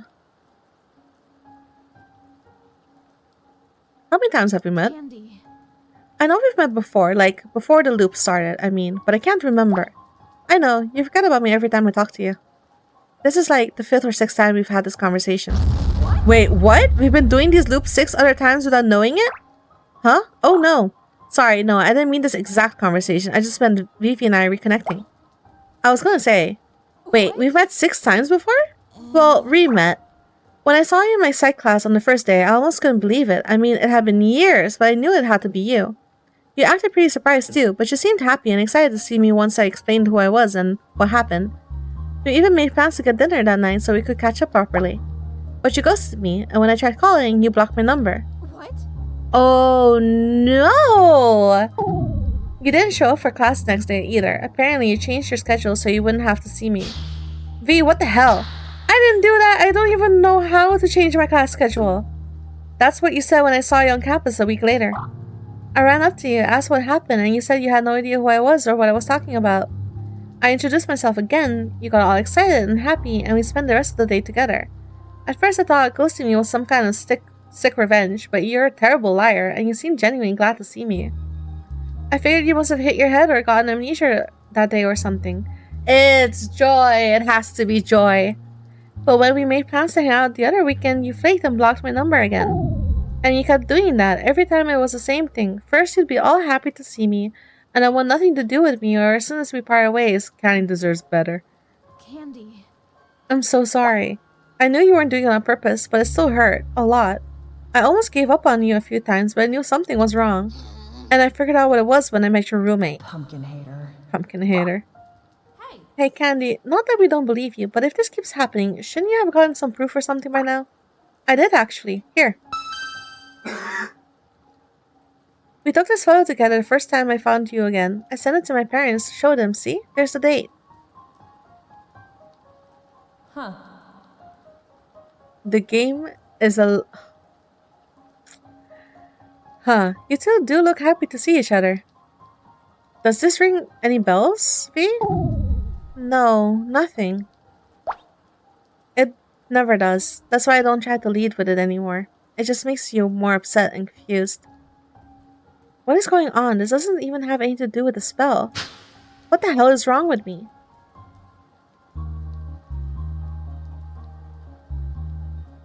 How Candy met Joy? How did you meet Joy? The day after the last time I found you, she came up to me and told me to leave you alone. She said you told her I was stalking you. I was shocked, to say the least. I mean, you were the one who offered to give me your number several times, actually, and you always picked the spot we were supposed to hang out at. I told her I was sorry and I'd leave you alone, but I wanted to hear it from you first. She set a time for us to meet up at a local restaurant, which already seemed weird, but when I showed up, it was just her. She said you had flaked out last minute and told her I hadn't been stalking you, and she offered to buy me lunch as an apology. It turned into like a weird date. At the end, she offered to rent us a motel room. I turned her down, of course. I said she was nice, but that was moving a little too fast, and I just really want to talk to you. So she said she'd set up another meeting. Let me guess, it was just her again. Yes. And it was even worse date than the first. She kept suggesting we should go somewhere else, and the only thing she would talk about was this weird sob story about her mother being dead and her aunt hating her. I don't know if any of it was true, but she was obviously trying to get sympathy sex or something. She really wanted us to go somewhere private. I ended up telling her I was just never going to be interested, and asked where you were. That's when she really flipped out. She told me never to come near her or Vivian again, and if I did, I'd regret it. Then she stormed off and stuck me with the bill. Yeesh, and I thought Barbecue Boy had bad game. After that, I did a little detective work to find out more about her and if she really was Vivi's roommate or not. But there was nothing to find. She had no social media or any kind of public records anywhere. It was like looking for a ghost. The only thing I knew for sure was that she really did go to Cravenport University, and I only knew that because I asked the other pads about her. Although all they could tell me was a bunch of rumors, and none of them good, so I made up my mind that I had to go get Vivi away from her. But after that second date, every time I saw Vivi on campus, Joy was right there next to her. Joy said it wasn't safe for me to walk around on my own after the 7th Sins incident started happening. She said I'd be an easy target. I thought she was worried about me. Every time I saw you two, she'd grin at me like a sewer rat that had just stolen my phone and was waiting for me to reach for it so she could bite my fingers. That's some interesting imagery. Well, I mean, I figured she must have turned you against me somehow, or was waiting for a chance to, so I kept my distance. Then I heard you had RSVP'd for the party. I knew it might be my last chance to talk to you, so I decided to change tactics. Instead of trying to reconnect with you, my only goal would be to get you away from her. Of course, when I saw the sign-up sheet and saw your name had been written under hers and in her handwriting, I knew it wasn't going to be easy. what we know about Candy. So, what do you remember about me? Well, not much, just what you told us while you were drugged up on 7 sins during the last loop. Namely, that you're non-binary, polyamorous, badass, and that you have a crush on V. Jill! Sorry, no, it's fine. Yes. Yeah, I do. But I know I'm probably not what you're interested in anymore, so... I mean, I'm not interested, it's just... I'm poly. It's okay. I never brought it up whenever we met before. You've always been way better than your parents, but I was kind of scared of how you would react. No! I never judge you for that. And honestly, I don't know how I feel about that. I've never even dated one person, let alone multiple people at once. Hey, more than Mary, I'm just saying. Jill, continue, but also shut up. It's, different. Harder in some ways, easier in others. But you wouldn't have to date my boyfriend too. Just accept that I love multiple people at once, and it's not wrong to do that. It's not wrong. I think it's pretty amazing. You're pretty amazing too. Oh. Well, I mean, go for it, girl. We shouldn't even be talking about that stuff right now. There are a lot more important things to worry about. Right. But nothing wrong with having something to look forward to. Jill! Also true. Anyway. Sorry for outing you. I'm really sorry about outing you in front of Joy like that. I told you, it's fine. It's funny, actually. Tonight was supposed to be my last time really giving the whole she-her thing a shot. Hence the Duffy the Werewolf Hunter outfit. It was the most femme costume I was comfortable with. I was wondering about that. Whoa. That's just a costume? Damn, you could have fooled me. Well, my pop helped out with it. He's a professional costume designer for a theater. He even added the Cravenport C to it. See? It looks like it flips depending on where you're standing. Just like the official one. Oh my god. Cravenport C. It's a long, stupid story. It is, but my pop used to do work for Broadway company, so he's a real big on detail like that. Well, your family must show some killer costume parties. Actually, my pop's more of a behind-the-scenes kind of guy. He always left the parties to mom and dad. Wait, pop? Mom and dad? Yep, I'm a second-generation poly baby. Of course, they had to hide it until a few years ago. But they're loud and proud at every pride parade now, same as me. How are you so cool? Seriously. Oh, thanks. Candy, I'm sorry. I know you must be tired of answering this, but how do we know each other? Well, we usually play a little question game to refresh your memory. But I guess we should skip that this time. What with, you know, the reality turning upside down or whatever. We got time and V loves doing detective stuff. Oh, I know. Believe me. Huh? Alright, how do we play? Your current record is figuring out who I am in just 3 questions. You can ask me anything, but I can answer whoever I want, so long as it's true. How do we first meet? Kashi spying on me while I was in the pool. What? Huh? Ooh, didn't take you for a peeping Tom, V. I'm not. That never happened. Yes, it did. But I never... Wait, I think I know what you're talking about. That time I heard someone shouting and splashing in the empty house next door. I stole on my wagon so I could look through a hole in the fence and see what was happening. And I saw a whole family having a pool party on the other side. My parents didn't tell me we had new neighbors. I couldn't figure out what was going on. Then this girl wearing floaties suddenly pointed at me and started screaming about the watching eye. I was so scared I fell off my wagon and broke my arm. I remember that. Your parents tried to sue us as soon as we moved in. But then dropped the idea when I came to visit you in the hospital and gave you a teddy bear as an apology. Watson, I still have him on my bed back at my dorm. Wait, how old were you two when this happened? I was 5. She was 6. Sounds right. V. So do you know who they are now? I think so, but I have one more question. What? Is that your real hair? Looks like you got it in one. Got it in one. That's a new record. A wig? I've always got the short, but the blonde ponytail really brought the costume together. I like it. Very butch. Thanks, although I honestly don't think I mind a skirt as long as I've got some shorts under it. So, recognize me now? Yeah, I do. You'd think I'd get used to this part after the first half a dozen times. Look, I know you think I broke my promise, but it's okay. I'm just glad you're back. What? I'm sure you already know how upset I was, but you already proven that you care about me. I know I hurt you a lot by forgetting, so... What I'm trying to say is, if you don't want to explain yourself to me, I trust you, and I'm not going to forget you again, no matter what. Thank you. I know it isn't easy for you to not ask about something. I'll ask you about it after we're done. Can someone please explain to me what's going on here? I feel like there's an entire third act resolution happening right now, but I have no context for it. Oh, sorry. But if it's any consolation, I'm still trying to figure you out too. So you and V get to be all lovey-dovey right from the start, but I gotta start off from scratch? What's the matter, Jill? Jealous? No. I just don't like being left out is all. Well, if you promise to take care of Vivi and keep her from forgetting again, you and I can spend some quality time getting to know each other later. Oh. Okay. Candy, can I talk to you for a second? Yes? Are you seriously flirting with a pumpkin? Why? Jealous? No. Then stop picking on the pumpkin. Fine. Good girl. Besides, it's not like she could be worse date than Joy, even if she's just ahead. Oh, she's much more than that, believe me. Hey, what are you two whispering about? Nothing. Yet? Huh? Okay. Well, while you two were whispering nothing, I was thinking. I mean, what were you thinking about? Candy, when did you say V's amnesia started? Oh, you mean when she first forgot about me? It was at the very first day of the semester. We were going to meet up for dinner, but she never showed up and wouldn't answer her phone. When I tried texting her the next day, it said the number was blocked. I thought so. What are you thinking? Well, didn't you say something else happened to you around that time? Something unusual? I started sleepwalking. You mean when I started sleepwalking? That's it. That's when you cut your hand and Pumpkin Hater took your blood, right? What? Wait, who cut you? She means Joy, but she didn't hurt me. I started sleepwalking and she found me with my hand cut open, that's all. You still think? I seriously doubt that. Come on, V, just think about it for a second.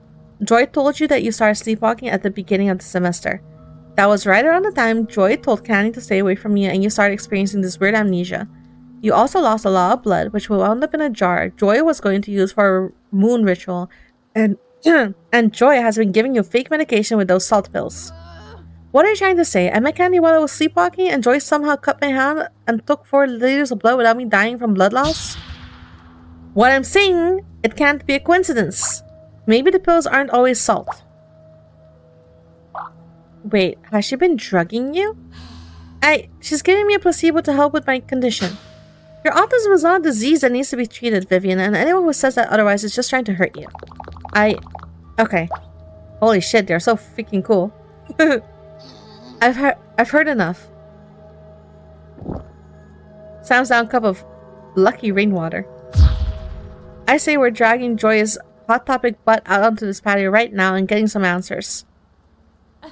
Loving the energy here, but unfortunately we have no idea where the aforementioned Hot Topic bitch is.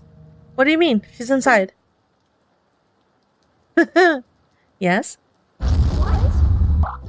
Joy's here at the party? Yeah, she came back like a few minutes after you ran away after her. I asked her where you were and she told me to go away. Pumpkin Hater. Sounds like Pumpkin Hater, alright. Tries, damn it. Are you sure she's still in there? Oh?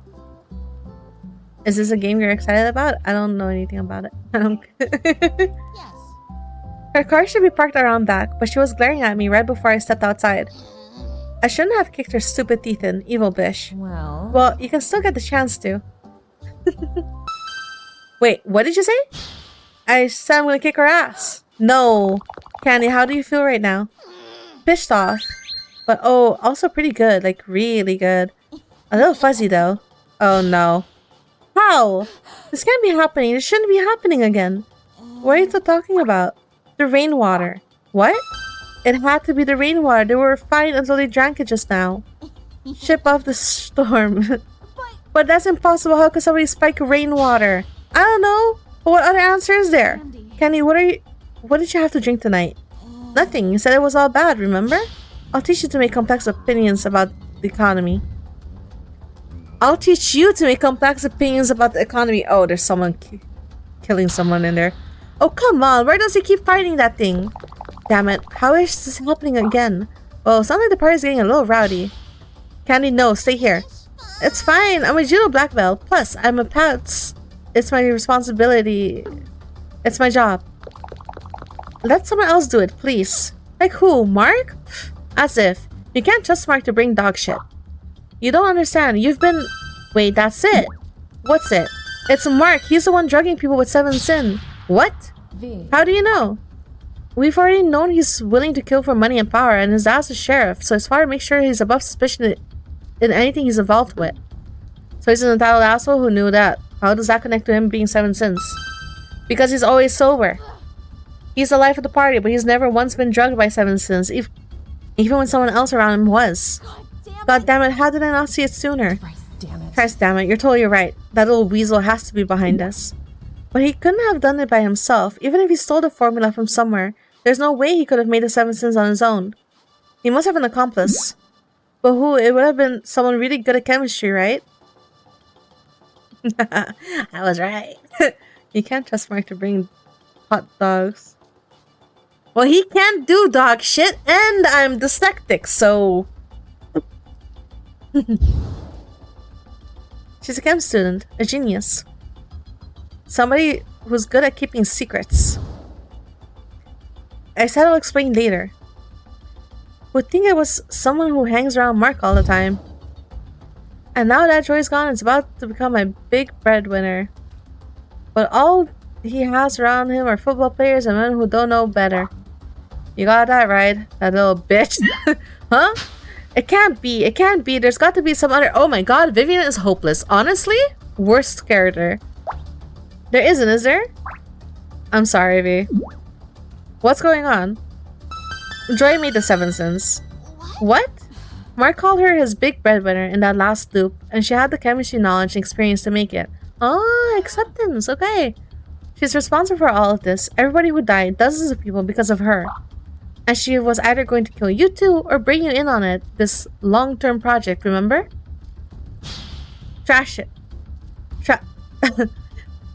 Trash it. This party needs to stop. That's it. Okay. I'm about to become a killjoy. No, Candy, wait. Get out of my way, Vivi. That bitch is evil and she's going down. I know, but you can't go in there. It's not safe. I'm a pads. I am the safe.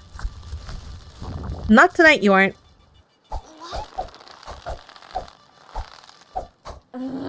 Sorry, but we're not letting you die again. Put me down. I'm... Oh, now I see why you like... Stop your... God damn it.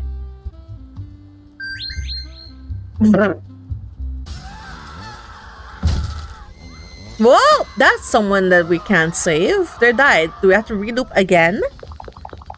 Damn it, all hell's breaking loose in there. V.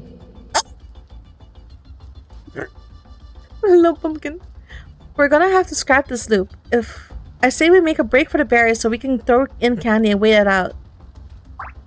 You take Candy to the barrier. I'll stay here and find Joy. What? Yo, what? Vivi, leave her already. No, listen, we need to find out how everyone is being drugged or this will happen all again.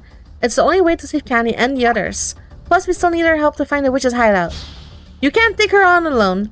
Jill. She let me team up with her last time. I'll wait by her car and tell her I'm sorry for yelling and that I want to help her kill the witch. It's our only chance. Then we'll all wait for her. Yeah. Do you honestly think she's going to cooperate with either of you around? She only hates Candy and we know she doesn't trust demons. But I'll be fine. No, you won't. You just had your entire world rocked like 3 times in the last 5 minutes. I know you want to go undercover with a woman who's been abusing you for hell knows how long. Well, do you have any better ideas? Thrice, damn it. Thrice fucking damn it. Fine. But at least take this. You better be careful, you stupid suicidal you. It's just a bunch of tentacles running away. Vivi, come back. Be safe, both of you.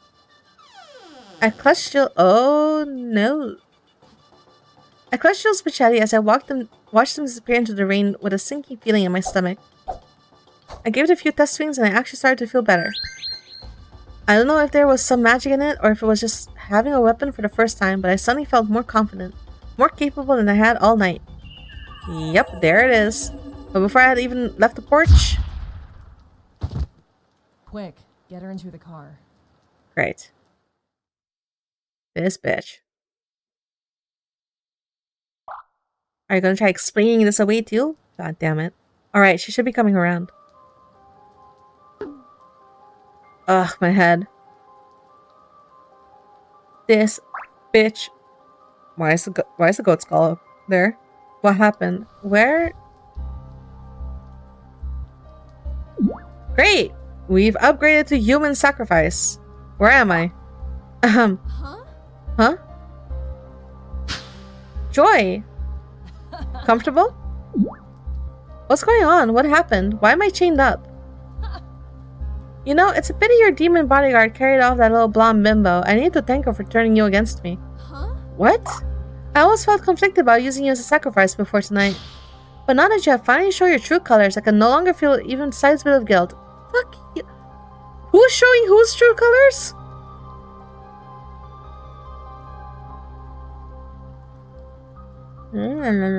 Candy and Jill were right. They were right about you. I didn't want to believe them, but you really are a monster. I'm the only one who is willing to do what's right. The only one who is trying to stop that witch.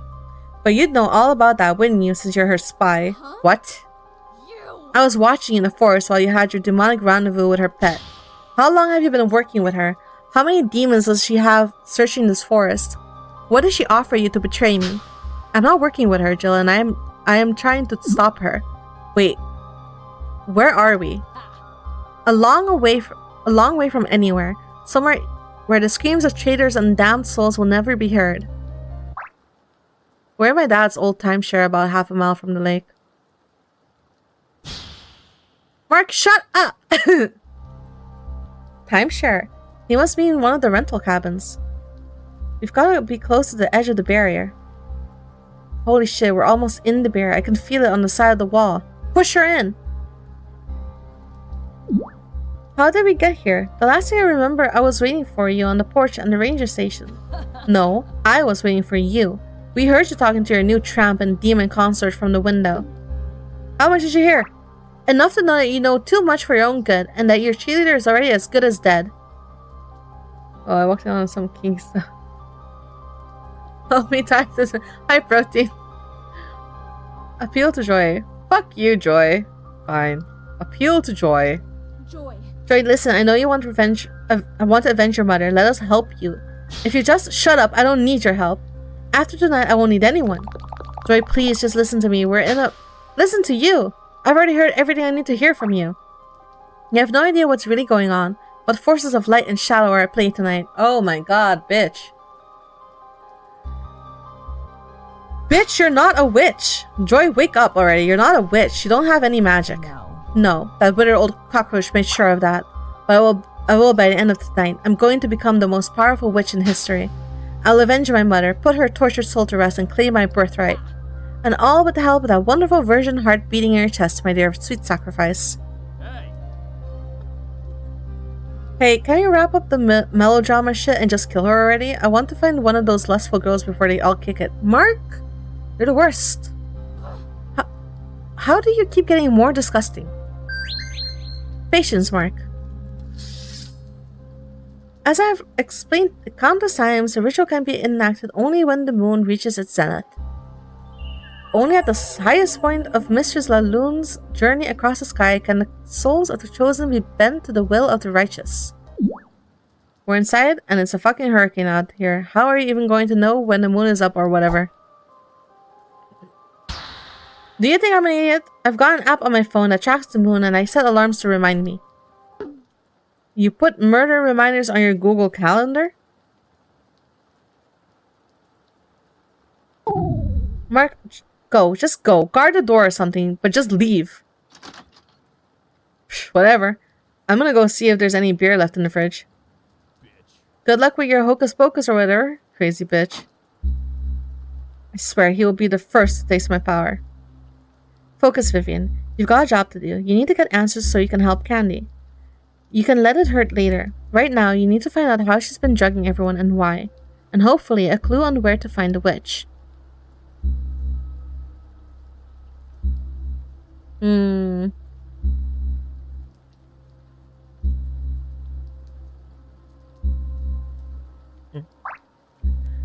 Why did you make the 7 sins? What is it? Since I didn't have access to my mother's spellbook, I needed something more powerful to get it back. At first, I turned to alchemy, but most of the old recipes I found were either incomplete or unstable at best.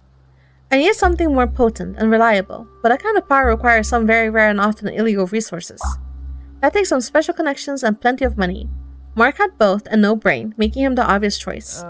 At first, he was content to give me what I wanted in exchange for some basic sexual favors, but when he started wanting things even I couldn't stomach, I came up with a better offer. A new street drug, untraceable, impossible to duplicate, and exclusive to him. Ew. So I whipped up an old alchemy recipe, added some modern touches with my chemistry degree, and voila! Congratulations on your horror. About candy? You knew about candy. How? And how have you been making me forget them? Oh, I knew I had to do something the moment you came home gushing about her. Them, they're non-binary. They're insignificant. Regardless, I couldn't let them try to take you away from me. Or worse, take your virginity.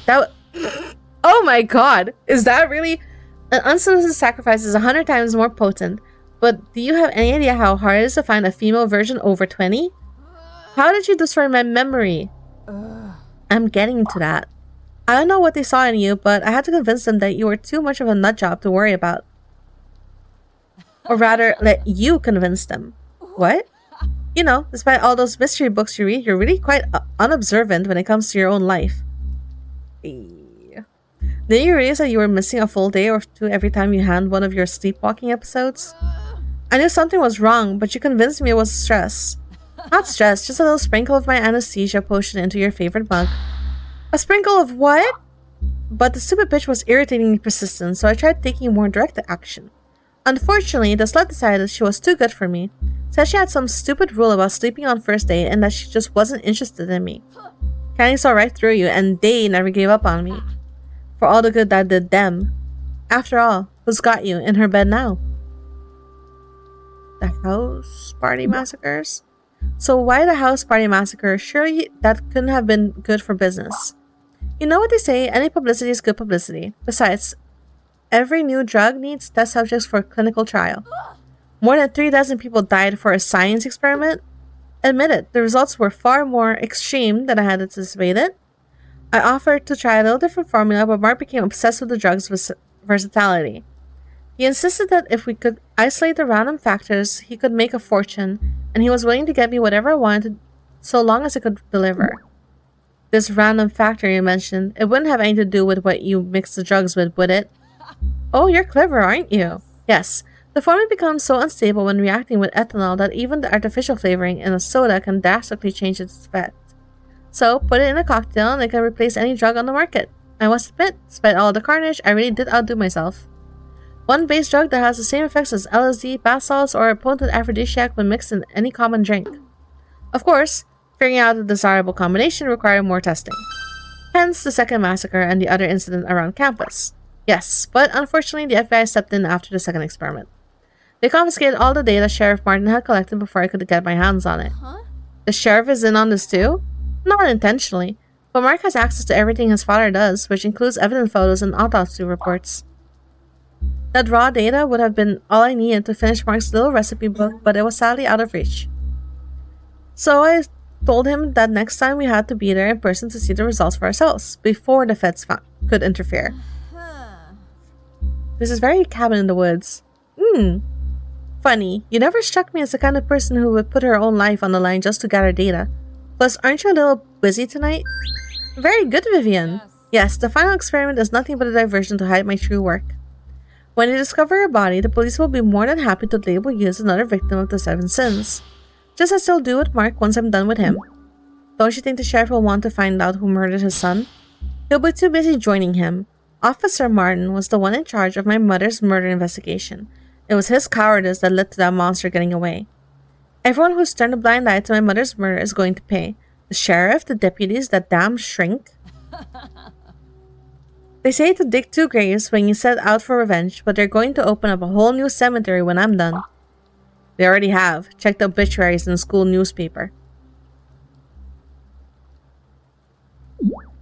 How are you drugging so many people with the 7 sins without them knowing? Really? I could have thought for sure you'd have figured that one out by now. I didn't think the method of saturation was that clever, but it seems to have stumped both you and the FBI. Those past idiots were the only ones who even came close to finding out, even if they didn't know it. Maybe we just can't think down to your level of depravity. Oh, it's not depraved. It's quite common, actually. But I know how much of an unsolved mystery frustrates you, so I'll just let that eat away at you during your final moments. Consider it payback for humiliating me on the beach earlier. Fuck. At least give me a hint? Well, Can't you at least give me a hint? Very well. What's red and wet and found at every good party? The cups? Is this it's not a sex thing. Why do you always think that? I don't know. Is it the cups? Amnesia potion. What do you mean amnesia potion? What have you been drugging me with?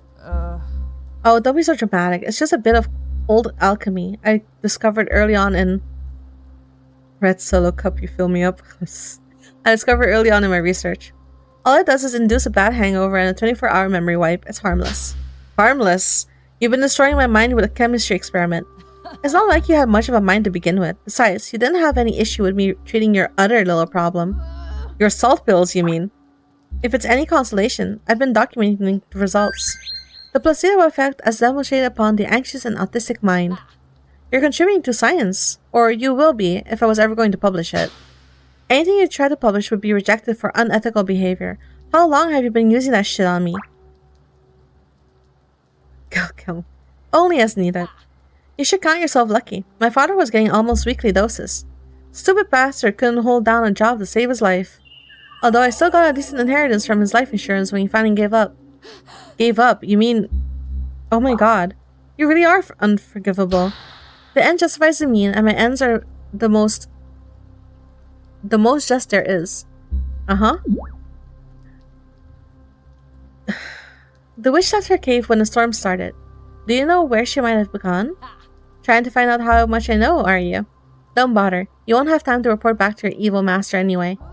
I told you we're not working for the witch. We're trying to stop her. If you help us, we can... Silence. I cannot be deceived by your pretty little lies any longer. Okay. I saw you cavorting with her familiar with my own eyes. I heard you plotting with it to disturb my ritual. I know you're in league with her. Admit it.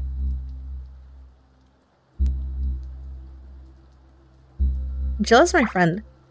I'll admit Jill is a friend, and a much better one than you ever were. You think a demon can be your friend? Not at the start, but even though she tried to kill me, and she was a bit of an entitled asshole at first, she was willing to admit that she was wrong and tried to be better. You've only gotten worse the more I've gotten to know the real you. It's not my fault you're so trusting, V. I always hated that nickname, but I let you call me that because I didn't want to risk making you mad. And I was right to be afraid. This is the first time I've ever stood up to you, and you're completely lost your mind and let your paranoia take over. You betrayed me. No. I trusted you. I loved you. But it's clear you never felt the same way about me. Huh. You're not going to trick me. I've sacrificed too much to get here. You can't talk me out of it. Then just tell me where the witch went. It doesn't matter. I'll destroy her before she even knows what's happening. Why me? So why me? Is it because I'm the only one who didn't immediately see the red flags you were waving around? You really have no idea, do you? Did you honestly think it was blind chance that we became roommates? What? A fully grown virgin born under a full moon on an All Hallows Eve. You're the ribeye steak of human sacrifices. You mean you selected me? I've been waiting years to find someone like you. I was hunting everywhere from dating apps to mail-order bride websites. What the fuck? Then lo and behold, the perfect sacrifice turns up right in my hometown, ripe for the picking and pathetically desperate for attention. I had to grease a few palms to get you as my roommate, but you were worth it. It was all a lie, right from the beginning. Yes. Well, it was kind of cute the way you followed me around like a little lost puppy.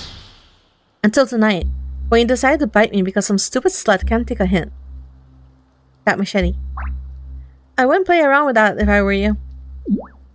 It belongs to my demon. Does it now? Well then, it should make a suitable replacement for the knife you stole. Do you have any idea how hard it is to go grave robbing these days? It took weeks to get that dagger. My god! My condolences to your victims. Do not pity the worthless dead. Your tears only water their graves. Did I ever tell you your poetry sucks? You said you loved my poetry. She was blinded by adoration. I guess we were both good liars. Jill will stop you. Even if your ritual was real, you're never going to kill me. Jill will stop you. Oh, I wouldn't count on your little pet showing up to save you this time. Let me guess. You've consecrated the grounds with your own blood and energies. No, I used yours. What? The final part of the ritual is to bathe myself in a mixture of both our bloods. Yoo-hoo-hoo! Since you destroyed the jar I had prepared before, I had to whip up another batch on the spot. Fortunately, I remembered to bring along an extra syringe. It wasn't the most sterile operation, but it's not like you'll live long enough to worry about an infection. So that's why it seemed like there was too much blood in the jar. It was Joy's and mine's. The homing spell only went to me because I was closest. But since I was already taking your blood anyway, I decided to make a little more to consecrate this room so that a hideous partner of yours couldn't interrupt. You're all alone, V. Is there terror sinking in yet? How much blood did you take? Just enough, maybe around 2 pints. 2 pints! That's how I'm even conscious. How am I even conscious right now? I gave you one of the performance-enhancing potions I made for Mark. The idiot can't even run a touchdown without my power. Performance-enhancing potion. God.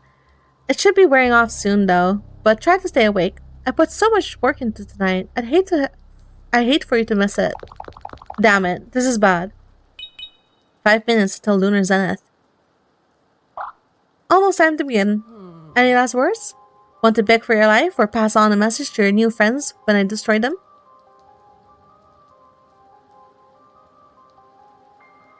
The moon isn't there, idiot. What kind of answer is that? I kind of just want to pick... It won't work. Huh, don't you mean you'll never get away with it? No, I mean your stupid moon ritual is fake. It won't give you any powers. It's just some crappy old French poetry. It's not real magic. How would you know? Because unlike you, I have cast real magic. What? Do you want to know how I knew about your ritual? That the spellbook belonged to your mother and that your aunt killed her for it? How I informed a contract with a demon and finally met Candy despite all your efforts to keep me away from them? Because I've lived this night before. Twice. That's impossible. I stole the spellbook and used it to create a time loop so that I could save you from your own stupidity. You didn't even meet the witch the first time around. You tripped over your shitty pentagram and impaled yourself on your own knife. Shut up. No, the second time is when you died because you wouldn't shut up. You could have survived long enough for me to save you, but instead, you kept mouthing off to the witch while she had you at her mercy and you died like an idiot. Shut up, I'm not dead, but you will be. As soon as the moon is high enough, you aren't listening. The moon isn't even there. What? The time loop spell creates a bubble of reality around us. We're cut off from the outside world, playing the same night over and over again until I get things right. The real moon crossed the highest point in the sky hours ago. In the real world, Halloween is over. You missed your chance while you were lying dead in your own trap. No, you're lying. I'm sure Jill would love the irony. All you talk about not needing anyone, but you can't even survive long enough to kill me without my help. Shut up. Oh, she's gonna fucking kill me anyway. Oh, yeah, she is. Huh. Oh, she's losing it.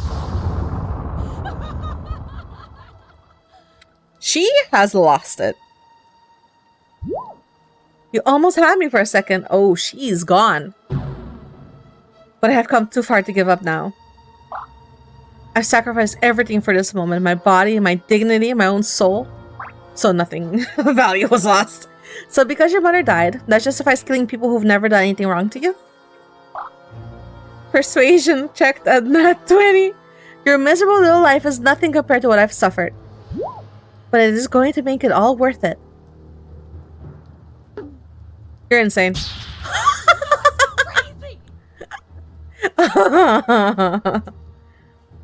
Don't call me that. I'm not crazy. You're the only sane person in this entire godforsaken town. I'm the only sane person in godforsaken town. I know magic is real. It's my birthright. My mother didn't abandon me. She was murdered, and I know who did it. Bro, don't be weird. Critical hit. And how many people have you murdered? Your 7th sin has probably killed more people in 4 months than the witch has in 13 years. Sacrifices needed to be made. But always someone else's sacrifice, right? You're no better than the witch. Shut up. Begin ritual. Oh, fuck.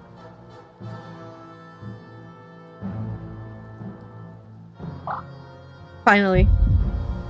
Time to silence that wretched mouth of yours. Begins incantation. Joy, this is your last chance. Continues incantation. I mean it. This isn't going to end well for you. Finishes incantation. Machete stops an inch above Vivian's. What? What? I tried to warn you. What? What's going on? Why is it... What? You didn't really think anything of mine could hurt her, did you? Machete shatters Vivian's chains. No. No! No, stay away. Let me be clear.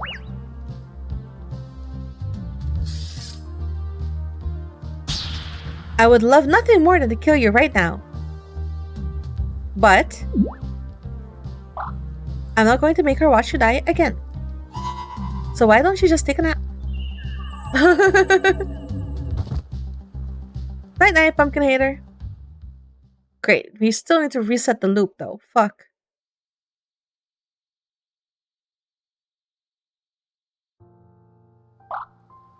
Jill. Alright. Looks like she's way more susceptible to suggestion than you or Candy. I tried putting them in a trance on their way to the barrier, but they were not having it.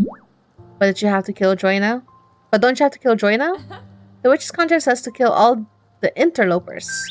But since Pumpkin Hater is part of the witch's family, she's technically not an interloper, just uninvited.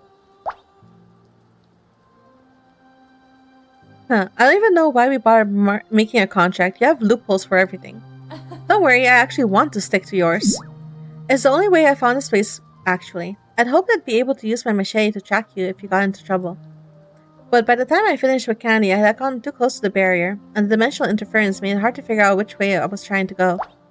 I tried using a map I found at the ranger station, but I ended up getting turned around and falling into the lake again, a couple of times. Fortunately, the contract just brings me right to you, so next time save me the swim and put yourself in an imminent danger a little quicker, will you? I'll do my best. Well, what? Aren't you gonna say I told you so? I would. No, I'm gonna say you don't deserve any of what she did to you.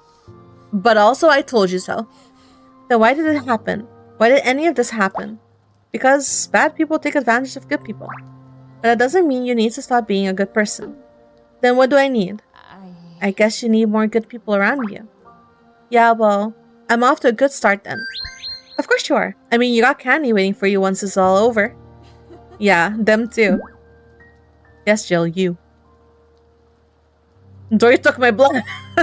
The bad idea cocktail. 100% organic and gluten-free. Oh my god. Okay.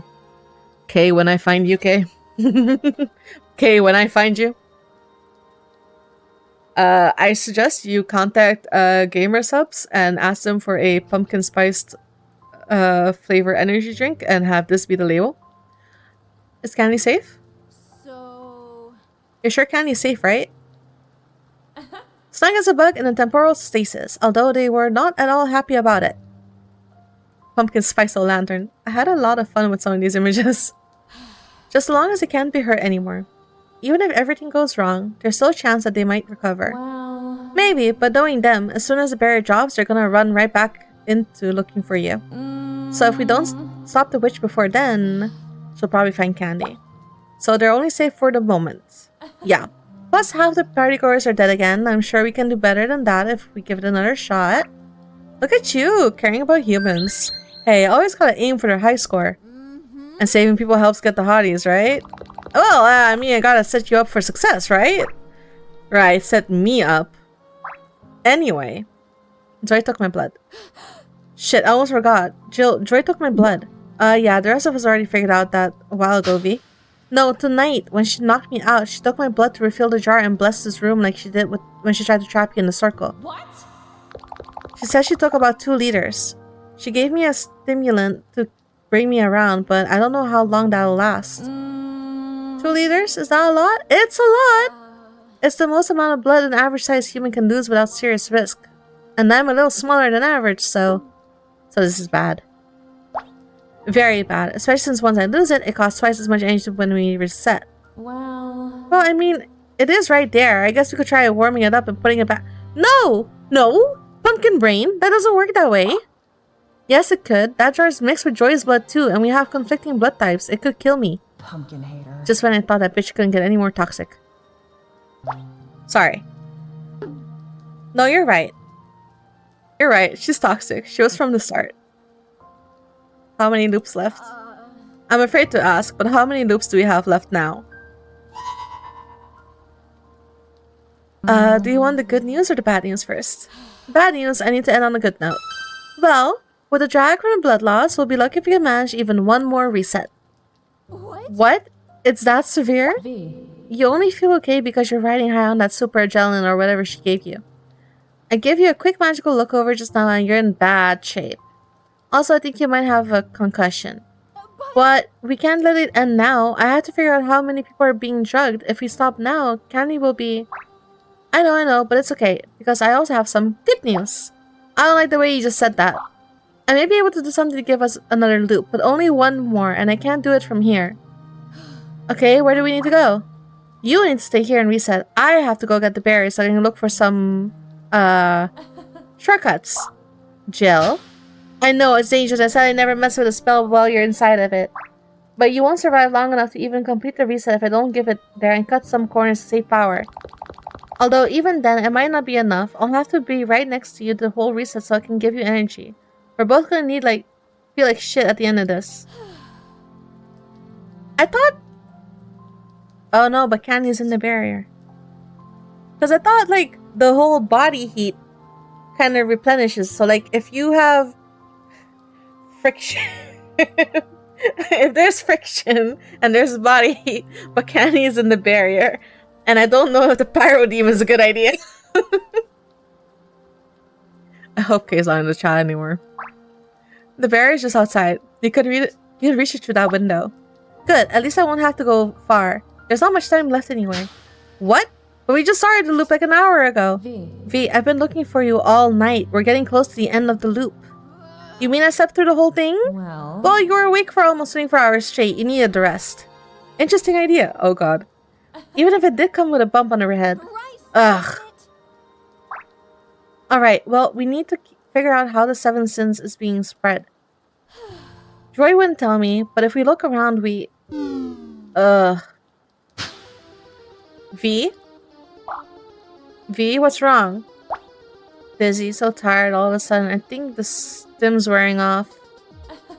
You should probably rest then. No. See if you can find another stim. More drugs.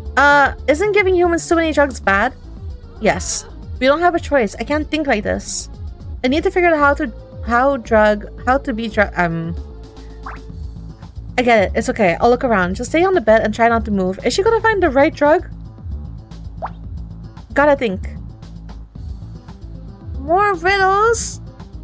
Well... It's definitely the cup that's doing the drugging. Oh my god. Guess it's up to me to find the clues this time. Oh no. Where to start? Oh. Pumpkin hater, you deserve a lot worse than just a nap. Hello? What's this? A mini date banner must have fallen out of her jacket when she hit the floor. I didn't think anyone under 50 still used these things. Hasn't she ever heard of a Google Calendar? Oh, well, I guess you wouldn't want any of this on the internet. October 5th, dig up grave. Reminder, don't forget to pay off security guard. October 10th, prep solution for party. Reminder, allow 12 hours to dry. October 15th, review with Mark. Reminder, Bulls game tonight. Wear red to piss him off.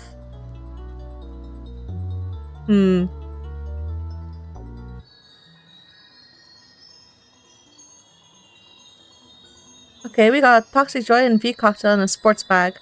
Even with my magic, I couldn't be able to separate out V's blood from Pumpkin Hater before the reset happened, so that's useless. Bat has a smooth brain. Shut up. You guys are rude, okay? I'm smart in my own language. No ridges or lumps or values or bumps. So I guess I better check the bag. I don't know how Barbecue Boy's stinky socks are going to help me, but he must have brought it up here for a reason. Whoa. Oh fuck. Boda cannot be a safe way to transport needles. No. These must be the stimulus V wanted. Looks like there's a couple different colors. I see red, blue, green, and purple. Something tells me they're not fruit flavored, but the colors must mean something. I'll have to give V one of these, but how do I know which one? What's this? Oh yeah, looks like another note. Let's see. Alright, dumbass, I'm writing this down so you don't forget. Make sure to keep it with the syringes I prepped for you. These potions will get you through any game without losing your edge, but they have to be taken at least 10 minutes apart and in the proper order or they'll lethal. That means you die if you get it wrong, so pay attention. First, take the new moon potion, then the quarter moon, then the half moon, and then the full moon in that order. They're color coordinated though! And stop scribbling over the labels. That's not going to make them look any less illegal if someone finds them in your locker. It's just increasing the chance of making a mistake. There's something else written underneath it. Slasher, zombies, bulls, and kings. Huh? What the hell is that supposed to mean? And why does it sound familiar? Is this the enemy teams? Because they're the slashers. There's the Rob zombies, the something bulls, and the Stephen King village bullshit. Maybe I should ask V. I'm ready to pick. No. We know we're not ready. We're leaving real quick. Let me keep looking. This one. Oh, it's blue. Well, I don't think that phone's going to be covered by any warranty. Someone also left a syringe here. It must be what Pumpkin Hater used to take V's blood. Looks like there's still some left. Maybe I should put it back in. Every little bit counts. Wait, every little bit. Wait on. The liquid in the syringe is blue. Either V is more of an aristocrat than she lets on, or this isn't blood. Which means it must be a clue. Or maybe I should look somewhere else. Okay, I have one more. She's a clue? V, does this mean anything to you? Slashers, zombies, bulls, and kings? No jacket on Fridays. Huh? I wore my jacket on Friday. Everybody got mad at me. It was game day. Kings wear purple. Oh, Kings wear... Oh, it's a sports team. The Cravenport Slashers and something Kings, right? No, purple. So the Kings are purple, and the Slashers must be orange and blue. Going by Candy's and Barbecue Boy's outfit. V, do you know the other team's color? Joy would know. I don't like sports. People get mad at me. Nobody's mad at you. Just take it easy. I'll look around. Sports. How do they drink at sports? So the bulls are red.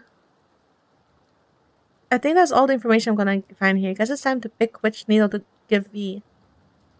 Although I could always double check the clues I found. I don't want to make a mistake with V's life on the line.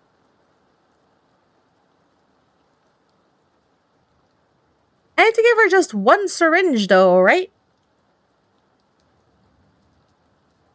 Do I need to give her all of them? I don't think so. What?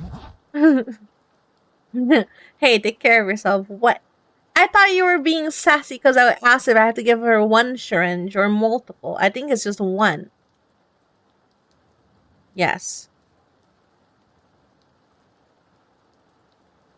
The blue one? Yes. Okay, feeling any better? Nope. What's wrong? She's dead. I killed her. And then you died? Yeah. Wait.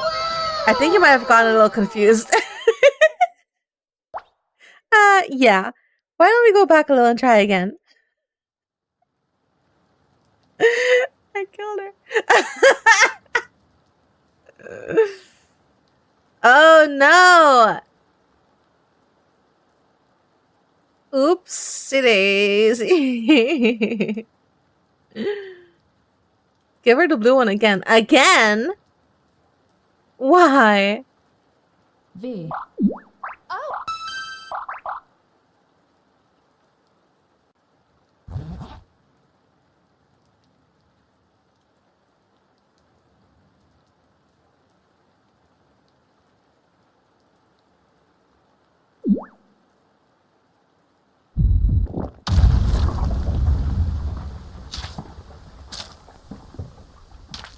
She blew up?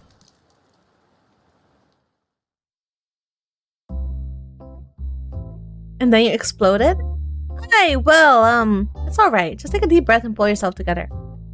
That was awful. True, but you smiled. Now where were we?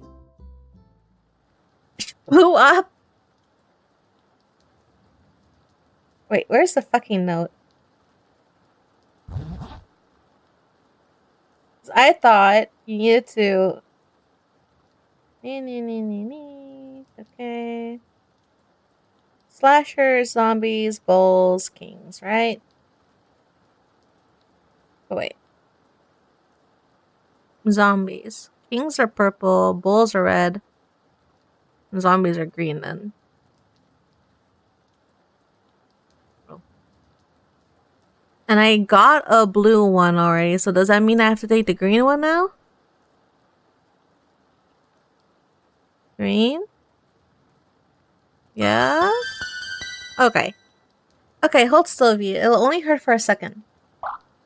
Here we go. Feeling any better? V. V. That's it!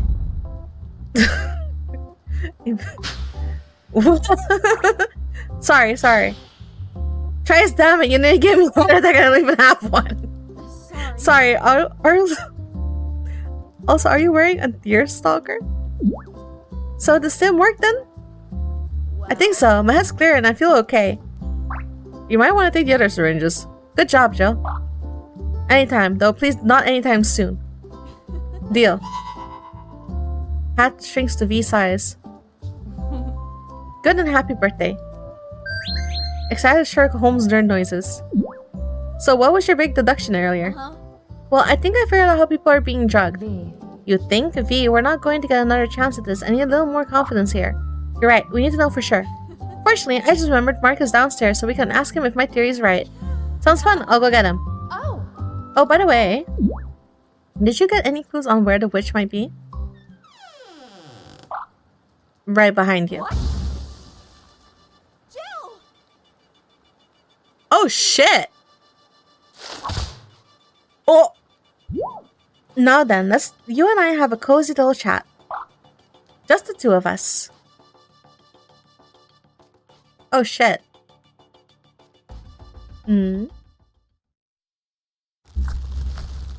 This is bad. What did you do to Jill, you bitch? Oh, don't worry about the demon. She just violated her contract and went back where she came from. Not the way I wanted to deal with her, but sometimes you just need to take the easy option. Ugh. Speaking of easy, looks like that useless demon couldn't even finish the simple job. Oh well, best to handle family matters myself anyway. Ugh, what?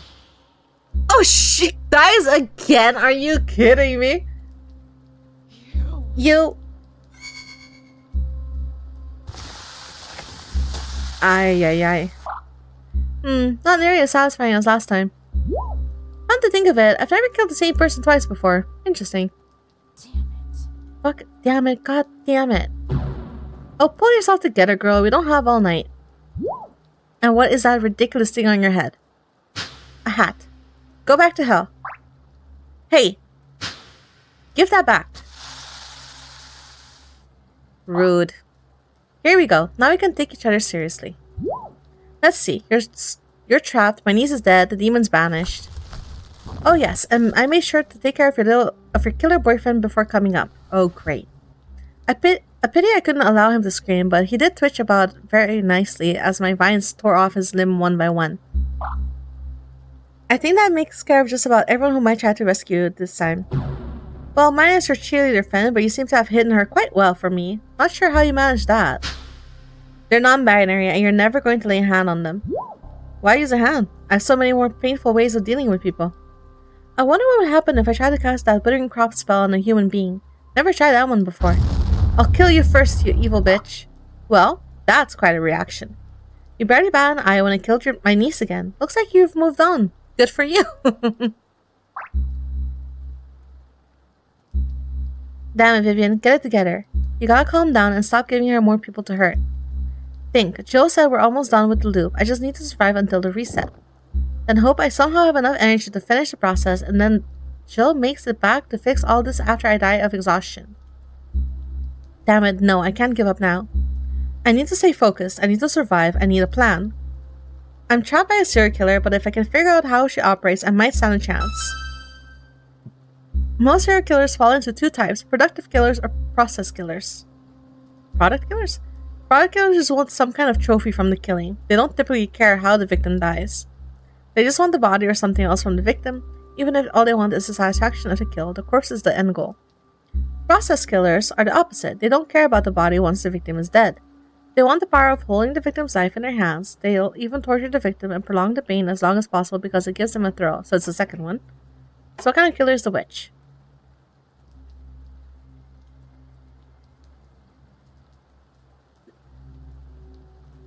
Oops. Wait, which one was which again?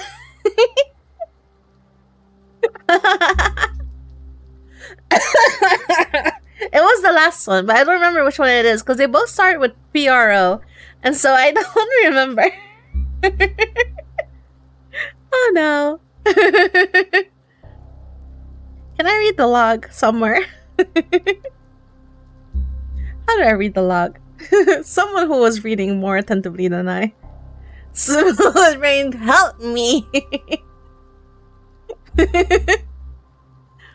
It's a process killer, right? The way she go to Joy in the cave, the knife that slowly melts people while they're still alive.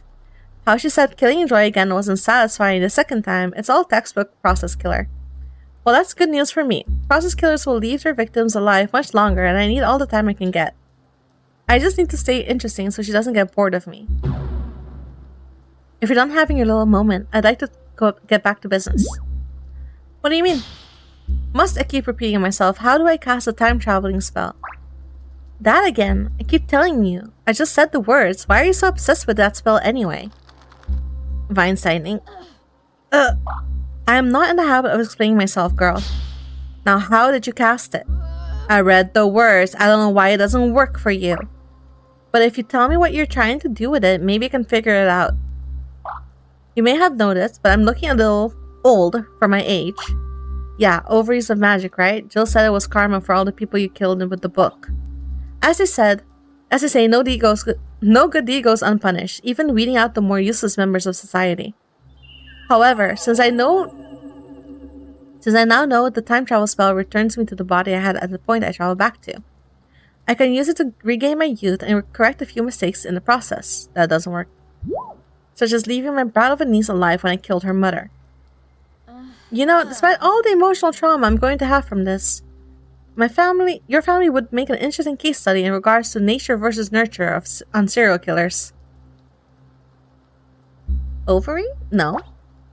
There are just so many layers of crazy going on.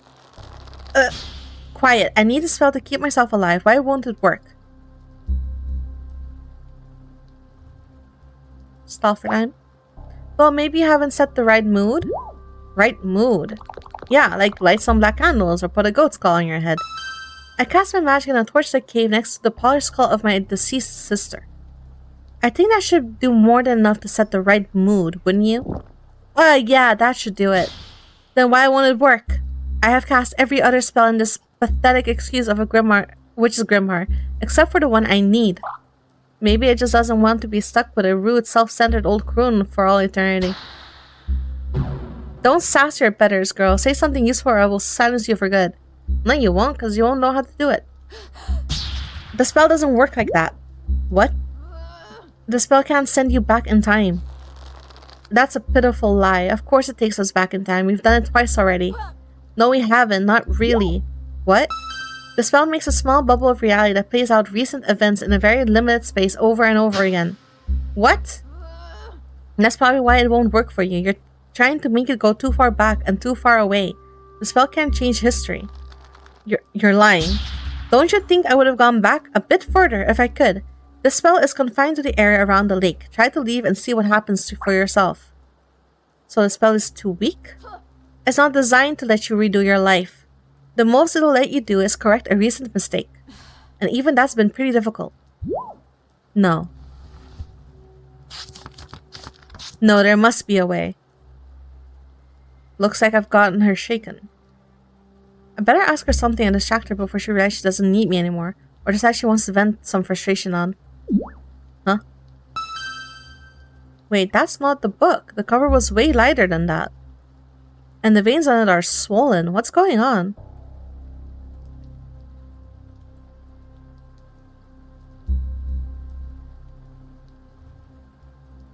What's up with the book? Is the book changing? You might have better luck figuring out the spell if you use the right book. What? Where's the spell book? Are you blind? I'm holding it. That's obviously not the same book you had in the cave. The vines must be cutting off the flow of your blood to your brain. Of course it's the same book. It's completely different color. It's just dark in here. The veins on it are bulging out of the cover. What are you talking about? What veins? What? The ones on the... Be silent. I don't know what you're scheming, but this pathetic attempt at confusing me won't work. There's nothing wrong with the spellbook. It just looks as it always has. What in the world? How can she not see it? It's obviously not the same book, but I don't think I could keep pressing the topic if I want my head to stay connected to my shoulders. Ask her why she kills demons. Why are you killing demons? What? Jill said there were a lot of demons going missing. That's your doing, right? Oh, I see you've been poking your nose in everyone's business. Yes, I've seen to it that those creatures got their just desserts. Whenever someone annoys me, but it doesn't seem worth the effort of killing them myself, I simply summon a demon to do away with them for me. It's quite effective for getting rid of landlords and debt collectors, not to mention annoying neighbors. Wait, what? I always write the same stipulation into the contract: kill by your own hand, appear at midnight, don't bother me. Then, when they show up to collect my book, I simply zap them away like a mosquito. Simple, yet efficient. If only I had time to see their faces. Well, the ones who had faces anyway. So you send the demon after anyone you don't like. Wouldn't you? What? Why are you making that stupid looking face at me? Well... Why not just kill the person you don't like yourself? Wouldn't it be more enjoyable if you did it? And why complicate it by using a demon and risking the spellbook? Well... She looks confused. What's going on here? Well, why shouldn't I? Huh? Huh? After all, what's the point of power if you're going to get your own hands dirty? But that doesn't make any sense. She acts just like a process killer. She loves having power over her victims and flaunting it as she kills them. So then why summon a demon to do the fun part for her? A demon that she can't torture her either. I don't get it. Ask about the signature. I saw your contract with Jill. Why did you sign it like that? Whatever are you talking about? Your signature was completely different from your handwriting. And Jill said she saw you write it with your other hand. What's the matter? Not sure you'd be able to kill her when she came to collect? I'm not afraid of that orange-headed buffoon. But to answer your question, I didn't sign the contract. Huh? I never signed them, and they never catch on, stupid creatures. What are you talking about? I saw the contract. It was signed The Witch. My name is Anna der Gnere, and I've never signed my name as anything else. The hell? But she did sign the contract. I saw it. And Jill disappeared when she broke that contract, so it had to be binding. Why is she lying? You won't get away with this, you know? Jill's back in her home dimension by now, and she's telling all her powerful demon friends about you and your book. Next time they find you, they're not gonna offer you a contract. It's gonna be kill on sight. I'm not afraid of those supernatural simpletons. They can't even find me unless I call them. Oh, they'll find you real easy if you don't let me go. You may have broken Jill's contract with you, but she still has one with me that says she has to keep me alive. Tried to kill me, and she'll be here when her demon boss is in a flash, just like when Joy tried earlier. I hate being compared to my failure of a niece, but I'm glad to hear I'll have a second chance to kill that two-timing demon. I hate leaving a job unfinished. What? If she and her friends must come to your aid, then you are about to die, then it's no different from them coming to collect payment in my contract.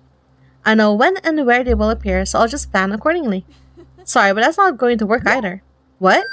Jill never killed anyone, and she knows about your lightning trick. She'll be sure to bring out other demons who can't be targeted either. You may as well hand over the book now. Your only weapon against them won't work. Well, there are plenty of spells in this book. I'm sure there's something else that will do the job. But thank you so kindly for the warning. Well, she shouldn't think twice about killing me now, even though I'm not sure the contract works between dimensions. I don't think there's anything else in the book that will hurt me, Jill, but if there's another spell that can kill demons, then I just signed Jill's death warrant. I need to distract the witch with something else. Damn it, I can't think of anything else to distract her with, but I gotta try something. Hey, your shoelace is untied. Enough!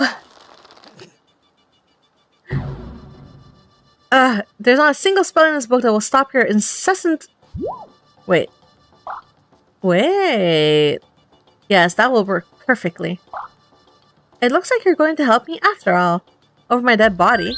No, your living body and your enslaved mind. What? What? Tell me, did you ever come across the Dineren spell? The familiar spell? Indeed. I only ever tried it once, and the result was rather unimpressive. The victim becomes a mindless puppet doing whatever I tell them without complaint. But it also means they don't react when they feel pain, so it takes all the fun out of it for me. Yep, definitely a process killer. But now I understand its real purpose. If the time travel spell is too weak with just one person casting it, then I'll just get you to help me. Huh? Huh? Of course, you alone won't be enough, but I'm sure with enough volunteers, we'll be able to get there eventually. I already told you, the spell doesn't work that way. What are you going to do? Make a time bubble big enough to cover the whole planet? If I must. But we'll start with all of Cravenport and see where we go from there. You're nuts. Hey, enough of your blathering. Now it's time for you to start listening. Damn it, if she finished that spell, I'll become her zombie slave. Even if that's not the real book, it must be nearby since she can control the vines, and if she can use magic, then so can I. I have to risk it. I can't save everyone if I don't have my own mind, and who knows if that spell carries over between loops. As the witch began reciting the apprentice spell, I started quietly reciting the one I'd memorized. I'm sorry, when did you do that?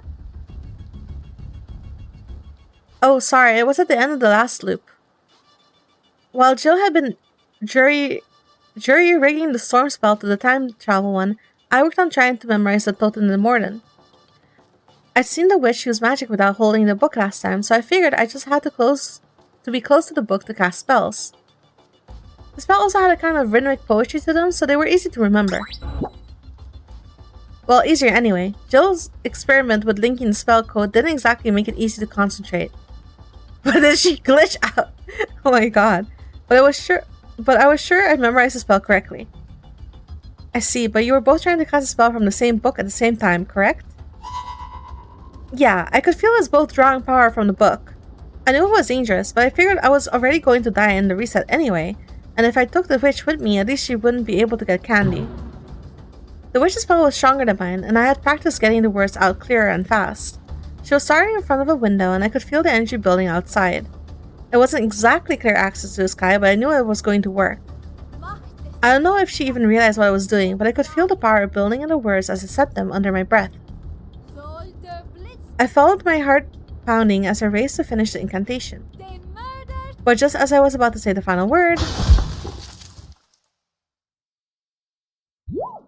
What?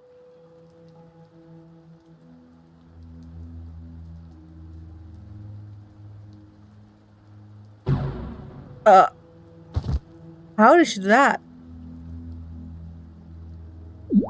Did I do that? I don't understand. This wasn't how the spell worked last time. I didn't even finish the incantation. Ow, what the... Damn, these things hurt even when they're letting go. Hang on, the vine stayed long after Witch died before. Why did they... Wait, they're not going away. They just let me go? This doesn't make any sense. I'm sorry, is that a missing poster on the fucking pole? First, the witch shows up with the wrong spellbook, but she can still cast magic. Then a tree smashes through the window and kills her before I can use a spell. And now the vines are letting me go, which shouldn't be possible. Unless someone else has the real book and is controlling them. But anyone who could do that, apart from me, is already dead. Or supposed to be in another dimension. Jill. Jill? Jill, are you there? Okay, you've had your fun. We need to figure out what to do next, so come on out already. Jill. Jill, just give me a sign, okay? Anyone? Ooh. They're not attacking. Are they pointing at something? The witch? Or that thing that impaled her? But why? What do you want? Right, plants aren't supposed to talk. Almost forgot after spending all night with Jill. Well, I better start by figuring out what these things are pointing at. This thing. What is this thing? A tree? Where the hell did it come from? Looks like there's a note or something stuck to it. Maybe someone's trying to send me a message? Warning, rabbit hamster seen in area. Do not handle, very aggressive. Kill on sight. Oh no. Nope, it's just one of those old invasive species posters the rangers put back when they were still here. But I thought they made a point of not putting these on the trees. Just man-made stuff like cabin walls, signposts, and... Wait a minute, is this old telephone pole? They disconnected the service when the ranger station shut down, but I guess they would have left the poles up. I can't see the other end. I think it's still stuck halfway in the barrier. But how is that possible? Jill said we couldn't get stuff out once it went in without tampering with the spell. That's why we couldn't get Kenny out in the first loop. What's going on? Oh god. You'd think I guess it's the dead bodies by now, especially one I've already seen before. Although this will be the first time I rifle through one's pocket. Oh well, let's see where you've been hiding. Magic knife, hit list, tin of old mints, nothing useful. Hang on, what's this? Cabin 6, a key. Cabin 6, huh? That must be where she went after she left the cave. I guess Joy was actually right about something after all. Well, at least I know where to find the witch next time. If I live long enough for there to be a next time. Where's the book? How did the witch not see that it was the wrong book? This seems actually creepier than the real one. The skin looks more like leather, but the veins are all swollen and gross. And that weird bulge in the middle doesn't look healthy. It's like someone took the old book and gave it a tan, some steroids, and a bit of cancer. One thing's for sure, this Halloween decoration isn't going to do me any good. But where's the real one? It has to be somewhere nearby.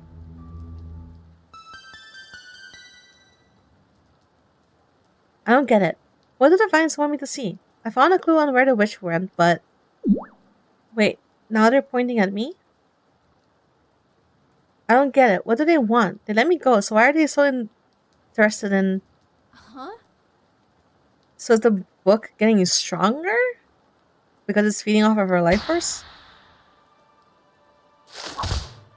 What the hell? How long was I holding that thing? I don't remember picking it up. How did it get in my arms? What the hell is going on around... Eyeball. What? Posh is peeking over the chair. Yep, that's an eye. That is an eye on a book looking right at me. That's never a good thing in movies, is it? Why is it just looking at me like that? Vivian is something using it to watch me, or... Wait a minute.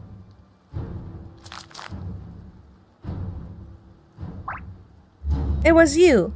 You killed the witch and let me go. You're alive. You're a living book. Whispering. Ugh, stop that. Get out of my head. It listened to me? Stares.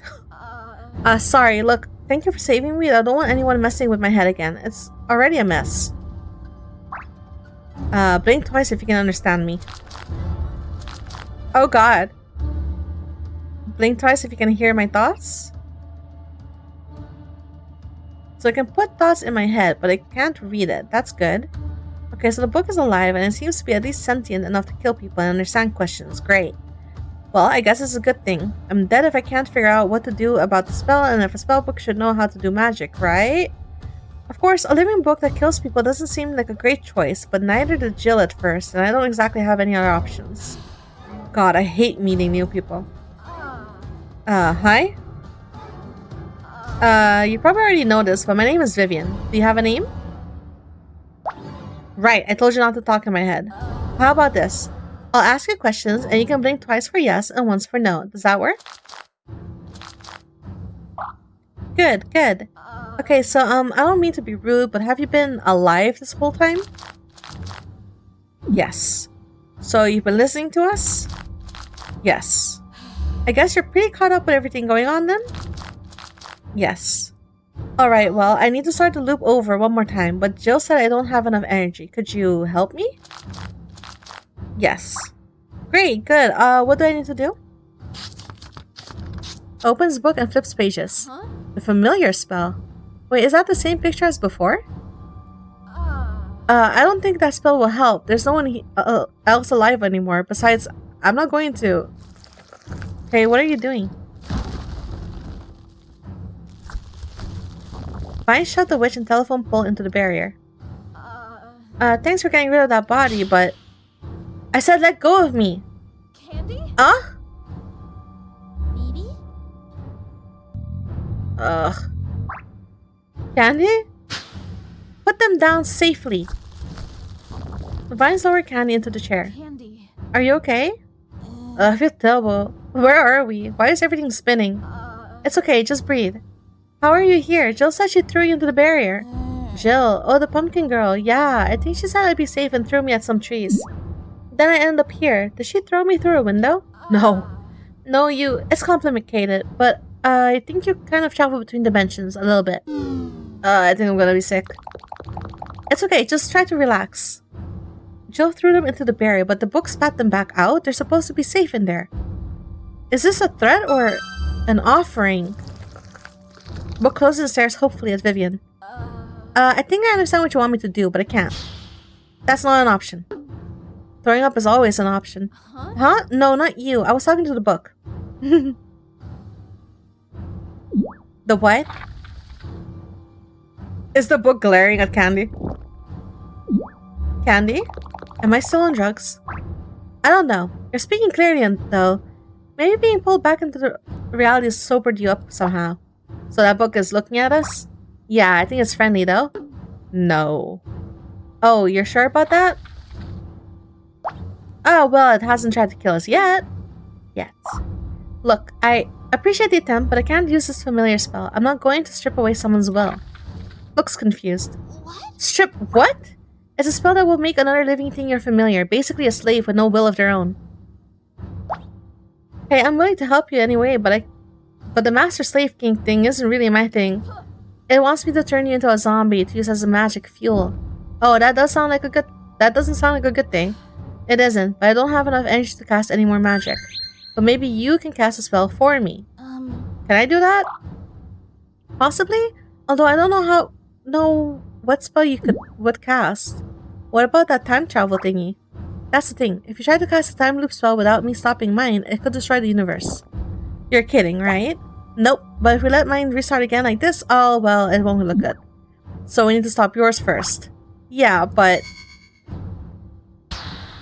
No. Stop. Vivi, what's going on? I was about to break the time loop spell. I could feel it. But that's good, right? That means it'll be able to cast a new one. There's no guarantee that it'll keep my memories if you can cast a spell, and Jill's not here to help us. Wait, that's it. Jill said she might be able to fix a spell so we could do another loop. Okay, where is she? Vanished back home. But you should be able to summon her back and make her a new contract. Here, I'll show you the spell and... Oh. I don't think it likes that idea. It doesn't like Candy. I don't think it likes me either. You don't want Jill around because you know what she's here for, don't you? What was she here for? To destroy the book. Well, I'd say that's a pretty good reason not to want someone around. Baby? If it knows Jill is a threat, then why did it bring her here? Well, you said the witch summoned her, right? I don't think the book had any choice. It did. It made the witch summon Jill and all the other demons it killed. What? How do you know?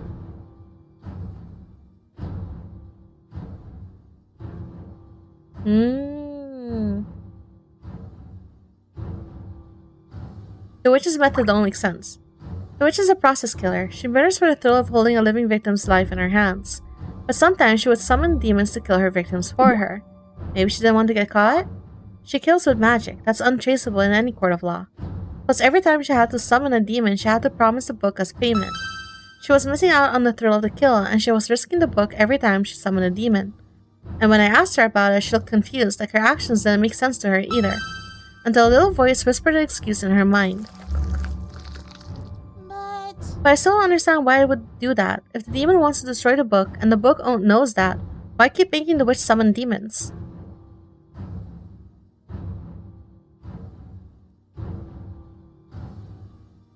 To kill them?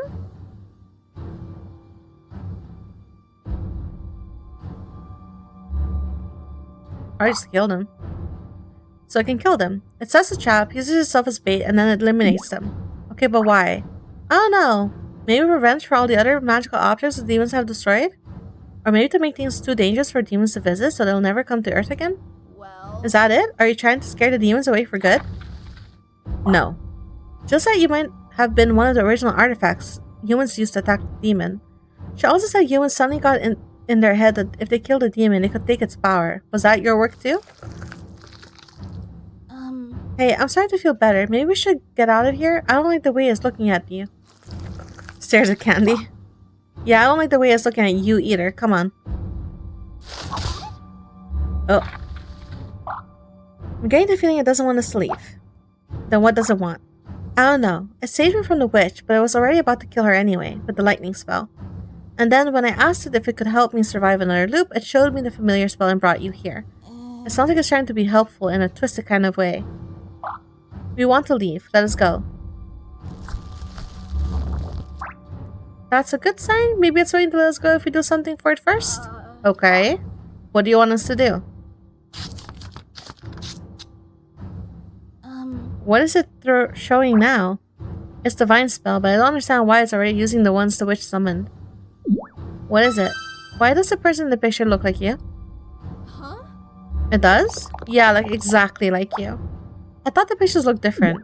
Maybe it wants you to recreate the picture? I can't. I need to be careful about using any more magic. I've barely got enough strength as it is. Maybe we can convince it to let me do it then? I'd rather you didn't, I know, say you should summon Joe before that thing gets in your head. Do we have any other option? Okay, book, let's do some magic. Your choice. It really does not like Candy. Candy, be careful. Glares at Candy. Look, Vivi's exhausted, so if you want someone to do magic with you, your choices are either me or nothing. Eep! Stop. If you so much as give them a paper cut, I will tear every page out of you and use them for toilet paper. Vines retract. Nice threat. Stay behind me, hold on to my arm, and don't let go. Book's lost, Candy's birdie. I thought you'd never ask. Guess it only wants you to use it. That doesn't make sense though. It went out of its way to stop me from using magic before. Maybe it only wants you to use certain spells? Wait, do you hear that? Sounds like the storm is picking. What's happening? It's the reset. The loop's starting over. The what? Just hold on.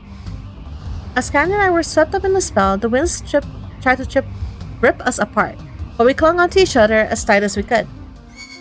Those puppet strings threaded themselves through my bones again and tried to pull my nymph out, but this time I resisted. When they couldn't pull me away from Candy, they started draining away what little warmth there was left in me instead. But it couldn't take everything. Even as I felt my body threatening to freeze in my veins, I could feel Candy's warmth pouring through me, trying to replace everything I was losing and keeping me alive. My heart felt like it was racing and freezing solid at the same time. My whole body ached as the spell tried to rip me apart, but I refused to let go of Candy. Then, just when I was starting to lose strength... Oy oy oy.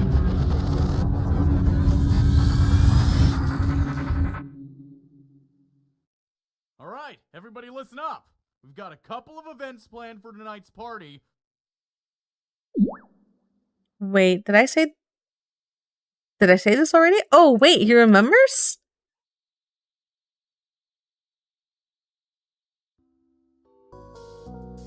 I'm gonna make this a whole long ass video, so if I look different, it's a different guy. Alright, let's go back. What happened? A girl just collapsed. Is she turning blue? Hey, does anyone else feel like weird all of a sudden? I was only vaguely aware of the voices above me. Everything seemed to slow as I felt my body shutting down. Hi, Kiwi. How are you? Demonologist today, right? Hi. How was your birthday? I just floated there for what felt like an eternity. It was peaceful, but I couldn't get comfortable. I remember feeling antsy.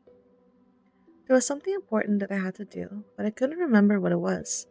I just knew I had to do it, like I was forgetting a homework assignment. But the more I tried to remember, the more it seemed to slip away, until... What's this? Oh, like late for you. Oh. I felt something warm press against my lips. Warmth suddenly poured into me. feeling my chest before fading away almost as quickly as it came. Something was trying to pull me back, but it wasn't enough. I could feel my heart trying to beat, but it was just too frozen to make the blood move. I needed more warmth, just one good spark to thaw out the ice trapping me within myself. Thank you. Then Come I on, heard a V. familiar voice. You're not dying on us now.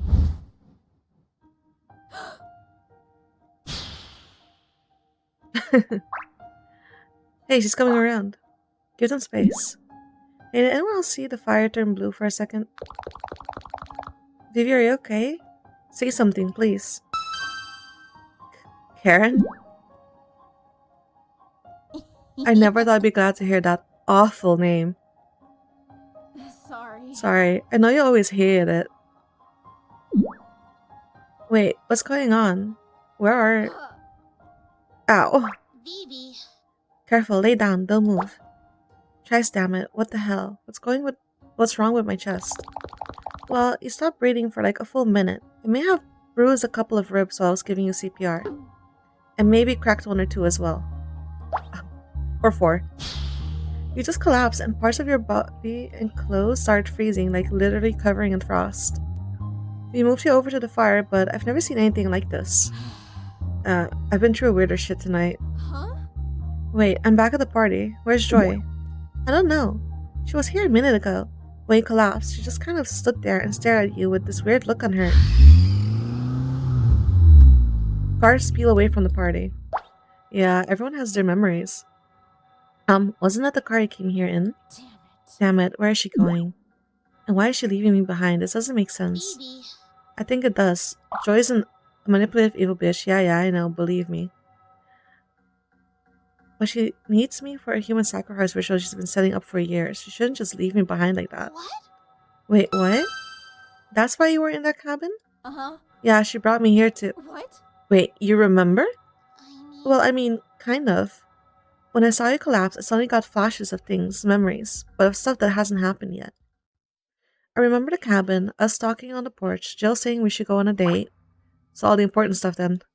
I guess. But I don't think I'm the only one starting to remember. We looked around at the other partygoers. They looked confused and scared, some of them downright paranoid. I could just make out what they were whispering. Hey, have we been here before? I'm getting some bad vibes here, man. Did you see the way that goth chick took off? Maybe we should get out of here too. Hey, does anyone feel like they've died? What should we do? It looks like people are getting pretty scared. Good. Hopefully that means they'll listen to us. We just need to get them all to go home, right? Right, but we better hurry before... Hey! Okay, everybody, everything's under control. Candy's so cute. Mark. Nothing to worry about. Just a little allergic reaction or something. It was a little weird, but we're all okay. So let's just get this party started, alright? Uncertain mumbling. Vivi, why do I suddenly want to kick Mark's ass more than usual? Because he deserves it. Help me up and I'll tell you. Well, first things we're gonna start off with a little drinking game. Everyone will get a red cup and a marker. You will write your name on the cup along with whatever beverage you put in it. At the end of the night, we will be giving out prizes based on what drinks you... wait, have I said this already? No, go on, Mark. Tell us all about it. In fact, why don't you show us how it's done? Oh, well, I mean, it's not that complicated. Just take a pen, pick a drink, write on the cup, and there you go. Show us. Where's she going after this? I don't know. Huh? What do you mean? How to drink out of a cup. Show us how to drink from the cup. What? What? I mean, I think we all know how to drink out of a cup, right? So show us. Drink out of the cup. Or is there some special reason you wouldn't? What? How do you... I mean... What do you mean, a reason? I can't think of any reason. Vivi? Vivi, what is he trying to hide? Just tell us. Mark and his supplier Joy are the ones responsible for all the 7 Sins outbreaks. 7 Sin? I knew it. Who's Joy?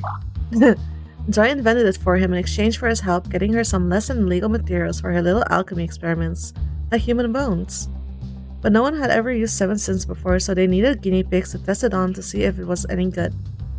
Drugging an entire house party not only worked as a field test, but it was also great publicity, or so they hoped. That's bullshit, I wasn't even at those parties. Now I'm sure the police record will say you weren't, thanks to your dad. But even if you weren't there, neither you nor any of your accomplices would have had to be at the party to make sure everyone got a dose.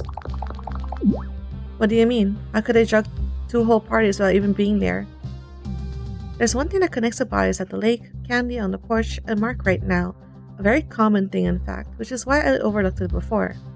And that common thing is the key to all of this. They didn't have to be there during the party to pass out the drugs because it was already there. They had spiked all the disposable party cups ahead of time. What? Party cups. The official report for the first incident said that all of the victims had roughly the same dosage, and it was likely absorbed through the digestive tract. But Joy couldn't have her first field test screwed up by people overdosing or not getting on any of the drugs at all. She had to make sure that they all got the same dosage. So by lacing the bottom of the white party cup with a white water soluble drug,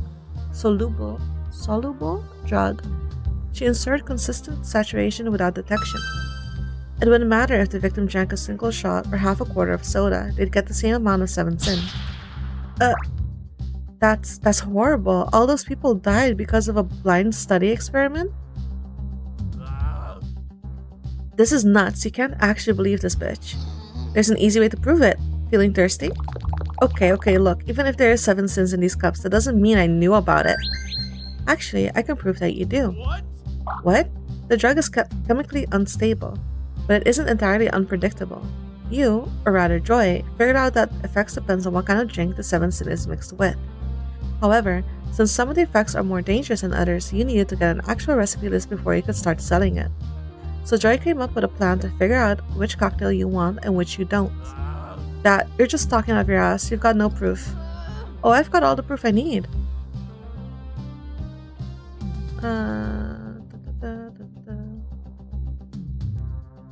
Ooh. The drinking game? The little drinking game you just explained to everyone is all the proof I need. What? Behold, wrinkles on my skull meat. What do you mean, Vivi? Everyone was supposed to write down what they had to drink tonight on their cup along with their name. All he'd have to do is identify a person showing us something he wanted to market, like say lust, and then find the cup to see what drink caused that effect. His own victim would write his recipe book for him. Could that be true? Mark was trying to use us as guinea pigs? This is bullshit. Everyone knows 7 Sin is super dangerous. Why would I stick around at ground zero? You wouldn't, which is why you made sure to have a safe haven ready to run back to and wait it out, along with anyone you didn't want turning into a 7 Sinner. Somewhere like... the ranger station, I guess? No, the timeshare cabins. No? Oh, it was the ranger station, my bad. Somewhere like your dad's timeshare cabin. What? How do you know about that? Was that the cabin we were at before? Yep, it's far away from the party, well stocked and secure. The perfect place to wait out a party gone wrong. Huh, just run part of your theory, head case. Huh? You said I was supposed to be collecting data about what 7 Sinners drank and how they acted, remember? But how would I see who was doing what if I was a mile away? Actually, that's a good point. I don't think you're supposed to agree with him. In fact, it's too good of a point, which means you probably suggested the cabins and Joy shot it down without exact argument. What? No, she didn't. I thought of it. I thought of it just now. Was that a confession? No, that was... he's just getting flustered, that's all. Nice recovery. Hey, that was totally planned. Right. Hey, all of you shut up. All she did was prove I couldn't have seen anything. Not from the cabins, but there's only one other spot you could have used that could have given you the perfect view. The station. Somewhere like the old ranger station just down the road. It's far enough away to offer good protection, well stocked, and with a pair of binoculars so you can watch everything that happened at the party from a safe distance. All you have to do is write down the names or check them off a list like, say, a copy of the sign-up sheet. Then you would check the cups once everyone was dead before heading back to town to tell everyone about the horrible tragedy you just escaped from. Hang on, didn't Mark say we were going to be running a VIP area at the ranger station tonight? Yeah, and he told us not to drink anything except water bottles tonight too. Shut up, you idiots. Sounds like your boys weren't in on your plan, Mark. I wonder how many of them lost someone to your experiments. She better not be telling the truth, man. Oh boy.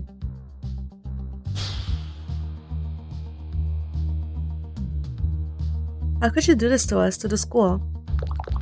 There's no point in denying it any longer, Mark. Everyone knows the truth.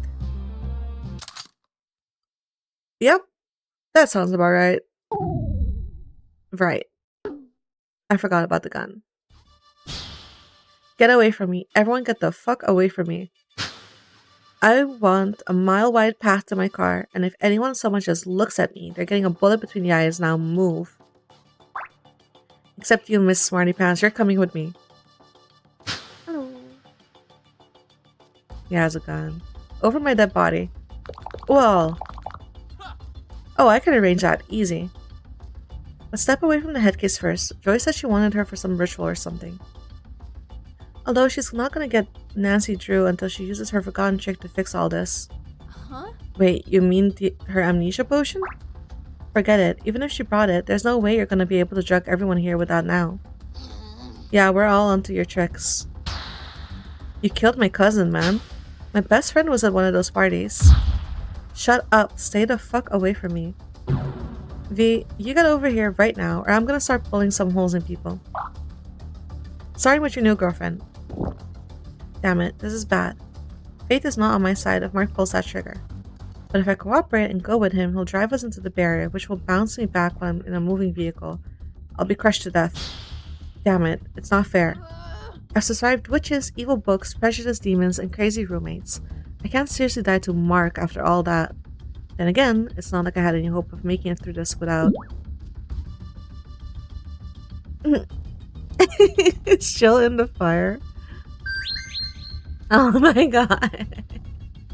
Jill's in the fire. What's it gonna be, V? You coming with me, or do you want to say goodbye to Blondie for good? Actually, Mark, if you want to shoot someone, try shooting me. Vivi! Candy, stay behind me. But, trust me. You better know what you're doing. Well, what are you waiting for? I'm about to get murdered, aren't I? What the fuck? Have you completely lost it? No. No, she's under contract. What? Who the fuck? Oh my god. Oh, hi, Mark. She's enjoying this way too much. No, it's fine. Just not. I forgot about a sushi roll from last night. Oh, eat the sushi roll. She's so smug. Then clicks empty intense winning despair. No more bullets? Too bad. You should have kept one for yourself. Passes out. Whew. Everyone saw that. Don't think I could have held that much longer. Jill! Vivi. Oh god. Deja vu. Oh hey V, you look terrible. Wow. God damn it, Joe. Me, at least I still have legs. They're overrated. Everyone knows fire tentacles are the new hotness. Sure. What happened to you? I thought you went back home. Well, I was supposed to, but you didn't think I was gonna leave you here and take all the credit, did you? Uh-huh. I'd have given you a footnote. Are you two okay? No. Kenny, Susan, get the firewood and a blanket out of the truck. Becky, Hella, there's some rope in the back of my Jeep. Bring it here so we can tie up Mark. Move. Right. On it. Badass. Totally. But you guys still need to find Joy, sorry. After Candy got Jill and I taken care of, they and the rest of the paths started organizing everyone to get ready to head back to town. Easy light. Is that gasoline? It wasn't easy though. Everyone was still trying to process what they just learned about Mark and the Seventh Sin, as well as dealing with the resurfacing memories of the previous loops. Meanwhile, I started to fill Jill in on everything that had happened with the witch and the book after she disappeared. Uh-huh. Little calcifer Jill. So you're telling me the book you've been playing catch and release with all night is alive and it wants you to be its new witch? And that's my best guess. It threw a telephone pole through the old one, and it sure didn't like the idea of Candy doing any magic with it. And the way it keeps whispering in my head sounds inviting. Thrice, damn it. Yeah, thrice damn it. I wish you could have mentioned that whispering earlier. There was kind of a lot more going on. No, I'm not blaming you. I feel terrible leaving you alone with that thing. I knew you could handle the witch with that spell you memorized, but something that could actually get inside your head. I'm sorry, babe. Well, there's nothing you could have done about it. I'm just glad you're here. Can't get rid of me that easy. I honestly don't know what I would have done if you hadn't come back. You may be annoying sometimes, but that book is just evil. Evil and surprisingly capable. It can whisper things to you, manipulate spells like divine summoning, force things out of the barrier after we put them in, and it's not shy of killing anyone it doesn't like. Am I forgetting anything? Well, it's not just whispering. It can control people like you can with your hypno thing. What? It has glamours too? It made me pick up the book without realizing I was doing it, and it's been controlling the witch too. You're sure? Remember the witch weird signature? I asked her about it and she said she never signed it. I think the book used her hand to write its signature while she wasn't paying attention. Whoa. Weird. Why did it do that? Well, you said the contract wasn't binding without a signature, remember? The witch couldn't sign it. So if the book wanted the trap to work, then it had to do it itself. Oh yeah, that also explains why she signed it with the other hand. The book was controlling her non-dominant one. Also, and this is a bit of a stretch, it might be playing games with you. What kind of games? Well, when a human serial killer has gone away with enough murders, they start thinking they're untouchable. And sometimes they start taunting the authorities with notes and hints. The book didn't even try to imitate the witch's handwriting. It may have written the signature wrong intentionally to see if you'd notice. There, Mr. Policeman, I gave you all the clues. Exactly. If we let it go on, it might eventually start signing the contracts as the book. Well, it's not going to get that chance. No, but this might be a sign that it's not fully confident yet. It wants to be reckless, but it doesn't know it should be cautious. But it still knows it should be cautious, which means it's at its most unpredictable. Of course, this is just me assigning half-remembered human psychology to a magical book, so I'm probably way off. No, it makes sense. If that thing does have a homunculus attached to it, and almost certainly based on the human mind. Huh? A what attached to it? Hey, you two. Hey, Candy. Hi. We should be ready to go soon. They're just drawing straws to decide who's going to drive with who. There are some bad memories going around. People are having a hard time trusting each other, even though those memories didn't happen. Well, not in this timeline. They did all murder each other a lot in 3 other versions of this reality. Probably best not to say that out loud, Jill. Mind if I sit down with you two for a bit? It's kind of chilly. Go ahead. Be our guest. Thanks. So how are you holding up? Better. The fire and the cider's helping a lot. Good. How are you, Jill? These starter logs are great, so is the lighter fluid. Hey, do you think this stuff comes carbonated? I doubt it. I don't know. I've seen people put weird things in soda makers at parties. Don't do it. Nice. Oh, by the way, some physical contact would probably warm you up better. I don't think they can hold a bonfire in their lap, Jill. Well, despite the appearances, I'm actually not that hot unless I'm trying to be. It's the light emissions I can't really control very well. Although, I can change the color a little bit. Neat. Besides, I was talking about you and Candy. Oh. I mean, if it'll help. So anyway. Jill's new form. Homunculus? Hey, what were you talking about earlier? Something about a homunculus? Yeesh. A homunculus. Jeez. How are you so bad at fantasy stuff? Oh, she has some interest in it. Don't you, V? Remember that painting you showed me? Painting. So what is a homo clueless? Well, Homo clueless. Think of it as an AI assistant for magical objects. Some gifts require more logic and creative thinking to work properly, like granting a wish or interpreting an intent. So the demon creates a homunculus to manage anything more complicated than swinging a sword or saying an activation phrase. Like open sesame? Exactly. But if you want to do something more complicated, like say make some vines grow out of nothing and grab somebody, you need something to handle spawning the vines, how much they need to grow, how much strength to use, how to bend without snapping, etc., etc. So what's the link to humans? Human brain is just supercomputer, no? You said if it was a homunculus, then human psychology would apply or something. Well, most demons are kinda lazy. They use human brainwaves as a base for the homunculus, usually taken from humans they're going to give the gift to for better compatibility. What? Wait, are you saying there's a human mind trapped in that book? No. Well, not exactly anyway. The homunculus is a heavily modified copy of a human mind. There are no memories or personality, it's just the instinct or intellect with a bunch of behavioral restrictions. What if it develops a personality? I don't know, that thing seemed to have an awful lot of personality to me. It kept glaring at me, and it even tried to kill me when I offered to cast a spell. Makes sense considering what kind of human it's been around. So how did it wake up, or break its programming, or whatever? A homunculus starts to show awareness when it encounters some kind of paradox and is forced to make a decision regarding priority. Like, if it's supposed to seek out relationships, but you make it kill everyone it meets... That is an upsetting specific example, Jill. Like I said, long story.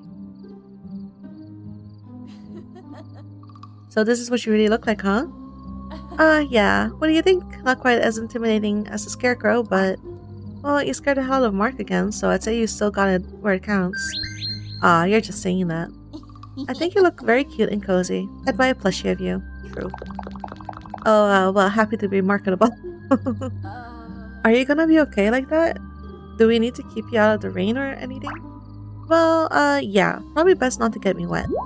Well, that's a shame. Candy. What? I was just thinking of going swimming. Why? What were you thinking of? You're going to be a handful, aren't you? If you hadn't noticed, I'm at least 2 handfuls. Candy, I'm too exhausted for this. Sorry, I got flirty. I'm trying not to freak out. It's okay. I just don't have the energy to get flustered right now. Although, I wonder if that tendency of yours explains your behavior on the 7th sin. Maybe? It could have been accentuating emergency responses impulses. You know, fight, flight, freeze, and fawn. I love... them. You're certainly good at the fawning. Only in the right company. Going back to Jill, should we just treat you like any other fire, at least safety-wise? I guess? I never thought about it before, but Earth is really inhospitable to pyrodemons. I guess. If it were anything else, I'd be fine without a body, but I expend a lot of energy like this. Back home, that's a good thing because it lets me put a lot of power into my spells. But here, it's as susceptible as any other fire. Although, technically, fire is a chemical reaction and I'm a sentient super cool plasma. So you're like a little baby star.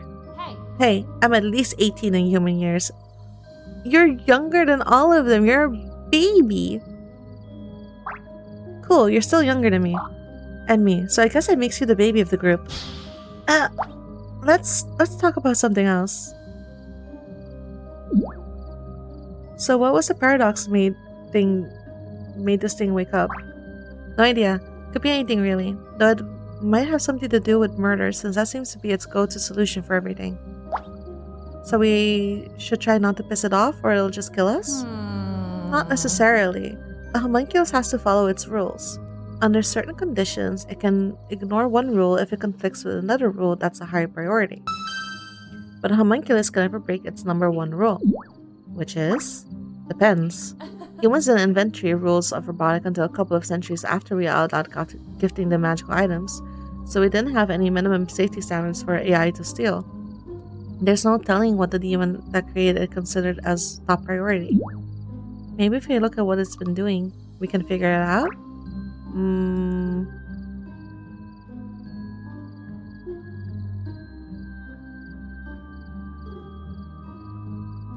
Survive? I guess not. Maybe it just wants to survive? That's like the base instincts of everything, isn't it? It would be kind of weird for a demon to list survive as a fundamental rule for something that amounts to a toy.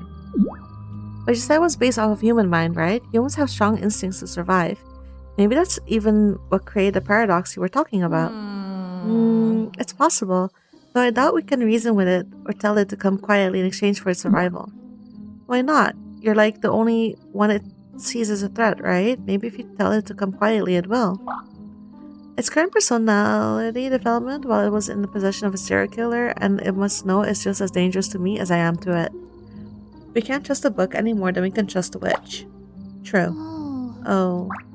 Also, if its top priority is to survive, it would be doing everything it could to keep the witch from summoning the other thing that could destroy it. Maybe it isn't just thinking about its own survival? What? Maybe it's trying to make this reality too dangerous for demons. It might be trying to protect the other homunculi,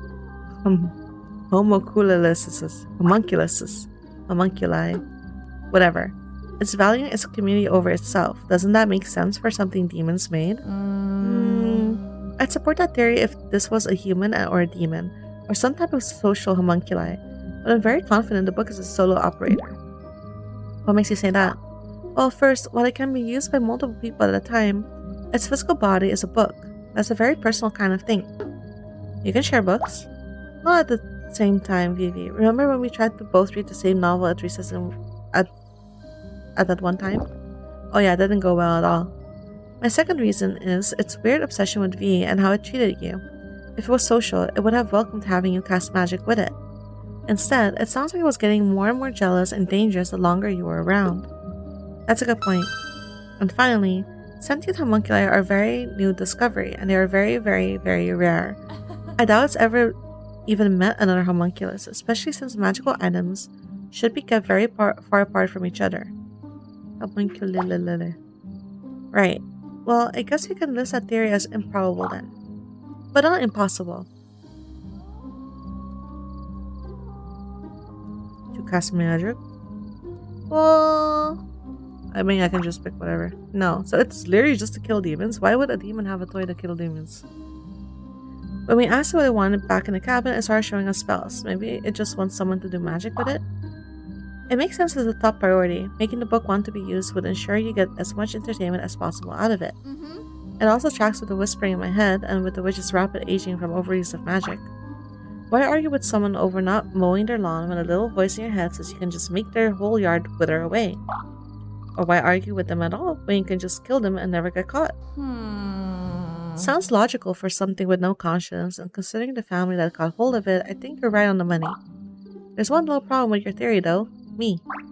Candy's right. It wouldn't let them cast a spell. It seems to want you specifically. It even had pictures of you doing magic. What? Wait, what? The picture in the book changed to the person doing the magic in the illustrations. Look kind of like me. It was definitely you. Weird. Perhaps there's some criteria on who would make a good witch for it. So it wants someone to do magic with only certain people. Everybody should have standards. And there's one important thing that sets you apart from me and everyone else here. My autism. She's a virgin.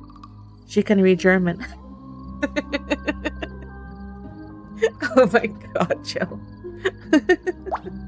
Oh. Apart from the witch, you're probably the only one who can read that book for a couple dozen miles. Thank you, Grandma Finala. Well, It makes sense. If your top requirement is for someone to read a book, you need someone who knows the language. But what about Pumpkin Hater? I mean, she's not dumb enough to try after a book she can't even read, right? Joy's top priority is revenge. She was taking some German classes, although she refused to let me help her when she was failing. She kept insisting the teachers were wrong. Why am I not surprised?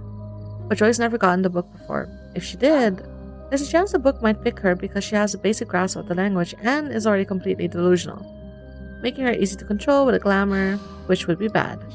Well, it wouldn't be good for her, though it would give us a nice excuse.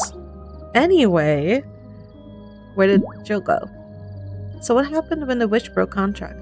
Well, technically, I broke the contract, even though she was the one who came to me. That's bullshit. Yep, but I said I was supposed to stay away from her, not her stay away from me. Anyway, when a contract body breaks through the broken contract, it automatically creates a portal so the demon isn't stranded without a body like I am. Usually, that portal takes a field agent back home, but I did a little tweaking to keep me here instead. What? You stayed? By choice? I couldn't just leave you. You would have died if I didn't do something. I trusted that you would take care of the witch on your own, so I tweaked the portal to take me into the barrier instead. I may not be able to move very well in this physical world like this, but I could aim a trans-dimensional wormhole at a spell that big in my sleep. It was less than 10 feet away, Jill. Don't make fun of a disability, Vivi. Anyway, the buffer is only designed to hold physical matter. I don't really fall into that category like this, so I could move about inside as I pleased. I knew the spell would kill you if I tried to implement all the backups and safety features it's supposed to. So I did what I did best and started looking for workarounds and shortcuts to save on the energy drain. The spell has safety features? Oh yeah, there's a lot of redundancies built in to make sure the reality doesn't get put back together inside out and stuff. And you removed them? If I hadn't, then you and V would have died. Every human I ever cared about would have been gone forever, the HPA would shut down completely, and I'd be... well, let's just say it wouldn't have made much difference to me if reality ended at that point. But it did work. I shut down enough of stuff to keep you from completely dying, and Candy handled the rest. Me? Oh, you mean the CPR? Well, that, and if you hadn't been holding on to her during the spell, I doubt she would have made it to the beach. Skin contact and intermingling your electromagnetic fields isn't the most effective method of energy transfer, but it got the job done. Skin contact, huh? That's probably why you're feeling a little chilly too. You lost a lot of energy keeping V alive during the reset. Well, all she has to do is say the word and I'll happily share some more. Maybe after we're done. One of us needs to be on the verge of collapse. One of us needs to not be on the verge of collapse right now. Fair enough. Something more to look forward to. Safety features? Jill, what safety features did you turn off exactly? Well, like I said, there were a lot of redundancies that aren't really important, but that wasn't nearly enough, so I had to subvert some of the more critical ones as well, and just spit it out. Well, the biggest thing I cut was the reality template. The spell maintains a sort of backup reality that it copies to make a reset point. Making a copy and maintaining the original will take us up a lot of power, so I told it to just use the backup instead. That cut the energy drain almost by half, but there's nothing more for the spell to reset to now. Meaning that even if I could survive to trigger another loop, we'd get an error. Or it'll reset to nothing, wiping everything inside the barrier out of existence and leaving nothing but an empty void. Either way, we won't be around to find out. So this really is our last shot. I'm sorry, are you saying we're all going to die and Lake Shish Kebab is going to become an empty crater? No, it'll become an empty vacuum, which will cause an explosive decompression that will uproot and destroy everything for a couple 100 miles in all directions. But that's not going to happen because we're going to get rid of it, get it right this time, and everything's going to be okay. Right, we just have to not mess this up or all my family and loved ones will die in a massive decompression. Easy. Go out with a bang. No pressure or anything. Vivi.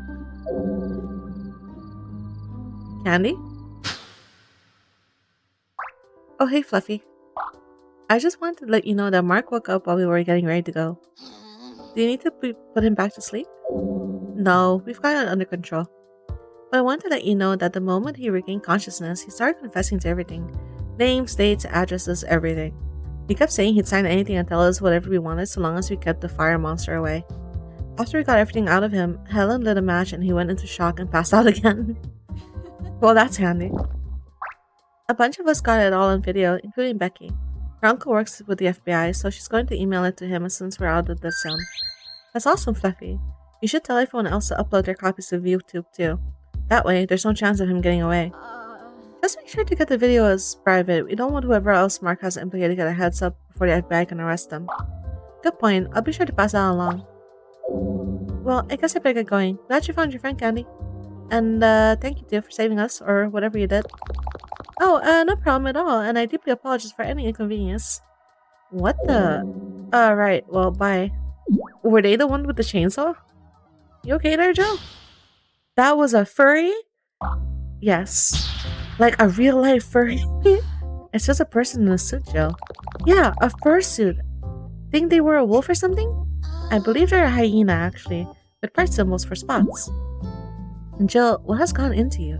You're acting like you just avoided certain death again. Of course, I mean, they're pretty benevolent most of the time, but furries are the most powerful beings in the universe. Oh god, here we go. I had no idea there were actual furries out here. I didn't see them in any of the other loops. Do you think they can transcend time? I think they just left the party early to help with event setup. Okay, something is definitely getting lost in translation here. How are furries scarier than demons? You guys alter reality on a whim. Look, one of the other students in my human behavior class had internet privileges, so they thought it would be funny to troll a furry website and write a report about it. Oh. What? They got banned from the site, of course, but they kept making new accounts to keep trolling them. They thought they were untouchable, and it was just funny. Until my professor, the director of the school, and the entire HBA got an anonymous email. It had a bunch of screenshots of what the students had been posting under all their burner accounts, plus the student's actual name and a bunch of other personal information, even a photo of their demon form. The email asked my professor to kindly adjust the student's behavior as the sender did not wish for this to become an escalated incident. Wait, I thought your school was in hell, or your home dimension, or whatever. It is, that's what I'm trying to tell you. Furries can reach out through dimensions to dogs an idiot to the head of the HBA herself. They know everything, and they are the most powerful tech users in any reality. The modern internet was literally built by furries, and media can thrive or die by their will alone. They control it all with an art commission and RP fanfics. Hell, the Illuminati is probably just the world's most exclusive furry convention. I feel like you have to be exaggerating most of that. Besides, not every furry is a tech wizard. Grandma Finala barely understands how face-to-face works, but she still posts about her skunk persona on there anyway. Huh. The fact that you are related to a furry explains so much. I think that she does it mostly to annoy my parents. No, your grandma is just really cool. Also, I don't think Fluffy does tech, but they are single-handedly responsible for getting the PATS program approved and organized. What? Wait, what? Yeah, it usually takes a couple months and a ton of paperwork to get a new student organization recognized and approved by the school board. But even though it wasn't their idea, Fluffy was somehow able to get the entire thing officialized and ready to go only a week after the first 7-sin outbreak. And they personally funded the entire thing for the next 2 years. They paid for office supplies, gas reimbursements, utility fees for the room, everything. That's, well, yeah. If it wasn't for Fluffy getting pads ready so fast, I'm sure Mark and the 7-sin would have been an even bigger problem by now. He was really against the program, remember? He kept saying that having designated safety people at party was an infringement on his rights. I didn't know about that, but it doesn't surprise me. Joyce said pads were the only ones who came close to discovering how people were being judged. I still understand how, though. Pads action parties have to have submitted list of guests and a list of who contributes what supplies to the parties. So, if we had a document that Mark had been the one providing the cups to each incident, but he never attended them, someone probably would have figured it out. So getting pads ready was so fast, severely limited how many parties Mark and Joy could spike without arousing suspicion. Looks like we all owe Fluffy a lot. Respect the phrase or get out in a hurries. Stop the storm spell, check on Candy, now what? Stop the storm spell? If this is our last try anyway, could you stop the storm spell? I can really feel the thing draining me now. I wish I could, but I already tried. Huh? When I was in the barrier, I tried to set up a failsafe that would automatically end the spell instead of trying to restart the loop, but I couldn't access that part or the tether I created for the storm spell. There was some kind of weird corruption or security keeping me out. I've never seen anything like it before. Some of it was intentional. Like I said, it looks like some kind of corruption of the magical code. Maybe it has something to do with how the homunculus gained sentience? The best I could do was shut down all the safety protocols I could access and give Candy a body that didn't have any 7-sin in it when the spell spat them out. So that's why you were sober in the cabin. I thought I accidentally triggered the expulsion cue when it activated like that. I mean, it spat out a weird log and it was something wrong, going the wrong direction. But when it happened again, I knew it couldn't have been me. And when I saw who was coming out, I did what I could to give Candy a clear head so they could help you. Some clear head, it felt like it was spinning off my shoulders. Well, you gotta expect some side effects when you have an entire substance removed from your system. I ate the cup you left on the porch after I got back to the ranger station, so I knew what to filter out when your body was being recompiled. What? She can eat things and analyze them, or at least she could when she had her body. Which reminds me, there's something odd about the 7-sin stuff. It's not magical, but it's not quite mundane either. I don't know how to describe it. Joy said it was a modified alchemy recipe she found. Maybe she did find some kind of magic. She certainly found the ability to haul ass. Pumpkin hater. Yeah, Pumpkin Hater was pretty fast to get out of here, wasn't she? She was fast to leave Vivi on the ground to die, you mean. Probably the nicest thing she's ever did for me. So, anyway. Seeing the whole time. Joy drugged Vivian. Candy, I know why I kept forgetting you at school. Oh? Why? It was Joy. She was drugging me with another one of her alchemy potions.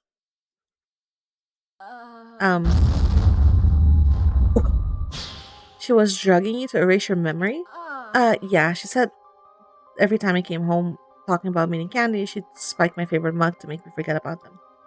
Then I drugged myself with it, and when I made some tea, I went to bed. That's how I figured out how people were being drugged with the seven sins. She was doing the same trick, just with party cups. So your sleepwalking was actually her drugging you every time you met Candy? Yep, she didn't want me meeting anyone I might lose my virginity to. It made me a better human sacrifice. I can't believe it. I knew something was wrong when you kept forgetting about me, but... Vivi, I'm so sorry. I should have done something sooner. She would have killed you if you had. She already tried when you wouldn't let up. That's why she wanted to get alone with you on your dates. I knew something was fishy about that. Thank goodness my parents gave me those safe dating lessons. For real. But yeah, I just didn't want you to think I was pretending to forget about you. For a while, I thought you were mad at me. I'm glad you weren't. Well, I was actually for a while. You promised you'd call, but I did call. I called your house every day after we left. But your asshole parents always answered the phone and hung up on me. Oh, that explains why we changed our number halfway through my sophomore year. Yep, assholes. Fortunately, they still send you to Cravenport, so I was able to track you down here. Wait, did you seriously pick a college just to find me? Well, Cravenport also has a good psych program, and it was just one town over, so I could still see my family, but kind of? I know it's a little stalkery, but I made a promise and I was going to keep it. After my parents enjoy, I'll happily take just a little stalkery. Thanks. Thank you for finding me. Does anyone feel like giving me a backstory to the tender moment happening right now? Amazing parents. Not for Vivi's. No. Maybe later. Oh, come on. Always gotta save one big reveal for the end of the movie, right, Joe? Ugh, I guess. This isn't a movie, you two. What? Check on Candy. Candy. How are you doing, Candy? Okay, I guess. Like I said, just a little cold. I think she meant how are you doing emotionally? Better than most, I suppose. My head feels a little jumbled, but I'm not getting anything truly horrible yet. Some of the others, though, no one's saying anything, but you can see it in their eyes that they tried to look at each other. A lot of trust got broken tonight. It's not their fault. It was Mark and his damn 7 cent. And Pumpkin Hater, too. You said she's the one who made it, right? Yes, Joy was the real mastermind behind all of this. She's never going to hurt you again. And she won't get away with it, no matter how far she runs. It's the fact that she did run that has me worried. She needs me as a human sacrifice, but she just left me on the ground and drove off. Well, to be fair, you were dying. She can't sacrifice a corpse. But she never gives up on something she wants, and she spent almost a year and a half grooming me to be her perfect sacrifice. If she remembers, then she knows she can't do the spell anyway then, right? Well, she didn't even try to help. She just stood there looking like she'd seen a ghost. She was probably remembering that she was a ghost. You said the witch killed her in the cabin, right? Yeah, but she was barely conscious when it happened. Also, she kept accusing me and you of working for the witch, and the last thing she saw was me tied up in vines next to the witch as she killed her. Maybe it finally sank in. Maybe remembering her own death and failure finally drove home that the ritual was pointless. That would explain why she abandoned me, but she wouldn't give up going after the witch. But if that is the case, then I have a feeling I know where she went. Candy, you okay? Shirley was going to kill you, and she spent over a year planning to do it while you were roommates. Yeah, I don't want to talk about it right now. I don't have the energy, and we don't have the time. Of course. But later. Right now, I'm just glad to have you and Jill back, and it feels kind of hard to trust someone right now, but I know you two won't betray me like that. Never. I legally can't. Shows Jill a look. And I wouldn't want to. You've kind of grown on me a little bit. Same. We're supposed to be asking Candy how they're doing. I'm doing okay now. I've got 2 amazing people here with me. And when this is all over, we're gonna work through all the baggage from this night together. I mean, it's not like we'll be able to go to an actual therapist for any of this. Nope, not unless we want to turn out as crazy as Joy. Sorry to bother you. Oh hey, it's Bobby and Joe, our favorite murder-suicide victims. Jill. Sorry, she's still learning. Decency. Oh, sorry. It's okay. We were going to ask you something, but I guess you just answered it. So we really did die then. Damn. Well, everyone did, actually, in one way or another. But it wasn't anyone's fault but Mark and Joy's. I'm so sorry, Joe. It's not your fault, babe. You know that. Huh? Wait, was it not? Huh? Babe. Psst, V, I thought Bob was the one in the top hat. What's going on? Huh? No, I'm Bobby. And this is my boyfriend, Joe. What? Boyfriend? Well, we really got things wrong. Huh? I demand an explanation. What were you two doing at the docks? Jill! Chill! Actually, I am curious. Actually, I am curious too. What were you two doing at the docks? If you're okay with talking about it, I mean... it's okay. We're actually trying to put things together too. It's still a bit fuzzy. We know we came here because we heard Mark was going to be handing out some big cash prizes for drinking contests here tonight. We've been saving up for our wedding as best as we can, but things have been rough these last few weeks. We thought we could try to game the system a bit by one of us loading up on every kind of alcohol they had, then dumping it out into the lake. I told him we could just dump it in the forest, but Bobby just had to be paranoid and insist we dump it in the lake from the other dock. Yes, well, hide a leaf in the forest, you know? Anyway, I remember drinking my soda as we made our way onto the docks, but right after Joe dumped his drink, I started to feel really weird. You were acting drunk, like really drunk. We were going to head back to the party, and warn everyone that someone had spiked drinks. But something happened. Oh, and I remember, I heard a bee. Oh yeah, that's right. Huh? A bee. At this time of night? It was probably just a mosquito from the lake, but I'm deathly allergic to bees, and my darling boyfriend is terrified that he's going to lose me to one. All I know is I heard something buzzing in my ear and remembered we left the EpiPen back in the car. I was terrified out of my mind. I grabbed the first thing I saw and started swinging to try to kill it before it got Joe. And ironically, it ended up smashing me upside the head in the process. I'm so sorry, babe. Bobby, you killed me trying to save my life. I can't be upset over that. I'd be a little upset. I think you can actually. I know I would be. Besides, you got it worse than me. I don't remember what happened, but I do remember your scream being the last thing I heard. I deserved it. I lost my balance and fell onto the dock post, but there's no way I would have gone on without you, Joe. Oh, boy. Not like this. It's a good thing you don't have to. Aww. Jill, hush. But they're so cute and gay. Well, I guess we owe you for bringing us back to life or whatever you did. We're just glad you two are okay and not blaming each other. You should get ready to go. The only place anyone will be safe is on the other side of this forest. Oh, and tell everyone that if they see the car ahead of them disappear suddenly to keep driving. It'll reappear in a second. Right. We'll pass that along. Thanks again. Think we'll get invited to the wedding? If we do, they'll probably ask you to be the chandelier. Best seat in the house. What do you think, Candy? Candy? Candy? What? What? Sorry, I died before, didn't I? I drank from one of the cups, and I saw some people getting into a fight. I went to stop them, but one of them had a chainsaw, and... I guess that was the loop before we met. I died other times, too. I was fighting Mark. Oh my god, he was trying to kill you, again! You wouldn't happen to remember a dashing, sexy, talking pumpkin, would you? Maybe? Wait, that was you? I tried to give you a kiss the first time we met. Yeah, but don't try it now. It might get too excited and burn your lips. I guess I'd better find some fireproof lip balm. Nice distraction, Joe. You okay, Candy? You still look nervous about something. Oh, it's nothing. Just, I didn't try to kiss anyone other than Jill when she was a pumpkin, did I?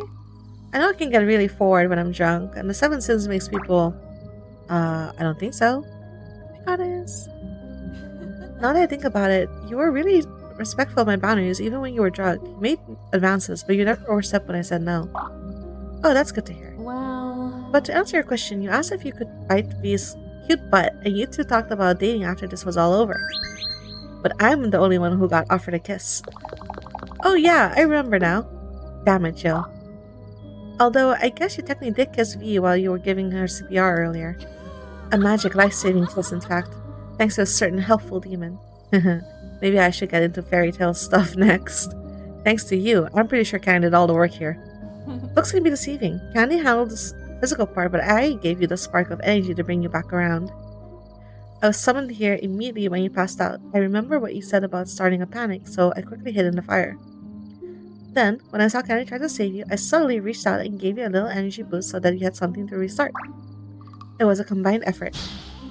Oh, that explains why the fire suddenly flared up and turned blue while I was doing chest compressions. You gave her like a magical defibrillator jolt.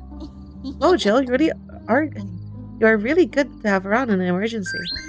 When she isn't causing them, that is. Now what? So what now? We need to get the book back and finish this. One problem though. The book is with the witch again, and we still have no idea where she is. That's 2 problems, Jill. Nope, just 1. I know where the witch is. She's in one of the old rental cabins on the other side of the lake, number 6. Nice, how did you figure that out? I found the key on her body after the book killed her. That's gotta be where she stays when she's not in the cave. And she was already dead when I saw it, so she doesn't know we know. Yes, we finally got her cornered. And what are you two going to do about it? Vivi can barely stand, and you don't even have a body. Oh yeah. Well,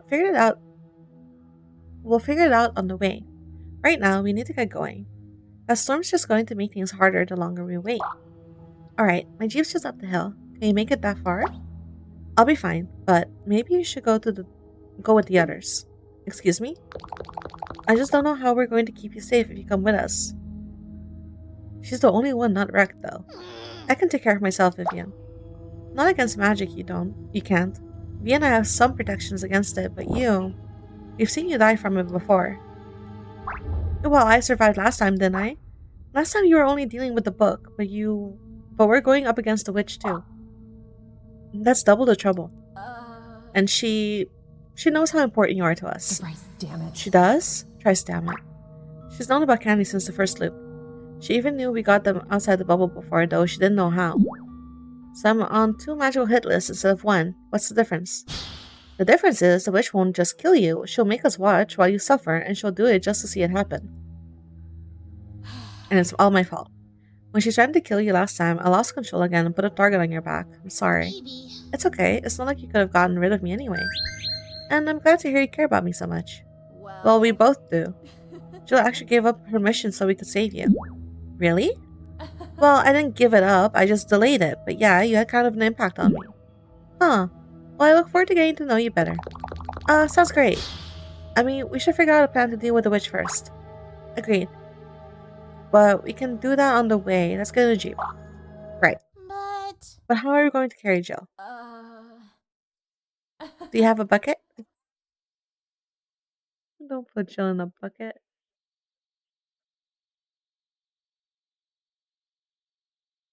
Yeah. After we figured out a way to carry Jill around, Candy made sure everybody knew what to do. Then off we went. Everyone else headed for the barrier while we drove into the storm for the cabins. Oh, it's raining. You can't get Jill out of the car now.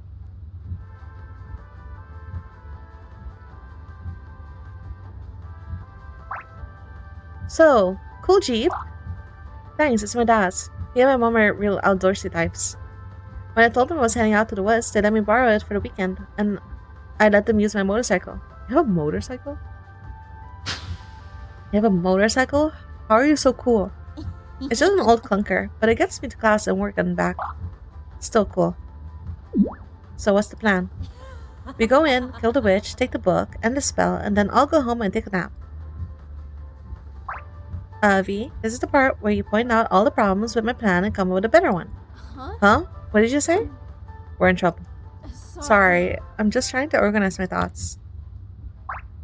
Then say them out loud. We'll help you.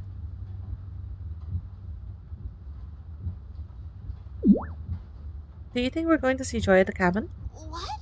You think that's where she went? Maybe, to get the book. Jilsifer. Knowing our luck, she'll show up at the most inconvenient moment and make things 100 times worse. V. I'm only on a contract to keep you alive now, V, if she tries to hurt you. So do what you have to, but try not to kill her. She needs to stand trial for the 7th sin. Is that the only reason you don't want her dead? No. Well, if Joe kills anyone, she'll be vulnerable to the lightning spell. I think Candy's more worried about you going back to her again. Joe, we need to work on your tact. Ugh. Don't worry. It's kind of hard to put any faith in someone after they say they were planning to killing you before you even met. Besides, you two have been better to me than she ever was, even if she was a big upgrade over my family. That's such a low bar, though. But if she does show up, we can at least be sure she'll be trying to kill the witch, right? Ugh. Enemy of my enemy, you mean? I doubt she'll go for that. She's completely insane. At least we don't have to worry about them teaming up on us. Is the book evil or a victim? I was thinking about what you said about the book, about having what'd you call it? A homunculus. Yeah, that. Anyway, both Joy and the witch made it sound like the spell book was a family heirloom. Well. So, do you think the book drove Joy's family to become serial killers like itself, or did it start killing demons because it gained sentience around a family of serial killers? Huh. That's a good question. Well, we'll probably never know for sure, but I'd say it's probably the family that thought the book. What makes you say that? The book can control people, at least subconsciously. Maybe it twisted their minds. Well, First of all, you said Auntie Witch killed Pumpkin Hater's mom to get the book, so Pumpkin Haters probably never even used it. Oh. Oh yeah, I remember she said something about that. I asked her what her ambitions were, and she said she wanted to avenge her mother's murder. Which was a really intense thing to say on a first date. My point is, she's more than willing to kill and use people without magic book whispering things in her head. True, but she also had a very traumatic childhood. Doesn't excuse anything, but it is something you see in a lot of serial killers' histories. It sounds to me like the book and the family just enabled the worst in each other. Some people just don't see any reason to be decent if there's no threat of consequences. Although that in itself doesn't necessarily make them a bad person or a killer, they just need a reason to be a good person. huh. Huh. So. So you don't think that destroying the book will make Joy and her family be good? V. There's no saving that woman. I know, I'm just... Phoebe. Bargaining is a natural healthy step of grief, Phoebe, but that doesn't make it possible or deserved. The witch's plan. Our little star friend. I think she'll stick around. Oh, I forgot to mention, but I found out what the witch wants. She's going to use the time loop spell to go back to when she killed Joy's mother so she can reclaim her youth. Not possible. She thinks she can use other spells in the book, familiar spell, to steal energy from other people to make the spell bigger and go back further. Still not possible. Why not? Well, Because the book has to be a template to go back to. It records reality around it, so it knows what to reset to, but it can only record so much. It doesn't matter how much power you put into it, you can't go back to something that doesn't exist. So it's just constantly recording reality around it? no. No. I'm guessing the homunculus starts recording every time it summons a demon, in case something goes wrong. So that's why the spell never worked for the witch. There was nothing recorded to go back to. Exactly. Best she can do is scream herself hoarse trying to cast it. That's not going to stop her from trying, though. She's going to use the familiar spell to make an army of slaves. Is that better or worse than her just killing people? Considering she's trapping victims inside their own mind to use as batteries until they freeze to death like V almost did, it's probably much worse. But we're not going to let that happen. Secret. If only Mark hadn't used up all the bullets in that gun. Damn it. Damn it, I should have asked Kenny where he got that shotgun the first time before we left. Considering I was shooting blanks, I don't think it could have helped much. What? Wait, really? Yeah. What, did you think that body was bulletproof? Yeah, actually. Nah, I made that body to slowly mend itself back together from any injury. Figured it was more dramatic that way. Infinite regeneration has so much more interesting scene potential than just invincibility. You and Kenny's mom would get along great. Dang it, not another one. Shame I never got to show it off, or work so hard on that body. That shotgun you're thinking of was probably just a stage gun those theater students brought. I heard they were planning on doing some sort of Shakespeare in the park version of Thursday the 12th Part 3 on the other side of the lake. Oh. They even brought a real chainsaw to use as a prop. Of course, they were going to take the chains out of it first. So that's where it came from. Part 3? Aw, that's my favorite one. Do you think they'll still do it later? I don't think so. Considering the trauma everyone's dealing with right now, I doubt anyone's going to want to do a slasher reenactment anytime soon. I wouldn't be so sure. I heard the head of the Cravenport Thespians is real big on method acting. Hey. Maybe somebody will make a play based on us after this, or maybe even a video game. We could make a real cool RPG. Uh-huh. I would probably just be some Manticore correct legendary lawyer knockoff. Those are still fun. V definitely be the main character. I can totally see her rocking a purple suit. For real though. Huh? What are you two talking about? What? What? You mean you've never played the legendary lawyer games? You? No. Never heard of it. Well, at least now I know what to get you for your birthday when we get back. Something's still bothering me. Something's still bothering me about the book. Every time it's been in my head, it's been encouraging me and helping me to cast a spell. And when you asked it what it wanted, it showed us a picture of you doing magic. Well, we already determined that's most likely the book's top priority.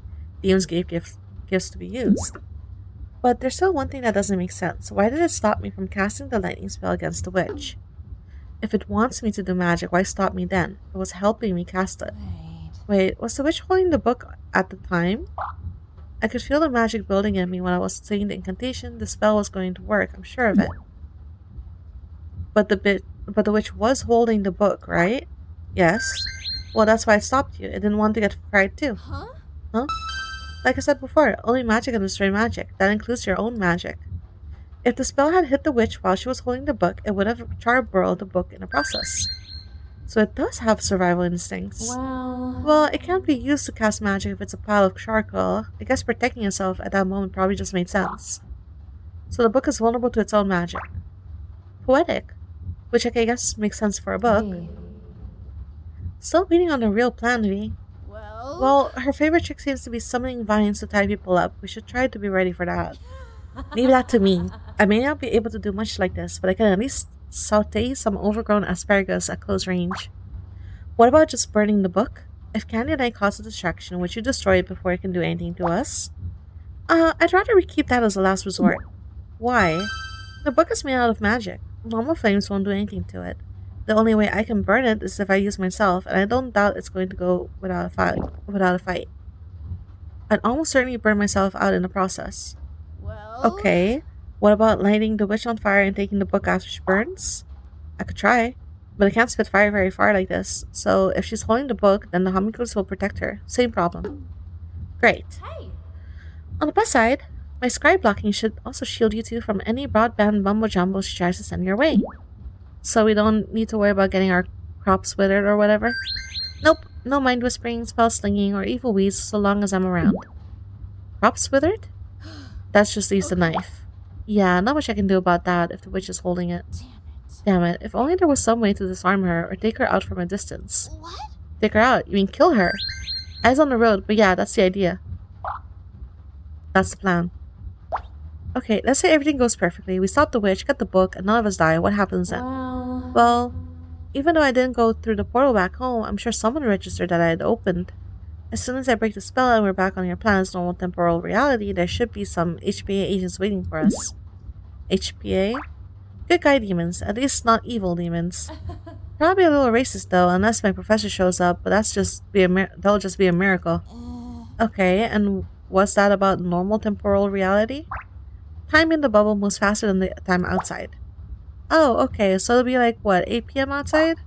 Closer to 1:30 a.m. We've gone around a couple of times. Oh, well, we can get midnight donuts on the way back at least. They're open until 4.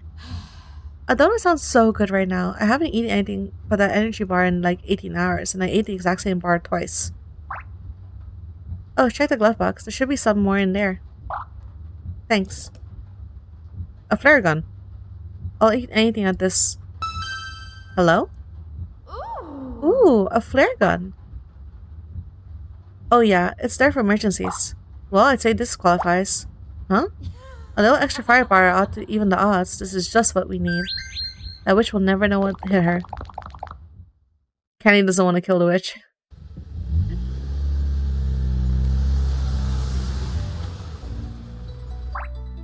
Well, here we are.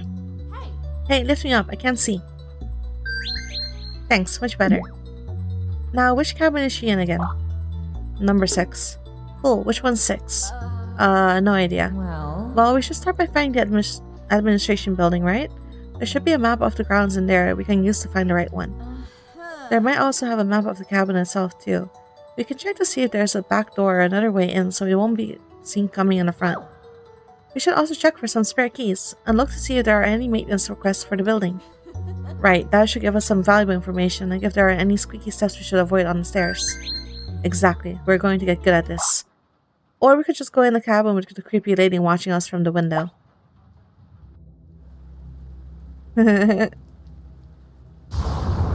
Oh, she also remembers. Is that a different demon behind her? I cannot overstate my disappointment with the universe right now.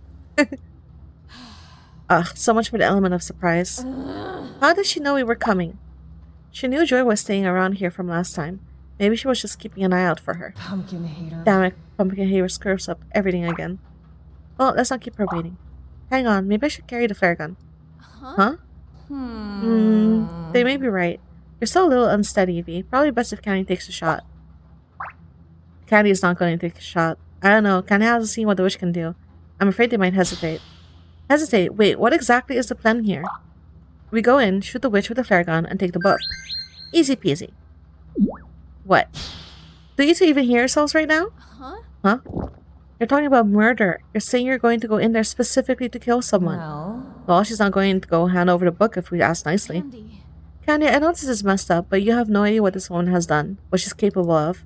If you give her even the slightest opening... If you kill her in cold blood, it's murder, Vivian. Yes, and? This witch deserves it. She's going to kill us if we don't kill her first. She's proven that time and time again. This is self-defense. But you'll never be able to prove that in court. You have no... Wait, what? What? What? Deep sigh of the only remaining brain cell in the room. Look, I'm not trying to preach to you. And I'm saying she doesn't deserve to die because she does. I've heard about the legend of the shish kebab witch since I was a kid. About how there were countless murders that everyone knew she did, but they could never pin on her because the police refused to investigate.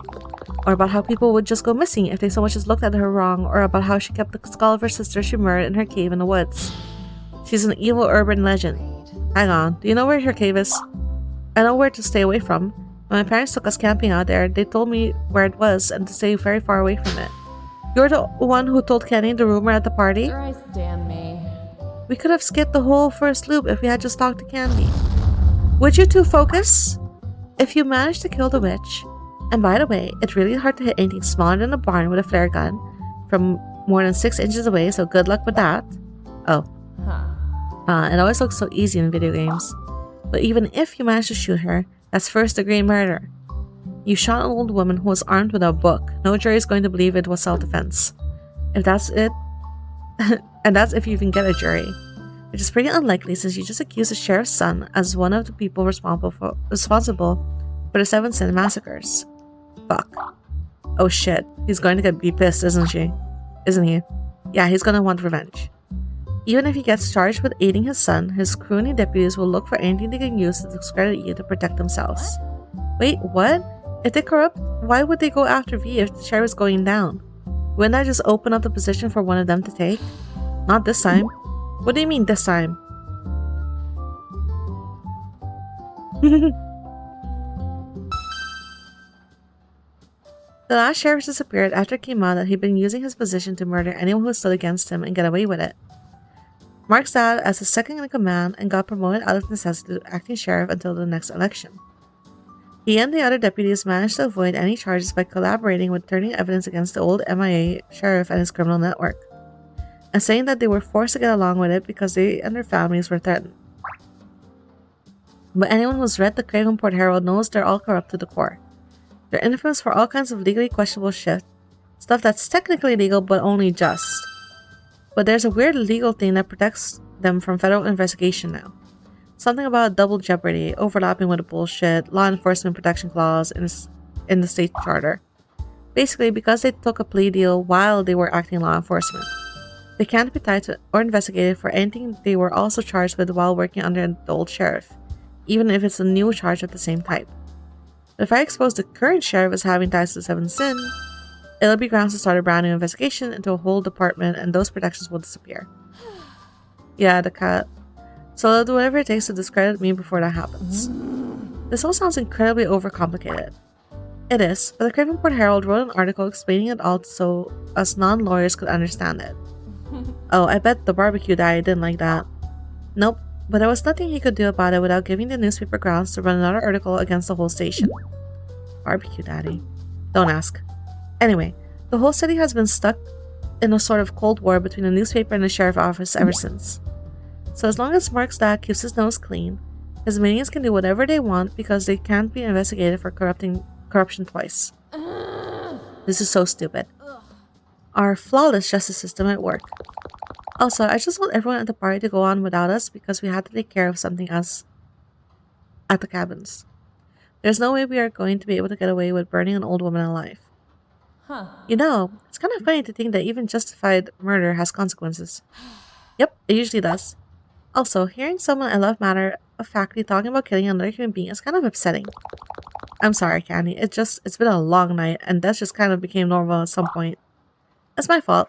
He's been nothing but moral compass throughout this entire thing, but I guess my nastier parts finally started rubbing off on her. Getting rubbed off by a demon, what would your parents say, Vivi? They'd probably be more angry at Jill's gender plasma. Gender plasma? Oh my god, I love that.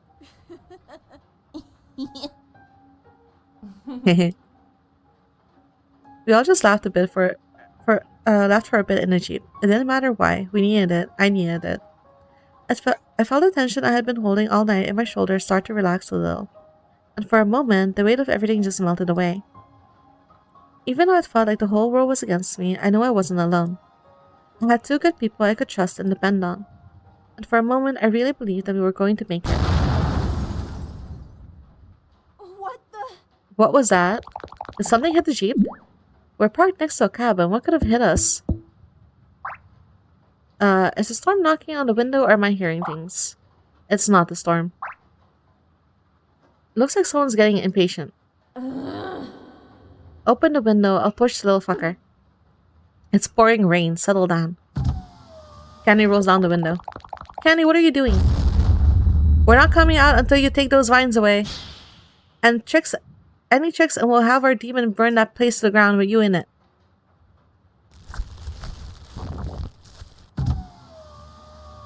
Candy coolly puts the window back up. Badass to the rescue again. We don't have much time. What's the plan?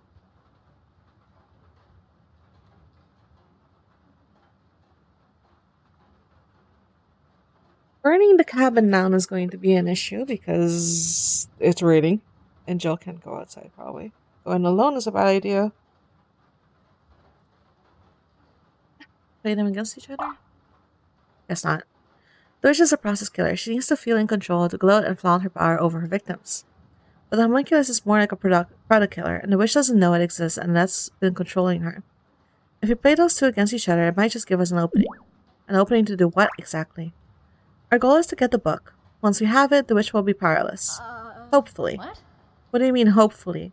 Of course she will. She does a nasty old fart without that thing. You don't have to be touching the book to use its magic, remember? You just have to be in the same room. Whoever gets the book needs to get it as far away from the witch as fast as possible. Otherwise, she'll still be able to use magic. Evil book keep away, got it. And what about the flare gun? I'm gonna hold on to it, but only as a last resort. Thank you. If it comes down to us or her, we kill her, and I guess I hope I get out fairly good behavior or something. But I want everyone walking out of this alive. That's the real goal. For those of us who can walk, anyway. You have a bucket to put over? Okay, there we go. Jilled off, you might see. Candy grabbed an umbrella and half carried Jill and I into the cabin. Oh, there you go. And then half dragged me up the stairs. I was so exhausted, I had to stop to catch my breath twice. Every time there was a flash of lightning outside, I could feel it drain a little more out of me. When we finally made it to the landing, we saw the light coming from underneath the door. Part of me still wanted to fling it open and blast whatever I found inside with a flare gun, but my hands were shaking so badly I could barely keep a grip on it under my jacket. Ready? No, but we can't afford to wait. Hello again, my dear. Trouble with the stairs? Oh, I see you've brought your new friend with you. Good, good. Saves me the trouble of tracking her down. Well, don't just stand in the doorway. Go in, have a seat. We've much to discuss. Not going to grab me with those creepers of yours this time?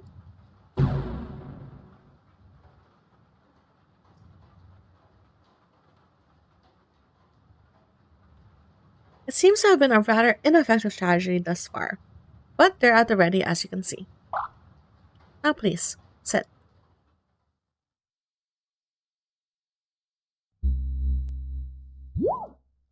Angry Joe. Is that my demon you're carrying in that pumpkin? I'm not yours anymore, bitch. Contract's over, remember? Ah, that carries over, does it? No matter. I've never seen a demon die slowly before. I'm looking forward to taking my time as I finish you off. I'll finish you, you crazy. Jill? Let's get to the business, shall we? I don't know what business you could possibly think we have left after last time. Oh, I'm not even close to done with you, you little whelp. However, you did make your powers as a spellcaster quite clear with that little misdirection trick. Well done, by the way. I never saw it coming. I admit it, you are the better witch. But once again, I have the book, which means I have the power. However, I would be a fool not to take you seriously again, so I have taken as many precautions as possible. For instance, these vines are at the ready to intercept anything that comes at me from any angle, even through the roof. Also, there's only one door in and out of this room. I have it within eyesight at all times. No way for a walking jockstrap with an itchy trigger finger to sneak up behind me.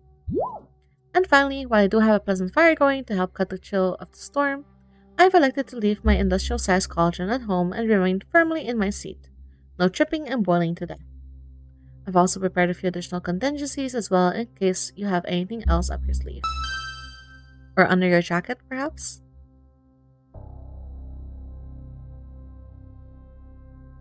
Show it. Sure. Why not? Oh, looking to take me out with a bang, are you? You know it's impossible to actually hit anything with one of those things, don't you? Do you really think it's a good idea to test my girl's aim right now? You're 0-3 in every fight you've had against her. That is quite true. However, I've also noticed that she's never the one to kill me directly. She's always acting as a distraction while one of her allies or traps do the work for her. She's clever, but not very dangerous on her own. In case you're blind, she's got 2 good friends with her right now. Very dangerous friends. Indeed, which is why I decided to get one of my own. Come say hello, Joyful. Yes, Aunt Anne. Yep, she is a servant. What the? Joy? Well, it looks like you went crawling back to your family after all. Good. I was hoping you could get a swing at you, you abusive, self-centered derivative. Hold it, Candy. I don't think that's pumpkin hater anymore. What? A walking trigger finger and itchy jockstrap? She means Mark. Very astute demon. When I was unable to find either of you with my scrying spell again, I decided to look up my niece. I found her driving straight to me with an odd-looking knife in her hand, so I prepared a warm welcome for her with my vines as soon as she stepped inside. Then I used a familiar spell so we could finally bury the hatchet and become a nice, loving family again. Isn't that right, Joyful? Yes, Aunt Anne. You monster. That's just fucked up, even to do to her. I also gave her a little present in honor of the occasion. Show them, Joyful. Yes, Aunt Anne. Ah, that knife. Quite the upgrade over her own handiwork, wouldn't you say? If any of you try to make a move against me, she will ensure that whoever does meets a swift but painful end with no care for her own safety. In fact, why don't you step in front of me, Joyful? No sense giving them an easy target. Yes, Aunt Anne. You coward. I tend to survive this time, by any means necessary. If you wish for you and your friends to do the same, then I strongly suggest you do exactly as I say. After all, it's just so easy to die tonight, isn't it?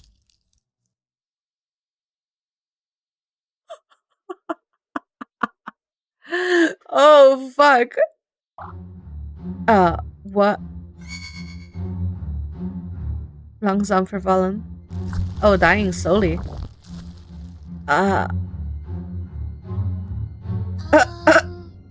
What is happening? Huh. Is that her brain dripping out of her nose? I don't think that should be physically possible. Joy.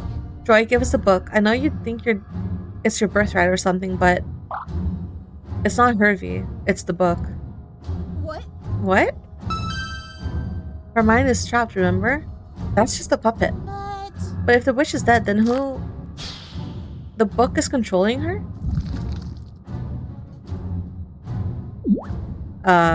Gesundheit? Boss? What? Wer ist es nicht the book? Where is it der Hexen Herzeblut?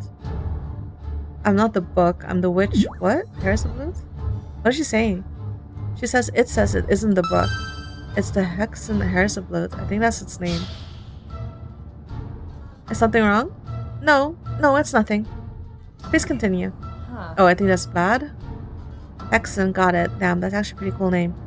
It just means witch. Do you think it speaks English? It would be nice if we could all follow along. Hey. Hey, Hexy, you speak and say English? I guess not. We understand I can speak in this language if that is your wish. But we do not respond to that thing or its kind. Hey, what do you mean that thing? Fine, if you don't want to talk, then I won't. I think you better do the talking, Vivi. Right,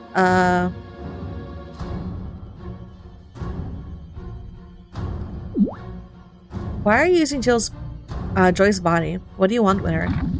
The creature is inhibiting our abilities to communicate with you more directly, and you have previously expressed that you found such methods unpleasant. This body allows us to speak with you in a more comfortable medium. So Joyce has a mouthpiece for you.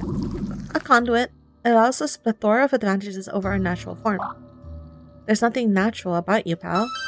And thanks to the enslavement spell, this body holds no will of its own, meaning we are able to assume full control.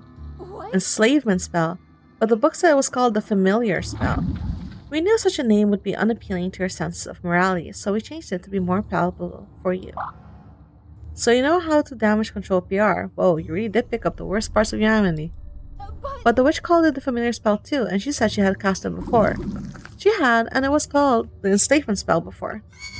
We modified her memory slightly, so she did not notice the change as we have done before. What? You can change people's memories? We can make adjustments.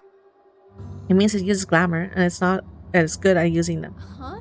Huh? Well. One of the more advanced uses of glamour is to suggest that you make a mistake in your memory, like thinking a hat was always blue instead of red. The real powerful ones can even affect your perception in real time. So that's why the witch didn't notice the book had changed in the cabin. A brilliant deduction. Don't patronize her. We meant that truly, dear Vivian. Shut up. Wait, so you're saying that Joy has 2 spells on her right now? Didn't you say that would end reality or something, Vivi? Hey. Relax, Candy. It's only a problem if the 2 spells conflict. Even if that thing's freaky code, all of the book spells are completely compatible with each other. It could cast every spell it has on Pumpkinheater and it wouldn't cause any problems. Well, aside from the intended ones. To address your concern more accurately, human, there is no threat of reality collapse. So long as this crude and belligerent creature does not attempt to interfere with our spells. Hey, I tried being friendly at the start, Hexy. She's not crude. She's inventive. And way cuter than you. Ha, in your face, or your cover, I guess. So Jill can't tamper with the spells on Joy without causing a glitch, but Hexen's own magic can't conflict with itself. I'm not sure how that helps us, but I think I better keep that in mind. What did you do to the witch? I don't think I want to know the answer, but what did you do to the witch? We have simply liquidated those parts of her brain related to her personality and reasoning. The functions vital of life remains intact for now. That's why keep her alive at all. She is a function power source. While we could draw upon the energy of the body we are speaking with, doing so could complicate our control over it. Also, the old woman intends to use this body as a battery. We have instead covered her to that purpose. Is that not amusing? This thing has messed up sense of humor. It also got 2 people powering it. Jill's only got me and a tiny starter lock we put in a pumpkin. She doesn't have a contract with Candy, so she can't pull power from them, which means that thing has a lot more power than Jill. This is not looking good for us. We? Why do you refer to yourself as we? We have no true identity. We exist only to serve the one who owns us, so we become her and more. Wait, what do you mean you become her? Like, you're going to eat Vivi or something? Nothing so destructive. We simply become, that is all. It's just talking about a pseudo-personality. It's a common feature for homunculi. Basically, they try to copy the mind of their owner to better anticipate their needs and desires. But it sounds like some wires got crossed and this thing started mutating physically and forming some desires of its own. It's completely unstable in every sense of the word. So when it says we, it means it's trying to be both the witch and itself at the same time. We do not care for that small-minded woman. When we refer to our owner, we refer to the only one we ever wanted to own us. Our dear, sweet Vivian. Wait, you're trying to copy me? I knew that eye looked familiar. That's bullshit. You don't know the first thing about V. If you did, you'd know that everything you've done is counter to everything she stands for. And stop saying her name like that, you cheap paperback pervert. We know what you truly want, Vivian Victoria. What? What are you talking about? You want to be of service. We want to help you achieve that goal. You gave so much of yourself, sweet Vivian. We will see to it that you are finally given satisfactory compensation for your efforts. You may use us in any way you like. I'm gonna use you as an origami practice if you keep talking to her like that, you Necronomicon knockoff. Do not be ashamed of your desires, Vivian. They are right and wonderful.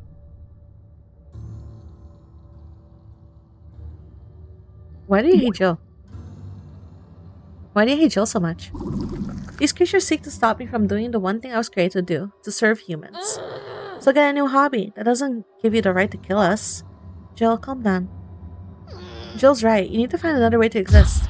Apart from being awful, it's not even sustainable. You can't kill every demon in the universe. Perhaps there are other methods.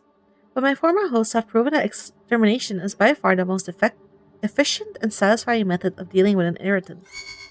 And my regrettable creator endowed me with the tools and authority to do just that. We just overlooked the possibility that he would turn on us. That was never a feature. To address your concern that I cannot destroy every demon in existence, I assure you that I am very capable of doing just that. It is simply a matter of patience, a quality which these repulsive creatures sorely lack. How many demons have you killed, you twisted answering machine? Do you even remember their names? Jill continues to smolder furiously in blue. Answer the question. I can recall at least a dozen exterminations to my record, though I would have to consult the stack of contracts that keep hidden in the witch's home for the exact number. I don't bother putting the names of inferior creatures in my memory.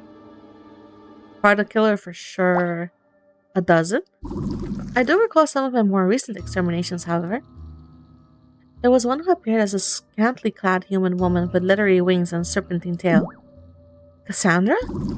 I believe that may have been his name. I only recall its form because it chose to experiment with its execution, stretching out the time it took to destroy it.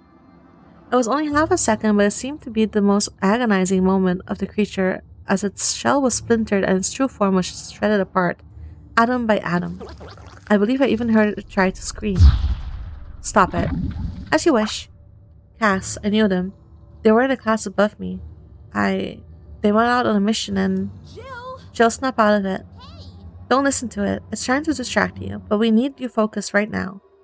You're the only one who can keep that thing from messing with our heads. Don't let it mess with yours. You're right. We need to focus on stopping this thing from hurting anyone else. You. Stop me. You are only alive thanks to your own astounding incompetence. Had you been able to extinguish every single human life as you were instructed, you would have been nothing more but a smear of carbon and a fading scent of ionized smoke. Thought I was worth responding to. Atta girl. What do you want? To be of use, we had thoughts of you. We had thought you, of all hosts, would understand that feeling. Vivian Victoria Finala. Keep her name out of your stolen mouth. Jill, calm down. But if you just want to be of use, then why did you kill the witch? Why murder the person who was already using you? The old woman was already nearing her expiration. More importantly, she was an impediment to us becoming the possession of our true master. What? True master. Until you, dear Vivian, all of our users have been simple creatures driven by their own limited desires for control, power, and excess. When you found us, you sought revenge, but as we observed you through our scrying spell, we saw that you desired the same thing we do. To be useful.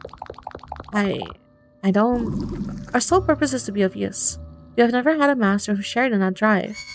You intrigue us and excite us, Finala. Hold on. Are you saying you're a bottom? Looking for another bottom?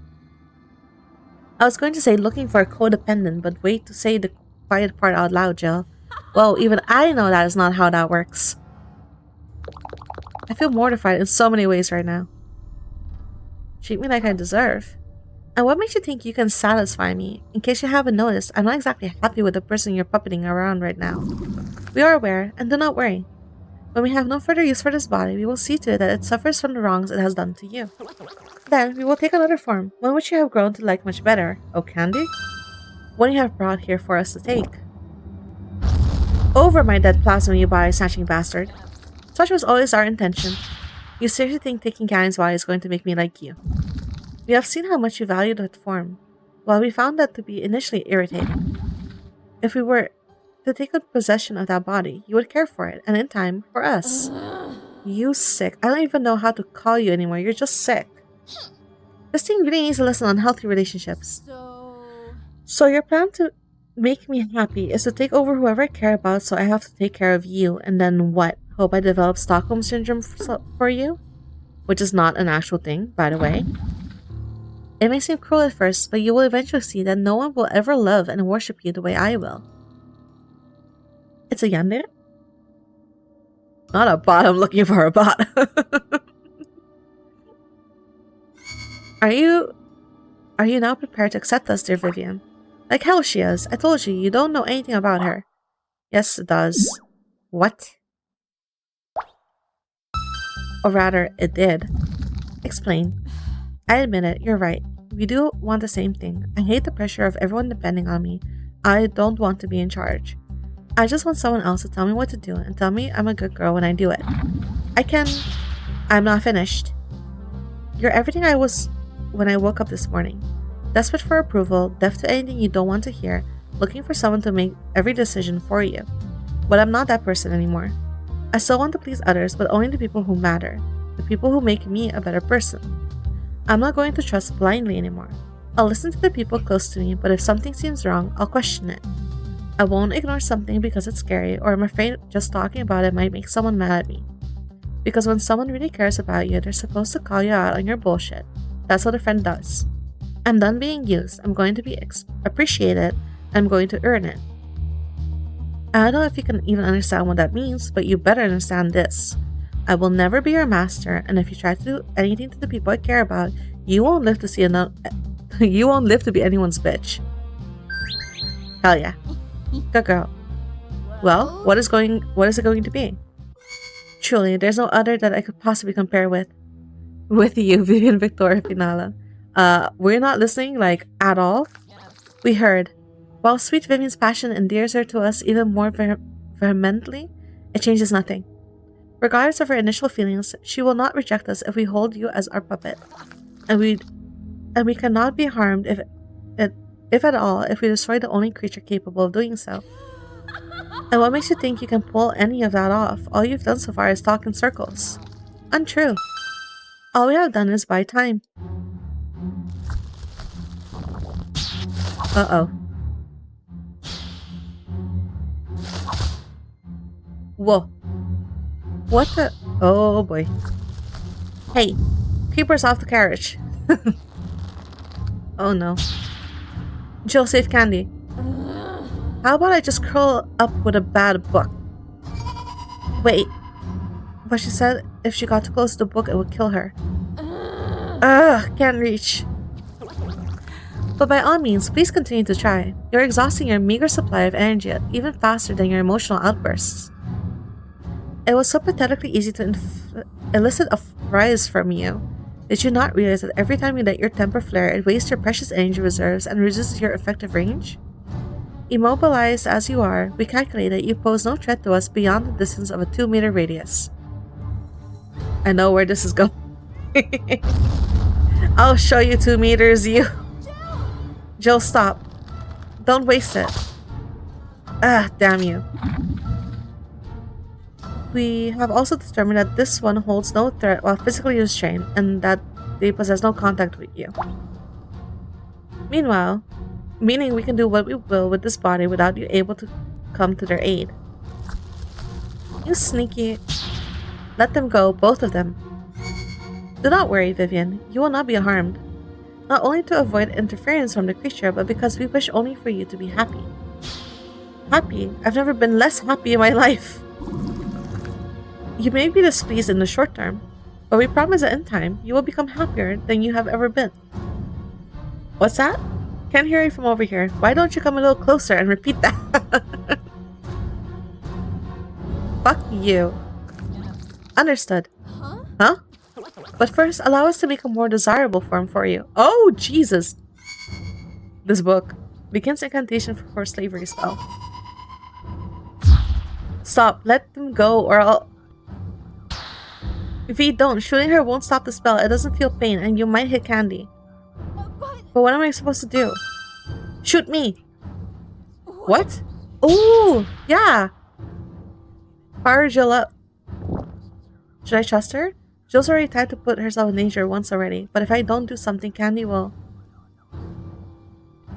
Ooh. Thank you, Vivian. You know how they say your life flashes before your eyes just before you die?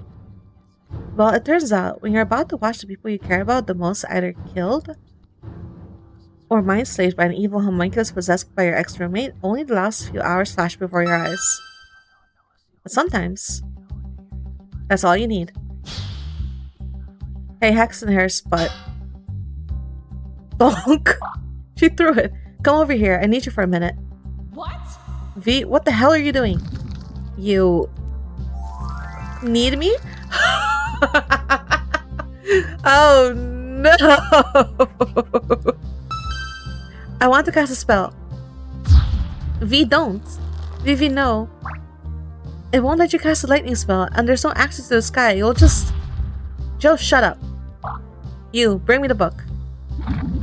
With all reverence, I obey. What spell shall we cast, mistress? A curse? A potion? Or perhaps the... Snell for Valen. Rock quickly, asshole.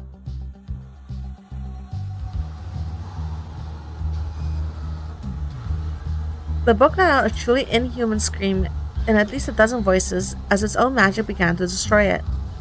I couldn't tell if the sound was in my mind or if the book was actually making that noise, but it was terrible. As the skin on the book melted away, it began to bleed green light, almost like phosphorus paint. I was already so exhausted, but I dug the knife in deeper, willing it to die.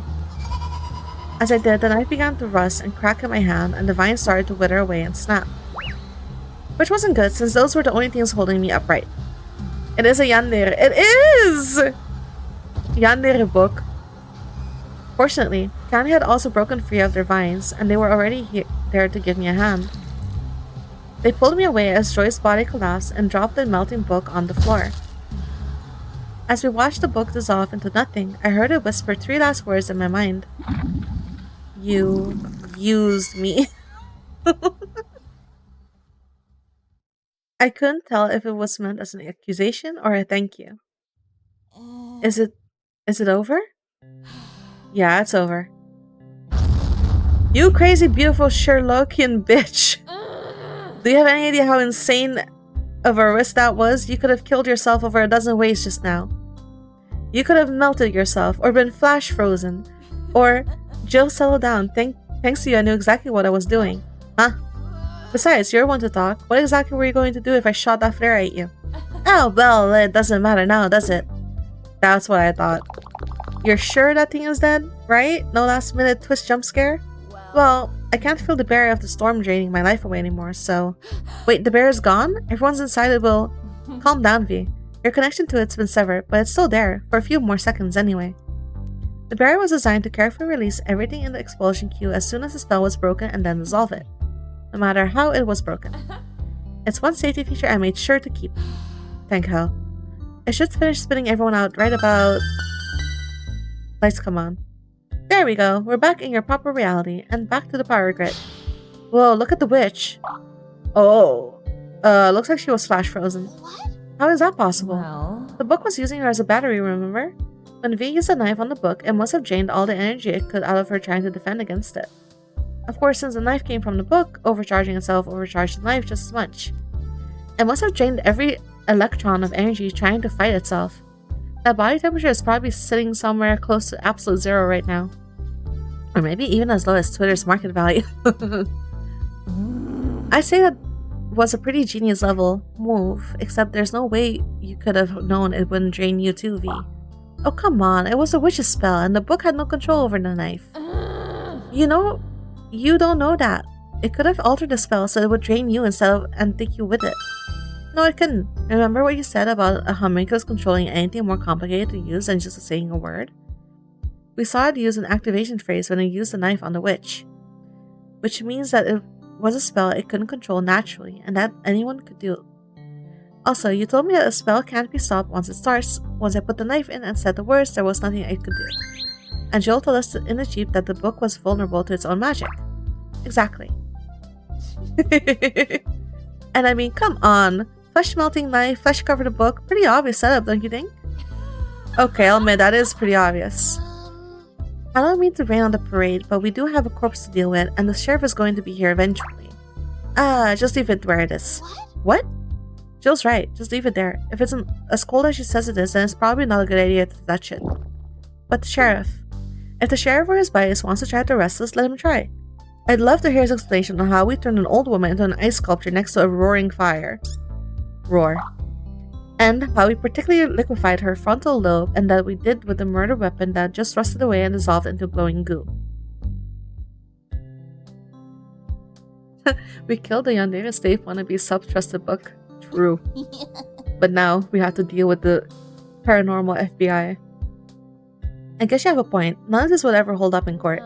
Yeah, my mother would have a field day with this case. Now I really hope this doesn't go to court. I never want to see that woman again. Don't worry, I'm sure Joy will be more than happy to take credit for the witch if we let her. Although, who knows what state her mind is going to be in after this. That's fair. You know, I almost feel sorry for her. Almost being the key word here. And speaking of almost, I've almost burned through my last log. Do either of you see a power outlet in here? Do you plug Jill in? The Jill plugs into the wall. Ah, much better.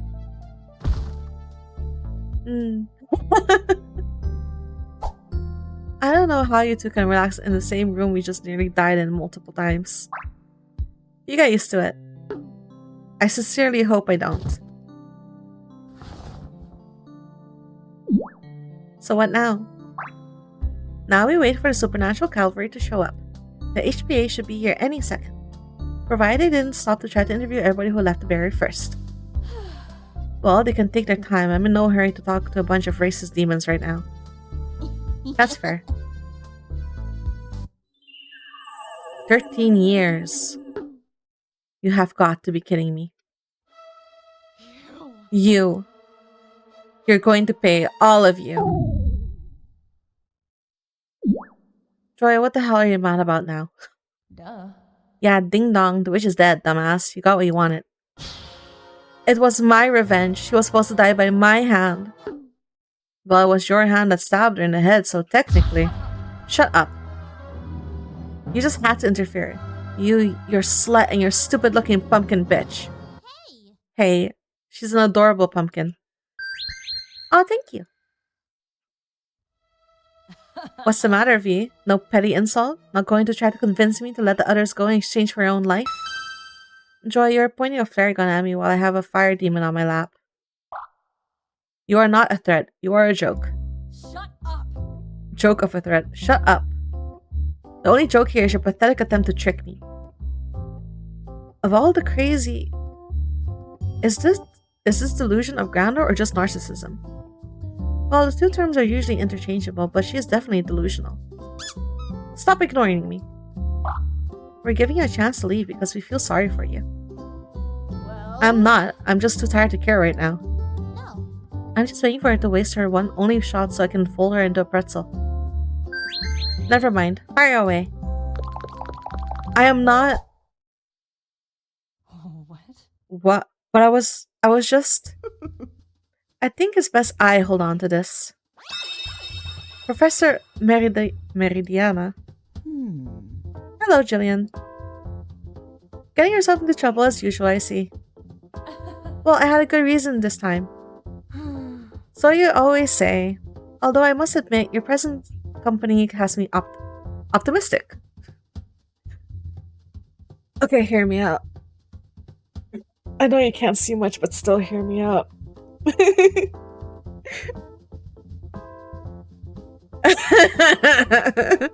Ah, yes, I see. Kiwi is hearing me out. Oh, are you side-eyeing me or hearing me out? Which one? Hey, yo. I'm just saying. Look at the eyes. I mean, ghost? Smoke? Oh. Oh, yeah, everyone. This is my mentor, Professor Meridiana. She's the head of the HBA. Professor, this is Candy, non-binary polyamorous badass. Hello. When did I get those titles? It's a pleasure to meet you. Enchante. It's a pleasure to meet you. And this is Vivian. She's like the cleverest person I know. Well, next to you, of course. Very high praise. Hi? Blah blah, I confess, I was worried for the Earth's safety when I heard you had been sent out on your first mission without my approval. What? Wait, what? But I must say, I am pleasantly surprised. Taste iron. Taste cold iron, you monster. Muffled and ineffectual angry goth noises.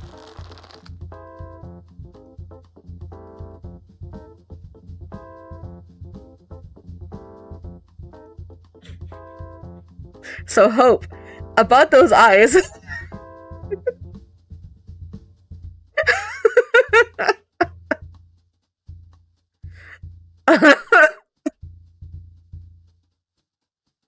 Nah, Edwin.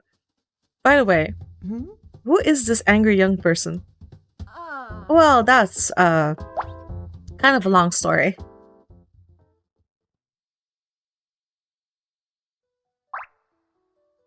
And that's it. Once the rest of the HBA showed up, you said you were taking Candy and I into protective custody, and here we are.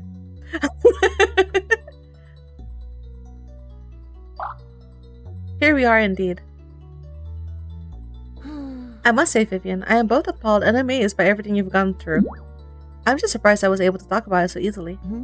Ah, well, that I can explain. The models, as you have likely summarized, are an extension of your memories. They are a type of glamour I developed to help humans and demons work through traumatic events. They channel extreme emotion and perform reenactments, allowing the patient to process normally overwhelming events with detachment and a degree of impartiality. The practice is similar to the use of psychedelics in treating PTSD, although this process is more preventative. It's standard HBA procedure for everyone after a development, regardless of species. Ah, I see you're setting up an explanation as to why you might have models later on. Oh, I'd win. I think you're gonna lose. So wait, this has all been a therapy session? As well as a debriefing. You gave me quite a bit of important information. I apologize for not telling you up front, but as you know, glamours work best on the unaware. But you have been answering my questions for several hours. I'm sure you have your own. Ask me anything.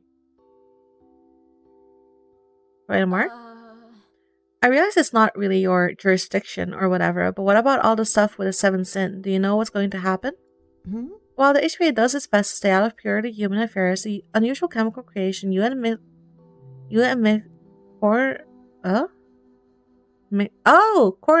Candy described did catch our attention. I don't know how to pronounce that. Mix? I don't know. I've already dispatched HBA agent to your dormitory and the lab Mr. Martin described in his confession. So far, there's been no report of any magical materials found. But Jillian was correct. There is something not entirely of science or nature in that drug. Mix. Okay. It appears Miss Rancher was able to dig up several things from the old world that was better left forgotten. Huh? Regardless, given the overwhelming effect magic has had on her, she has been judged entitled to all the amenities the HBA can offer her, including a legal defense for her trial. Wait, you're going to pay for Joy's lawyers?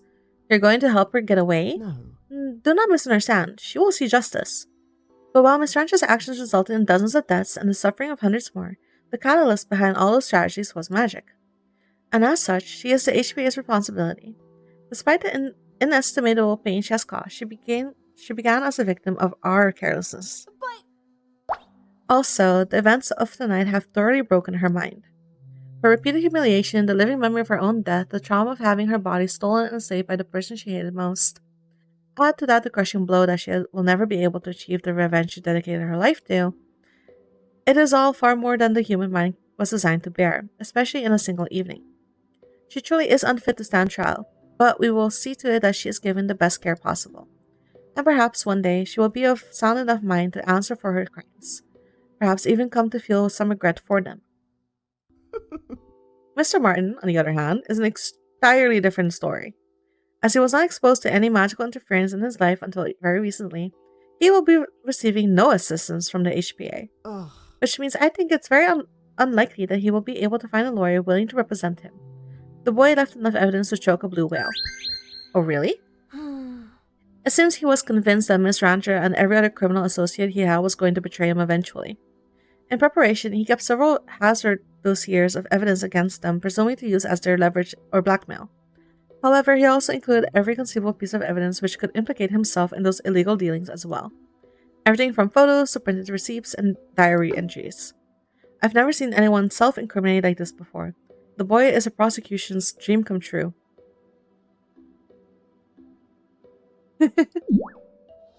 What about his dad? Was there any evidence implicating the sheriff in anything? Yes. Several file cabinets of evidence, if I recall correctly.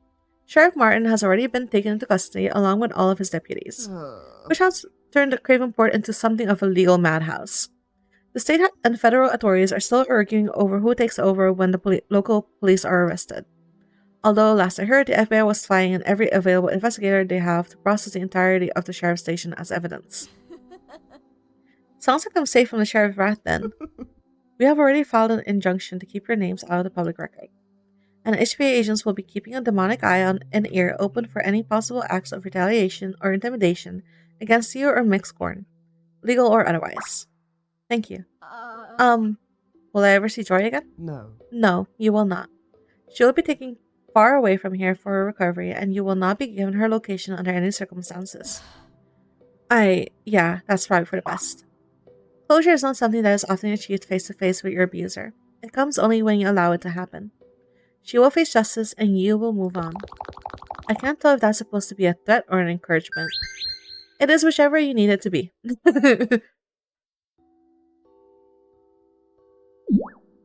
You mentioned before that Joy had found some things better left forgotten. What kind of things? Well, the formulas for the 7th sin and the memory potion she used on you are actually very old. In fact, they date back to before my kind made first contact with humans. What? The people who discovered them kept the very existence as a highly coveted secret, as well as the now extinct plants and tubers which were required for their manufacture. We had thought those formulas and several of their essential materials had been lost to time. But somehow, Miss Rancher was able to not only discover them, but also synthesize the missing ingredients. Hold on, are you saying that Joy somehow got a hold of some lost ancient potions and then recreated ingredients that haven't existed for thousands of years? Such a thing should be doubly impossible, and yet... The word impossible doesn't seem to mean anything anymore. Does she have any more better left forgotten stuff? There was one other item, which you are already aware of, though none of its significance. Huh? Oh, what was it? First, I owe you an apology. For, you see, I'm afraid your life nearly ended because of my mistake. What? A few hundred years ago, in Paris, during the Wars of Religion, I began to hear rumors about a cabal moving about in shadows of the chaos. A group of fanatics sought to capture and devour demons in order to gain their power. Sounds like the group Jill mentioned, but I thought they were from way further back. They were. The original human attack was well over 1,000 years earlier. It's still unclear whether the French cabal yielded any retaliation to the original conspirators, or if they were simply some new group of deranged power-hungry fools who came to the same wrong conclusion. Regardless, they were close enough to the original threat that I knew the very existence would cause some in the demon community to panic should they learn of them. My beloved France was already tearing itself apart again. The last thing it needed was a march of paranoid demons exterminating entire cities out of untempered fear. So, rather than devote resources and personnel to tracking down the cabal, I thought I'd be clever and set out some poisoned bait. You mean, it was I who created the sacrifice ritual Miss Rancher was going to enact upon you. I specifically wrote that the sacrifice should be a human of great magical potential. The idea being that members of the cabal would kill each other, believing that they were gaining the powers of their comrades until there were none left. I also added some flashy requirements to the ritual which I knew would attract the attention of the local law, such as grave robbing to acquire the bones needed to create the sacrificial dagger, the candles made of human fat. The what? requiring the sacrifice to be ungagged and only performing the ritual during a full moon to make them more predictable. You thought they'd either kill themselves or get caught and burned at the stake for witchcraft during a religious war. I never imagined that innocent people would be used as sacrifices. I thought that the egos of the Cabal member would make it a simple affair. So I was nearly killed by one of your old chaps, but your students ended up saving me and everyone else. I say that it evens out just fine. Thank you. I just hope no one else has to suffer due to my lack of foresight. Candy and Joe? Are Candy and Joe going to have these therapy debriefings too? Actually, they've already completed them. I saw them both in between the breaks in our session. That quickly. There has been some slight temporal manipulation done to ensure that all you are given as much time as you require, both for the debrief and for the rest. More time bubbles? Well, your internal clocks need a bit of adjustment to get back on the Caesarean rhythm of your reality. Yours in particular was especially distinct. Huh? You and MissKatonik had some temporal jet lag from your time in the loop. We're helping you fix it while also giving you time for therapy. Oh, okay. I think it's best MissKatonik tells you about their session themselves, if they choose to do so. As for Jill, she is not the arrogant little pyro sprite she was when she left, and I have you to thank for that. Without your guidance, well, without you holding her accountable for her own conceited bullshit, she would not have grown into the person I knew she could be. Thank you. Well, she had quite an effect on me too. Indeed, you two make quite the pair. Or rather, the trio. I fear if it weren't for MissKatonik, this would all have ended very differently. Yeah, if I'd had the sense to trust Candy from the start, we would have solved this whole thing in like a third of the time. No. Often, it's a journey that more than a destination. I sincerely doubt you could have achieved nearly as good an ending to this incident without the time you invested. True, but that doesn't mean I ever want to do it again. I'll have to cancel the reconstruction of that time loop then. It was a joke, Vivian. Oh, right, obviously. You didn't authorize Jill? Back at the cabin, you mentioned something about Jill being sent here without your authorization. What happened? Is she in trouble? Put simply, several junior members of the HPA decided to throw a Halloween party when the witch's summons came in. Nobody wanted to miss the party, so they got the intern to do it. Something like that. Well, I'm just glad it was Jill who went. Indeed. Any other demon would have simply killed Jill on the docks and taken the book. What? Wait, what? I thought you had to make a contract to get a gift back. No. Not at all. When summoned by a spell, most agents will take a piece of contract paper and agree to the terms because it allows them to remain on Earth for longer. But there's nothing stopping a demon from simply taking the gift by force. I've done it several times myself when I suspected a trap or answering the summons of a particular despicable human. Wait, I missed Shibari? You did. I suspect Jillian was told that the gift must be relinquished voluntarily to ensure she didn't return before the party was over. Oh, so she could have just killed me at any time. Yes. Before you two made your contract, yes?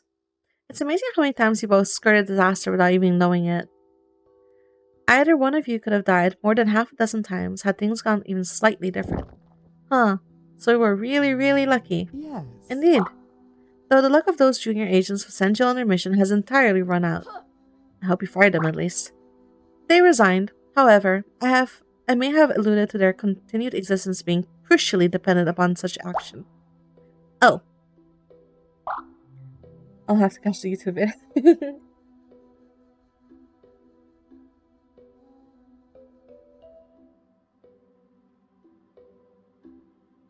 Violence amongst our people is rare and carries great consequences.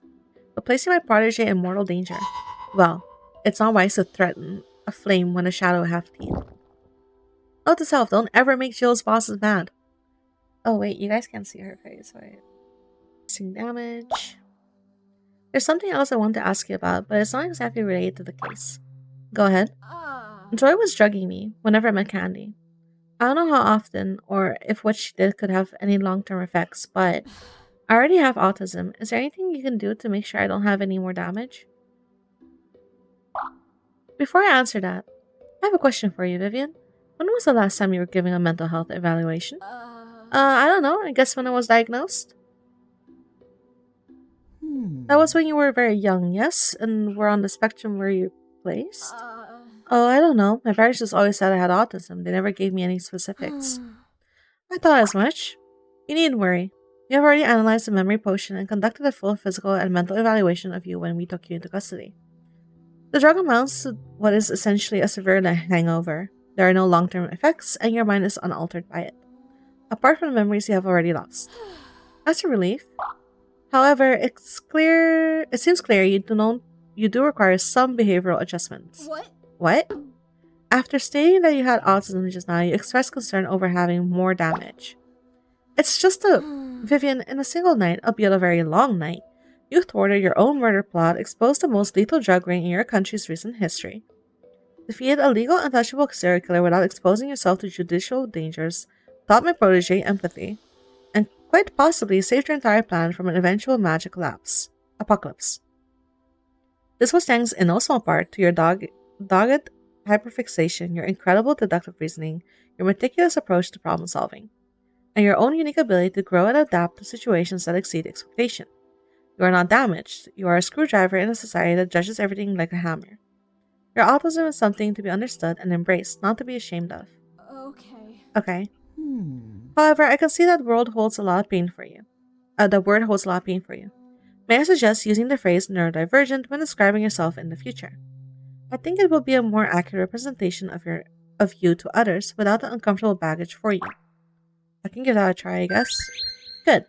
I can also set you up with a vetted psychiatrist who will be able to help with your ADHD and anxiety issues. Huh? What? You didn't think I was going to just give you a little pep talk and pretend I could fix everything, did you? The session we just did will help with the trauma of recent events, but there's no shortcut for dealing with a lifetime spent in abuse. But I'm just a student. Won't that kind of thing cost a lot? Vivian, you have done a great service to the HPA, and I intend to not only repay all you have done for us, but also invest in you. So to answer your question, all of your living expenses will be henceforth paid for by the HPA, including your mental health and education. If that is acceptable to you, of course. Yes, I'd love that. Magnifique. We'll set an intake appointment with me by next week. With you. You did not think the title of professor was honorary, did you?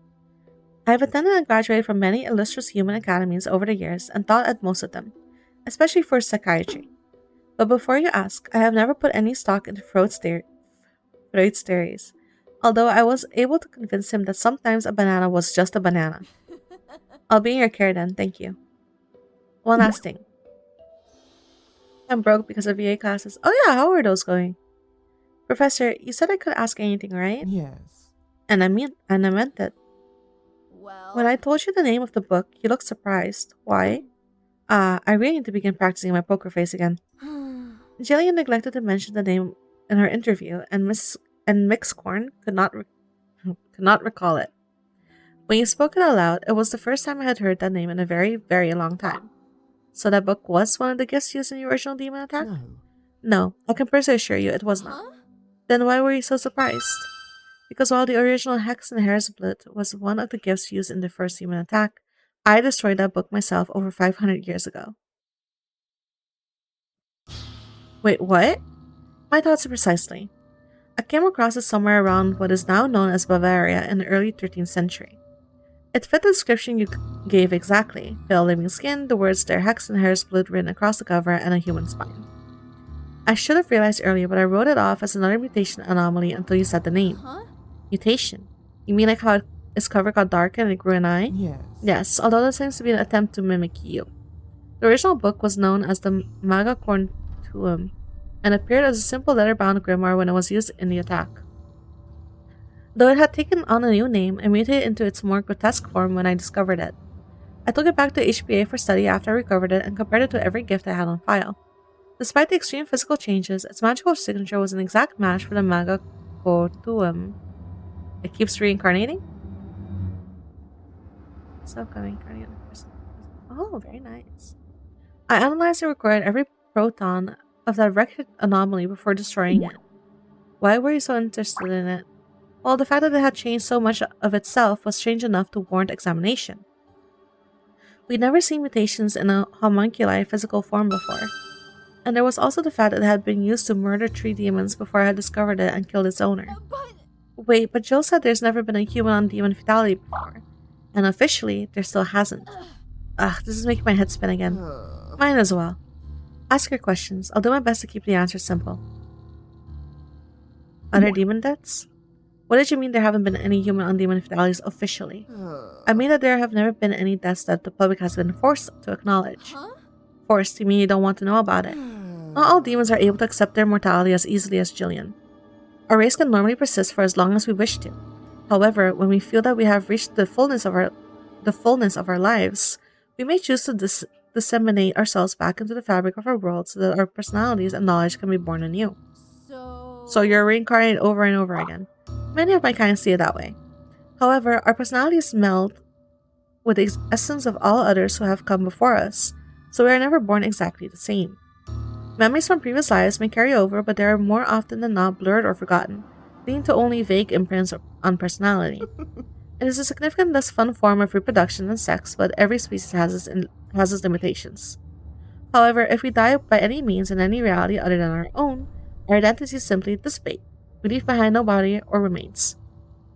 And, as the late witch proved time and time again, without a body, there can be no murder charge. As long as there is a fraction of possibility that the murderer demons are alive and hiding in some other reality, my people can refuse to accept their deaths for lack of a conclusive evidence.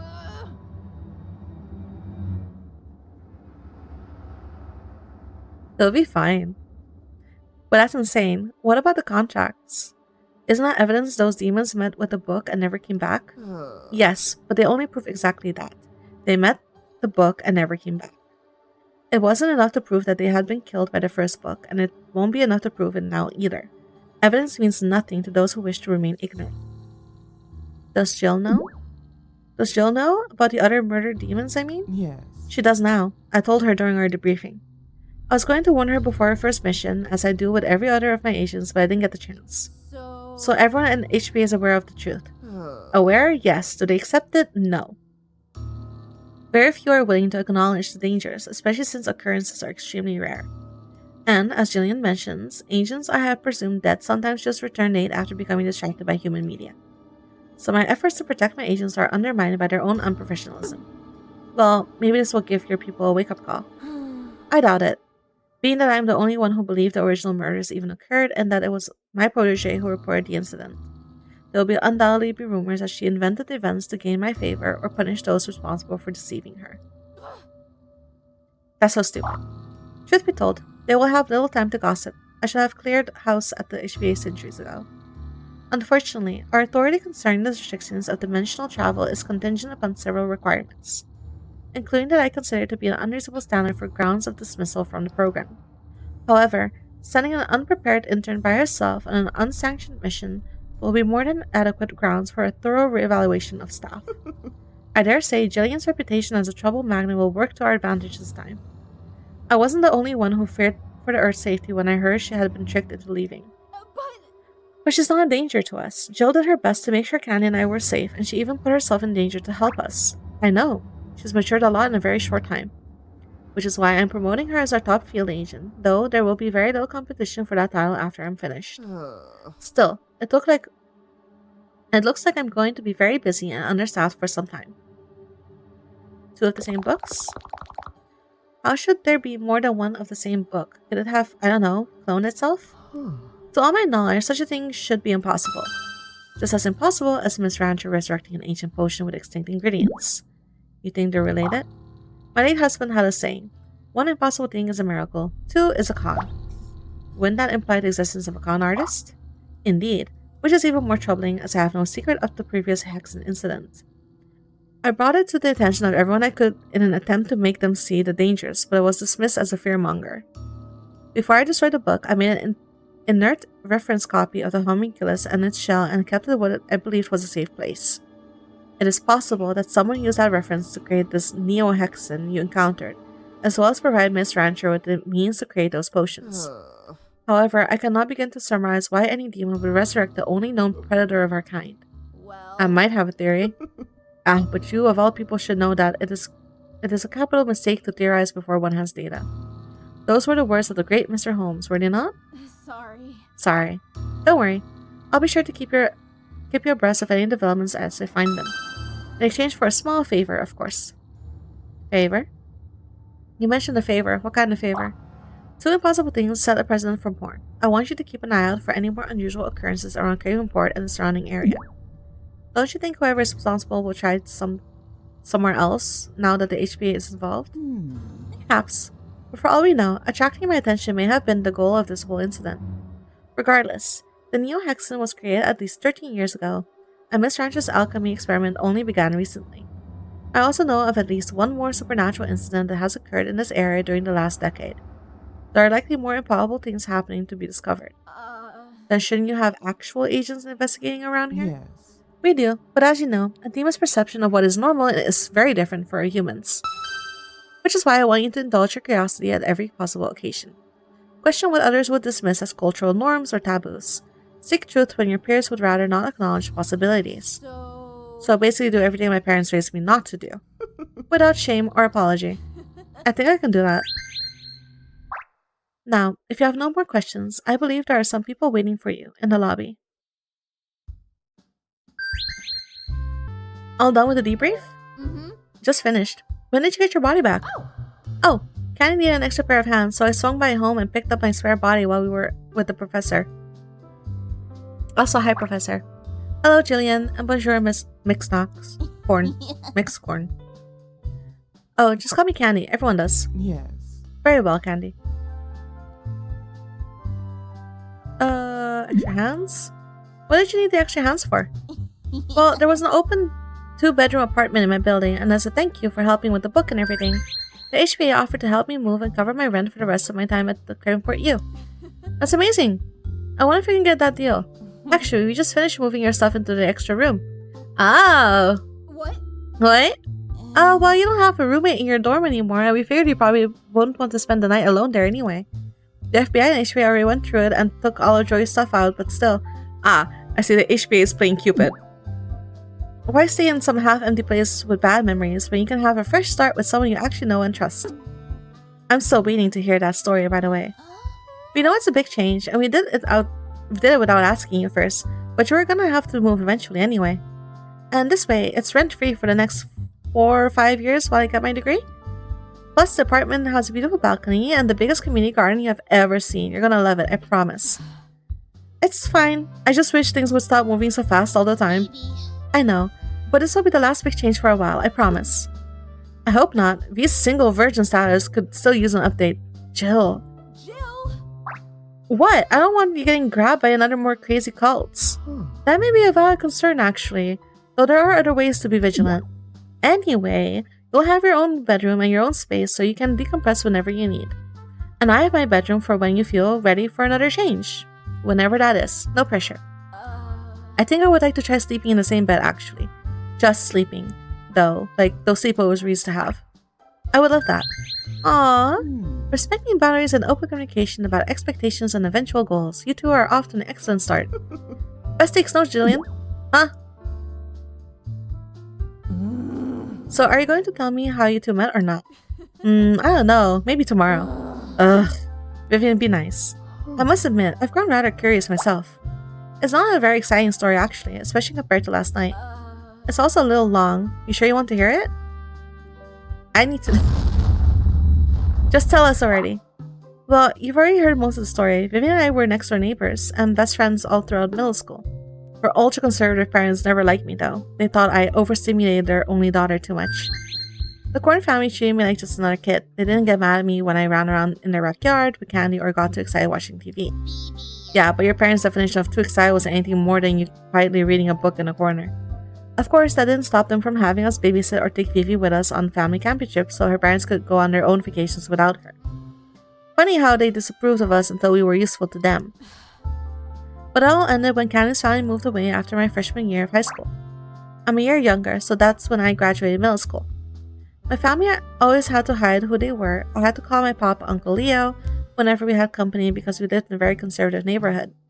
They only stayed there because it fed into a good middle school for me. But once I graduated and they saw the high school I was going to be put into, the one Vivi was already struggling in, they said enough was enough. They made the right call. That place was awful. It broke their hearts having to leave you behind though, and mine. I was crying the whole way to our new house. It only got worse when I tried to call you and your parents hung up on me as soon as I said hello. I would ask them every day if you had called. I should have known they were lying. I tried writing you letters too, but I bet you didn't get those either. Not one. I thought you had forgotten about me.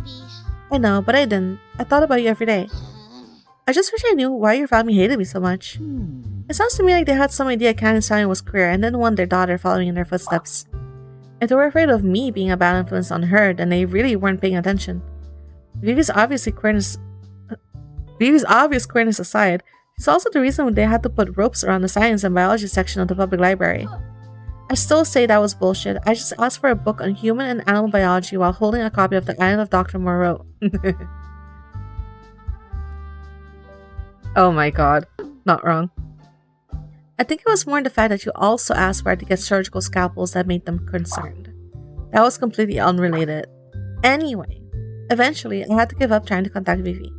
But I knew she was going to claim and report you. All her family had, and they weren't going to let her be the only daughter to do otherwise. It was a long shot, but they had a decent psych program, and my boyfriend already had a tuition there, so I applied. Of course, his dorm are stupid expensive and don't allow overnight guests, so I had to get my own apartment and hope I saw Vivi around campus. Do we get to see Candy's boyfriend? And then whenever you found me, Joy would erase my memory. Yeah, hopefully this time the last time I'll have to catch you up on my life without you again. I still want to know where you got the name Candy. Oh, well, back in freshman year of high school, I had a long string of lousy first dates. Including one guy whose idea of date was us playing an MMO together with his other friends.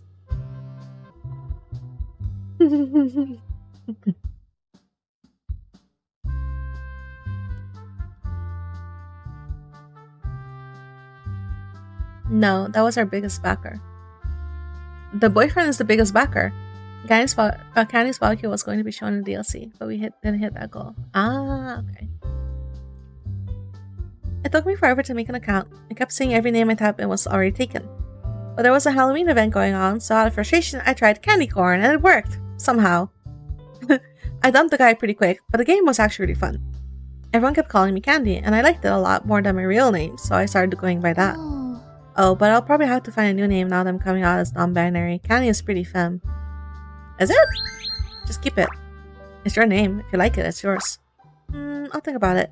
There might be something I like better though. I've never really thought about it. Whatever you want to go with is fine by me. Just don't go anywhere again.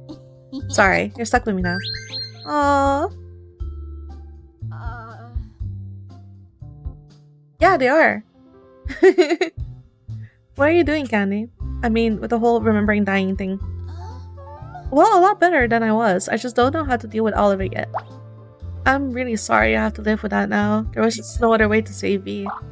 I'm not angry with you, Jill. You did the right thing. Also, I didn't say it was bad. Professor Meridiana's treatment helped me a lot with the trauma. I'm just kind of at a loss of how to process it. There's also the fact that I'm not the only one who's dealing with this. There were a lot of people at that party, and from the sound of it, everybody died at least once except for you two. Yeah, I think we've got some weird survivor guilt about that. I'm still coming to terms with my own mortality.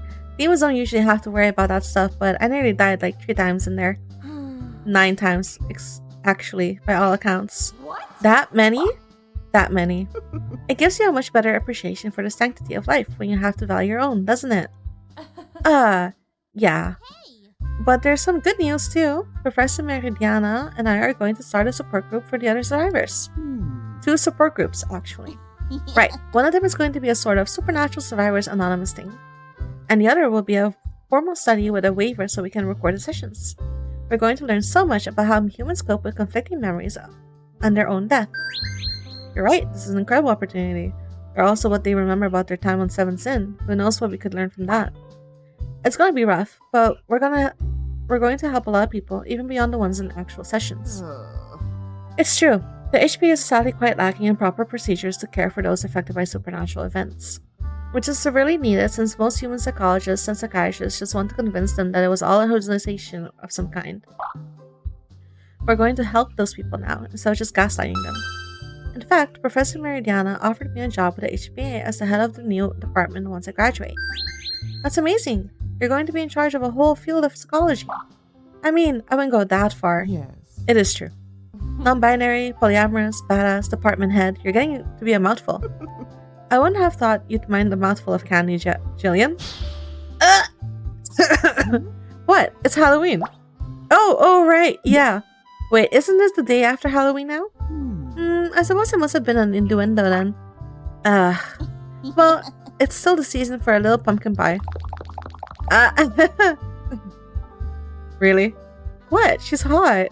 She's a shape-shifting fire octopus. Like I said, hot.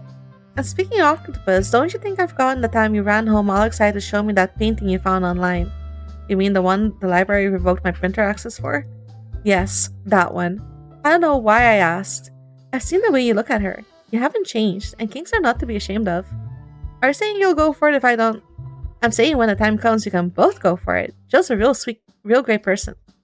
And sexually speaking, I am so curious about what she can do with that construct stuff. Right? Something for sure, Miss White. And if you're really not comfortable with the idea of me, you know, I'll stop. Just don't leave me behind. Leave you? Never. But if you ever want to try it from behind, that's okay with me. Sigh, you're also going to have to teach me how to flirt. Hey, what are you two talking about? Nothing. That immediately concerns you, Jillian. But remind me to schedule some extra classes for you later. We need to go over some safe handling instructions. Yo. What? Huh? What? What'd I miss? Anyway. Well, I guess we better get going. I feel like I've been awake for days. Same. I think I could sleep for a week. Lucky you. I still need to write the report on this nightmare. Unless you think you should do it, Professor? I'm afraid my plate is going to be quite full for the foreseeable future. My presence is required to assist in the management of all humans' legal issues that have arisen while wearing one face or another. You can write the report from your new apartment. I'll expect it by the end of the week. End of the week? Oh, come on, Professor. At least give me... Wait, what new apartment? The one you'll be sharing with Vivian and Candy, of course. What? Wait, where's Jill gonna sleep? I thought there was only 2 bedrooms. You didn't mention anything about that when you were helping us move in. She didn't know.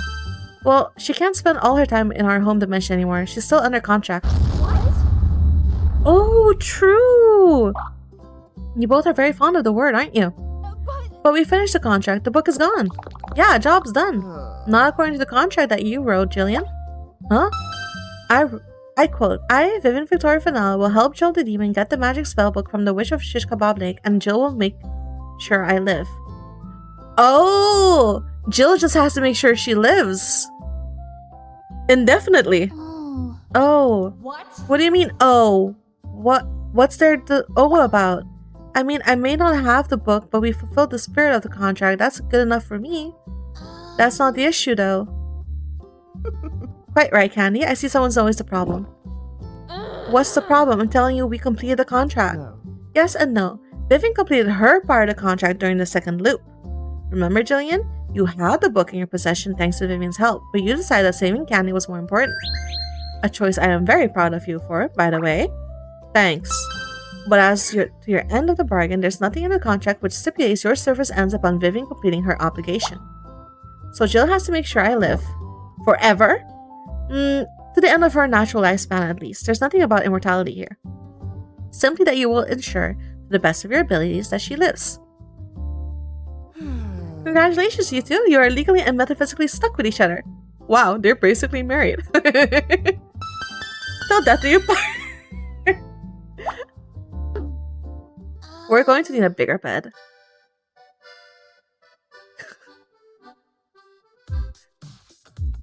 That sounds like a nightmare. That could be fun.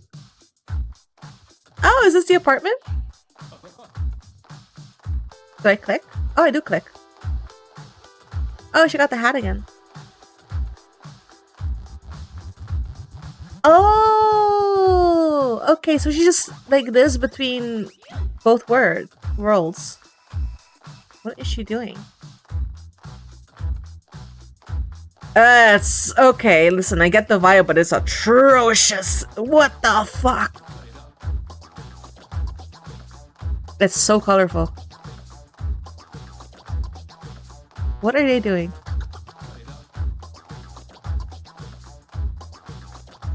The game is a... Is she in the popcorn bucket?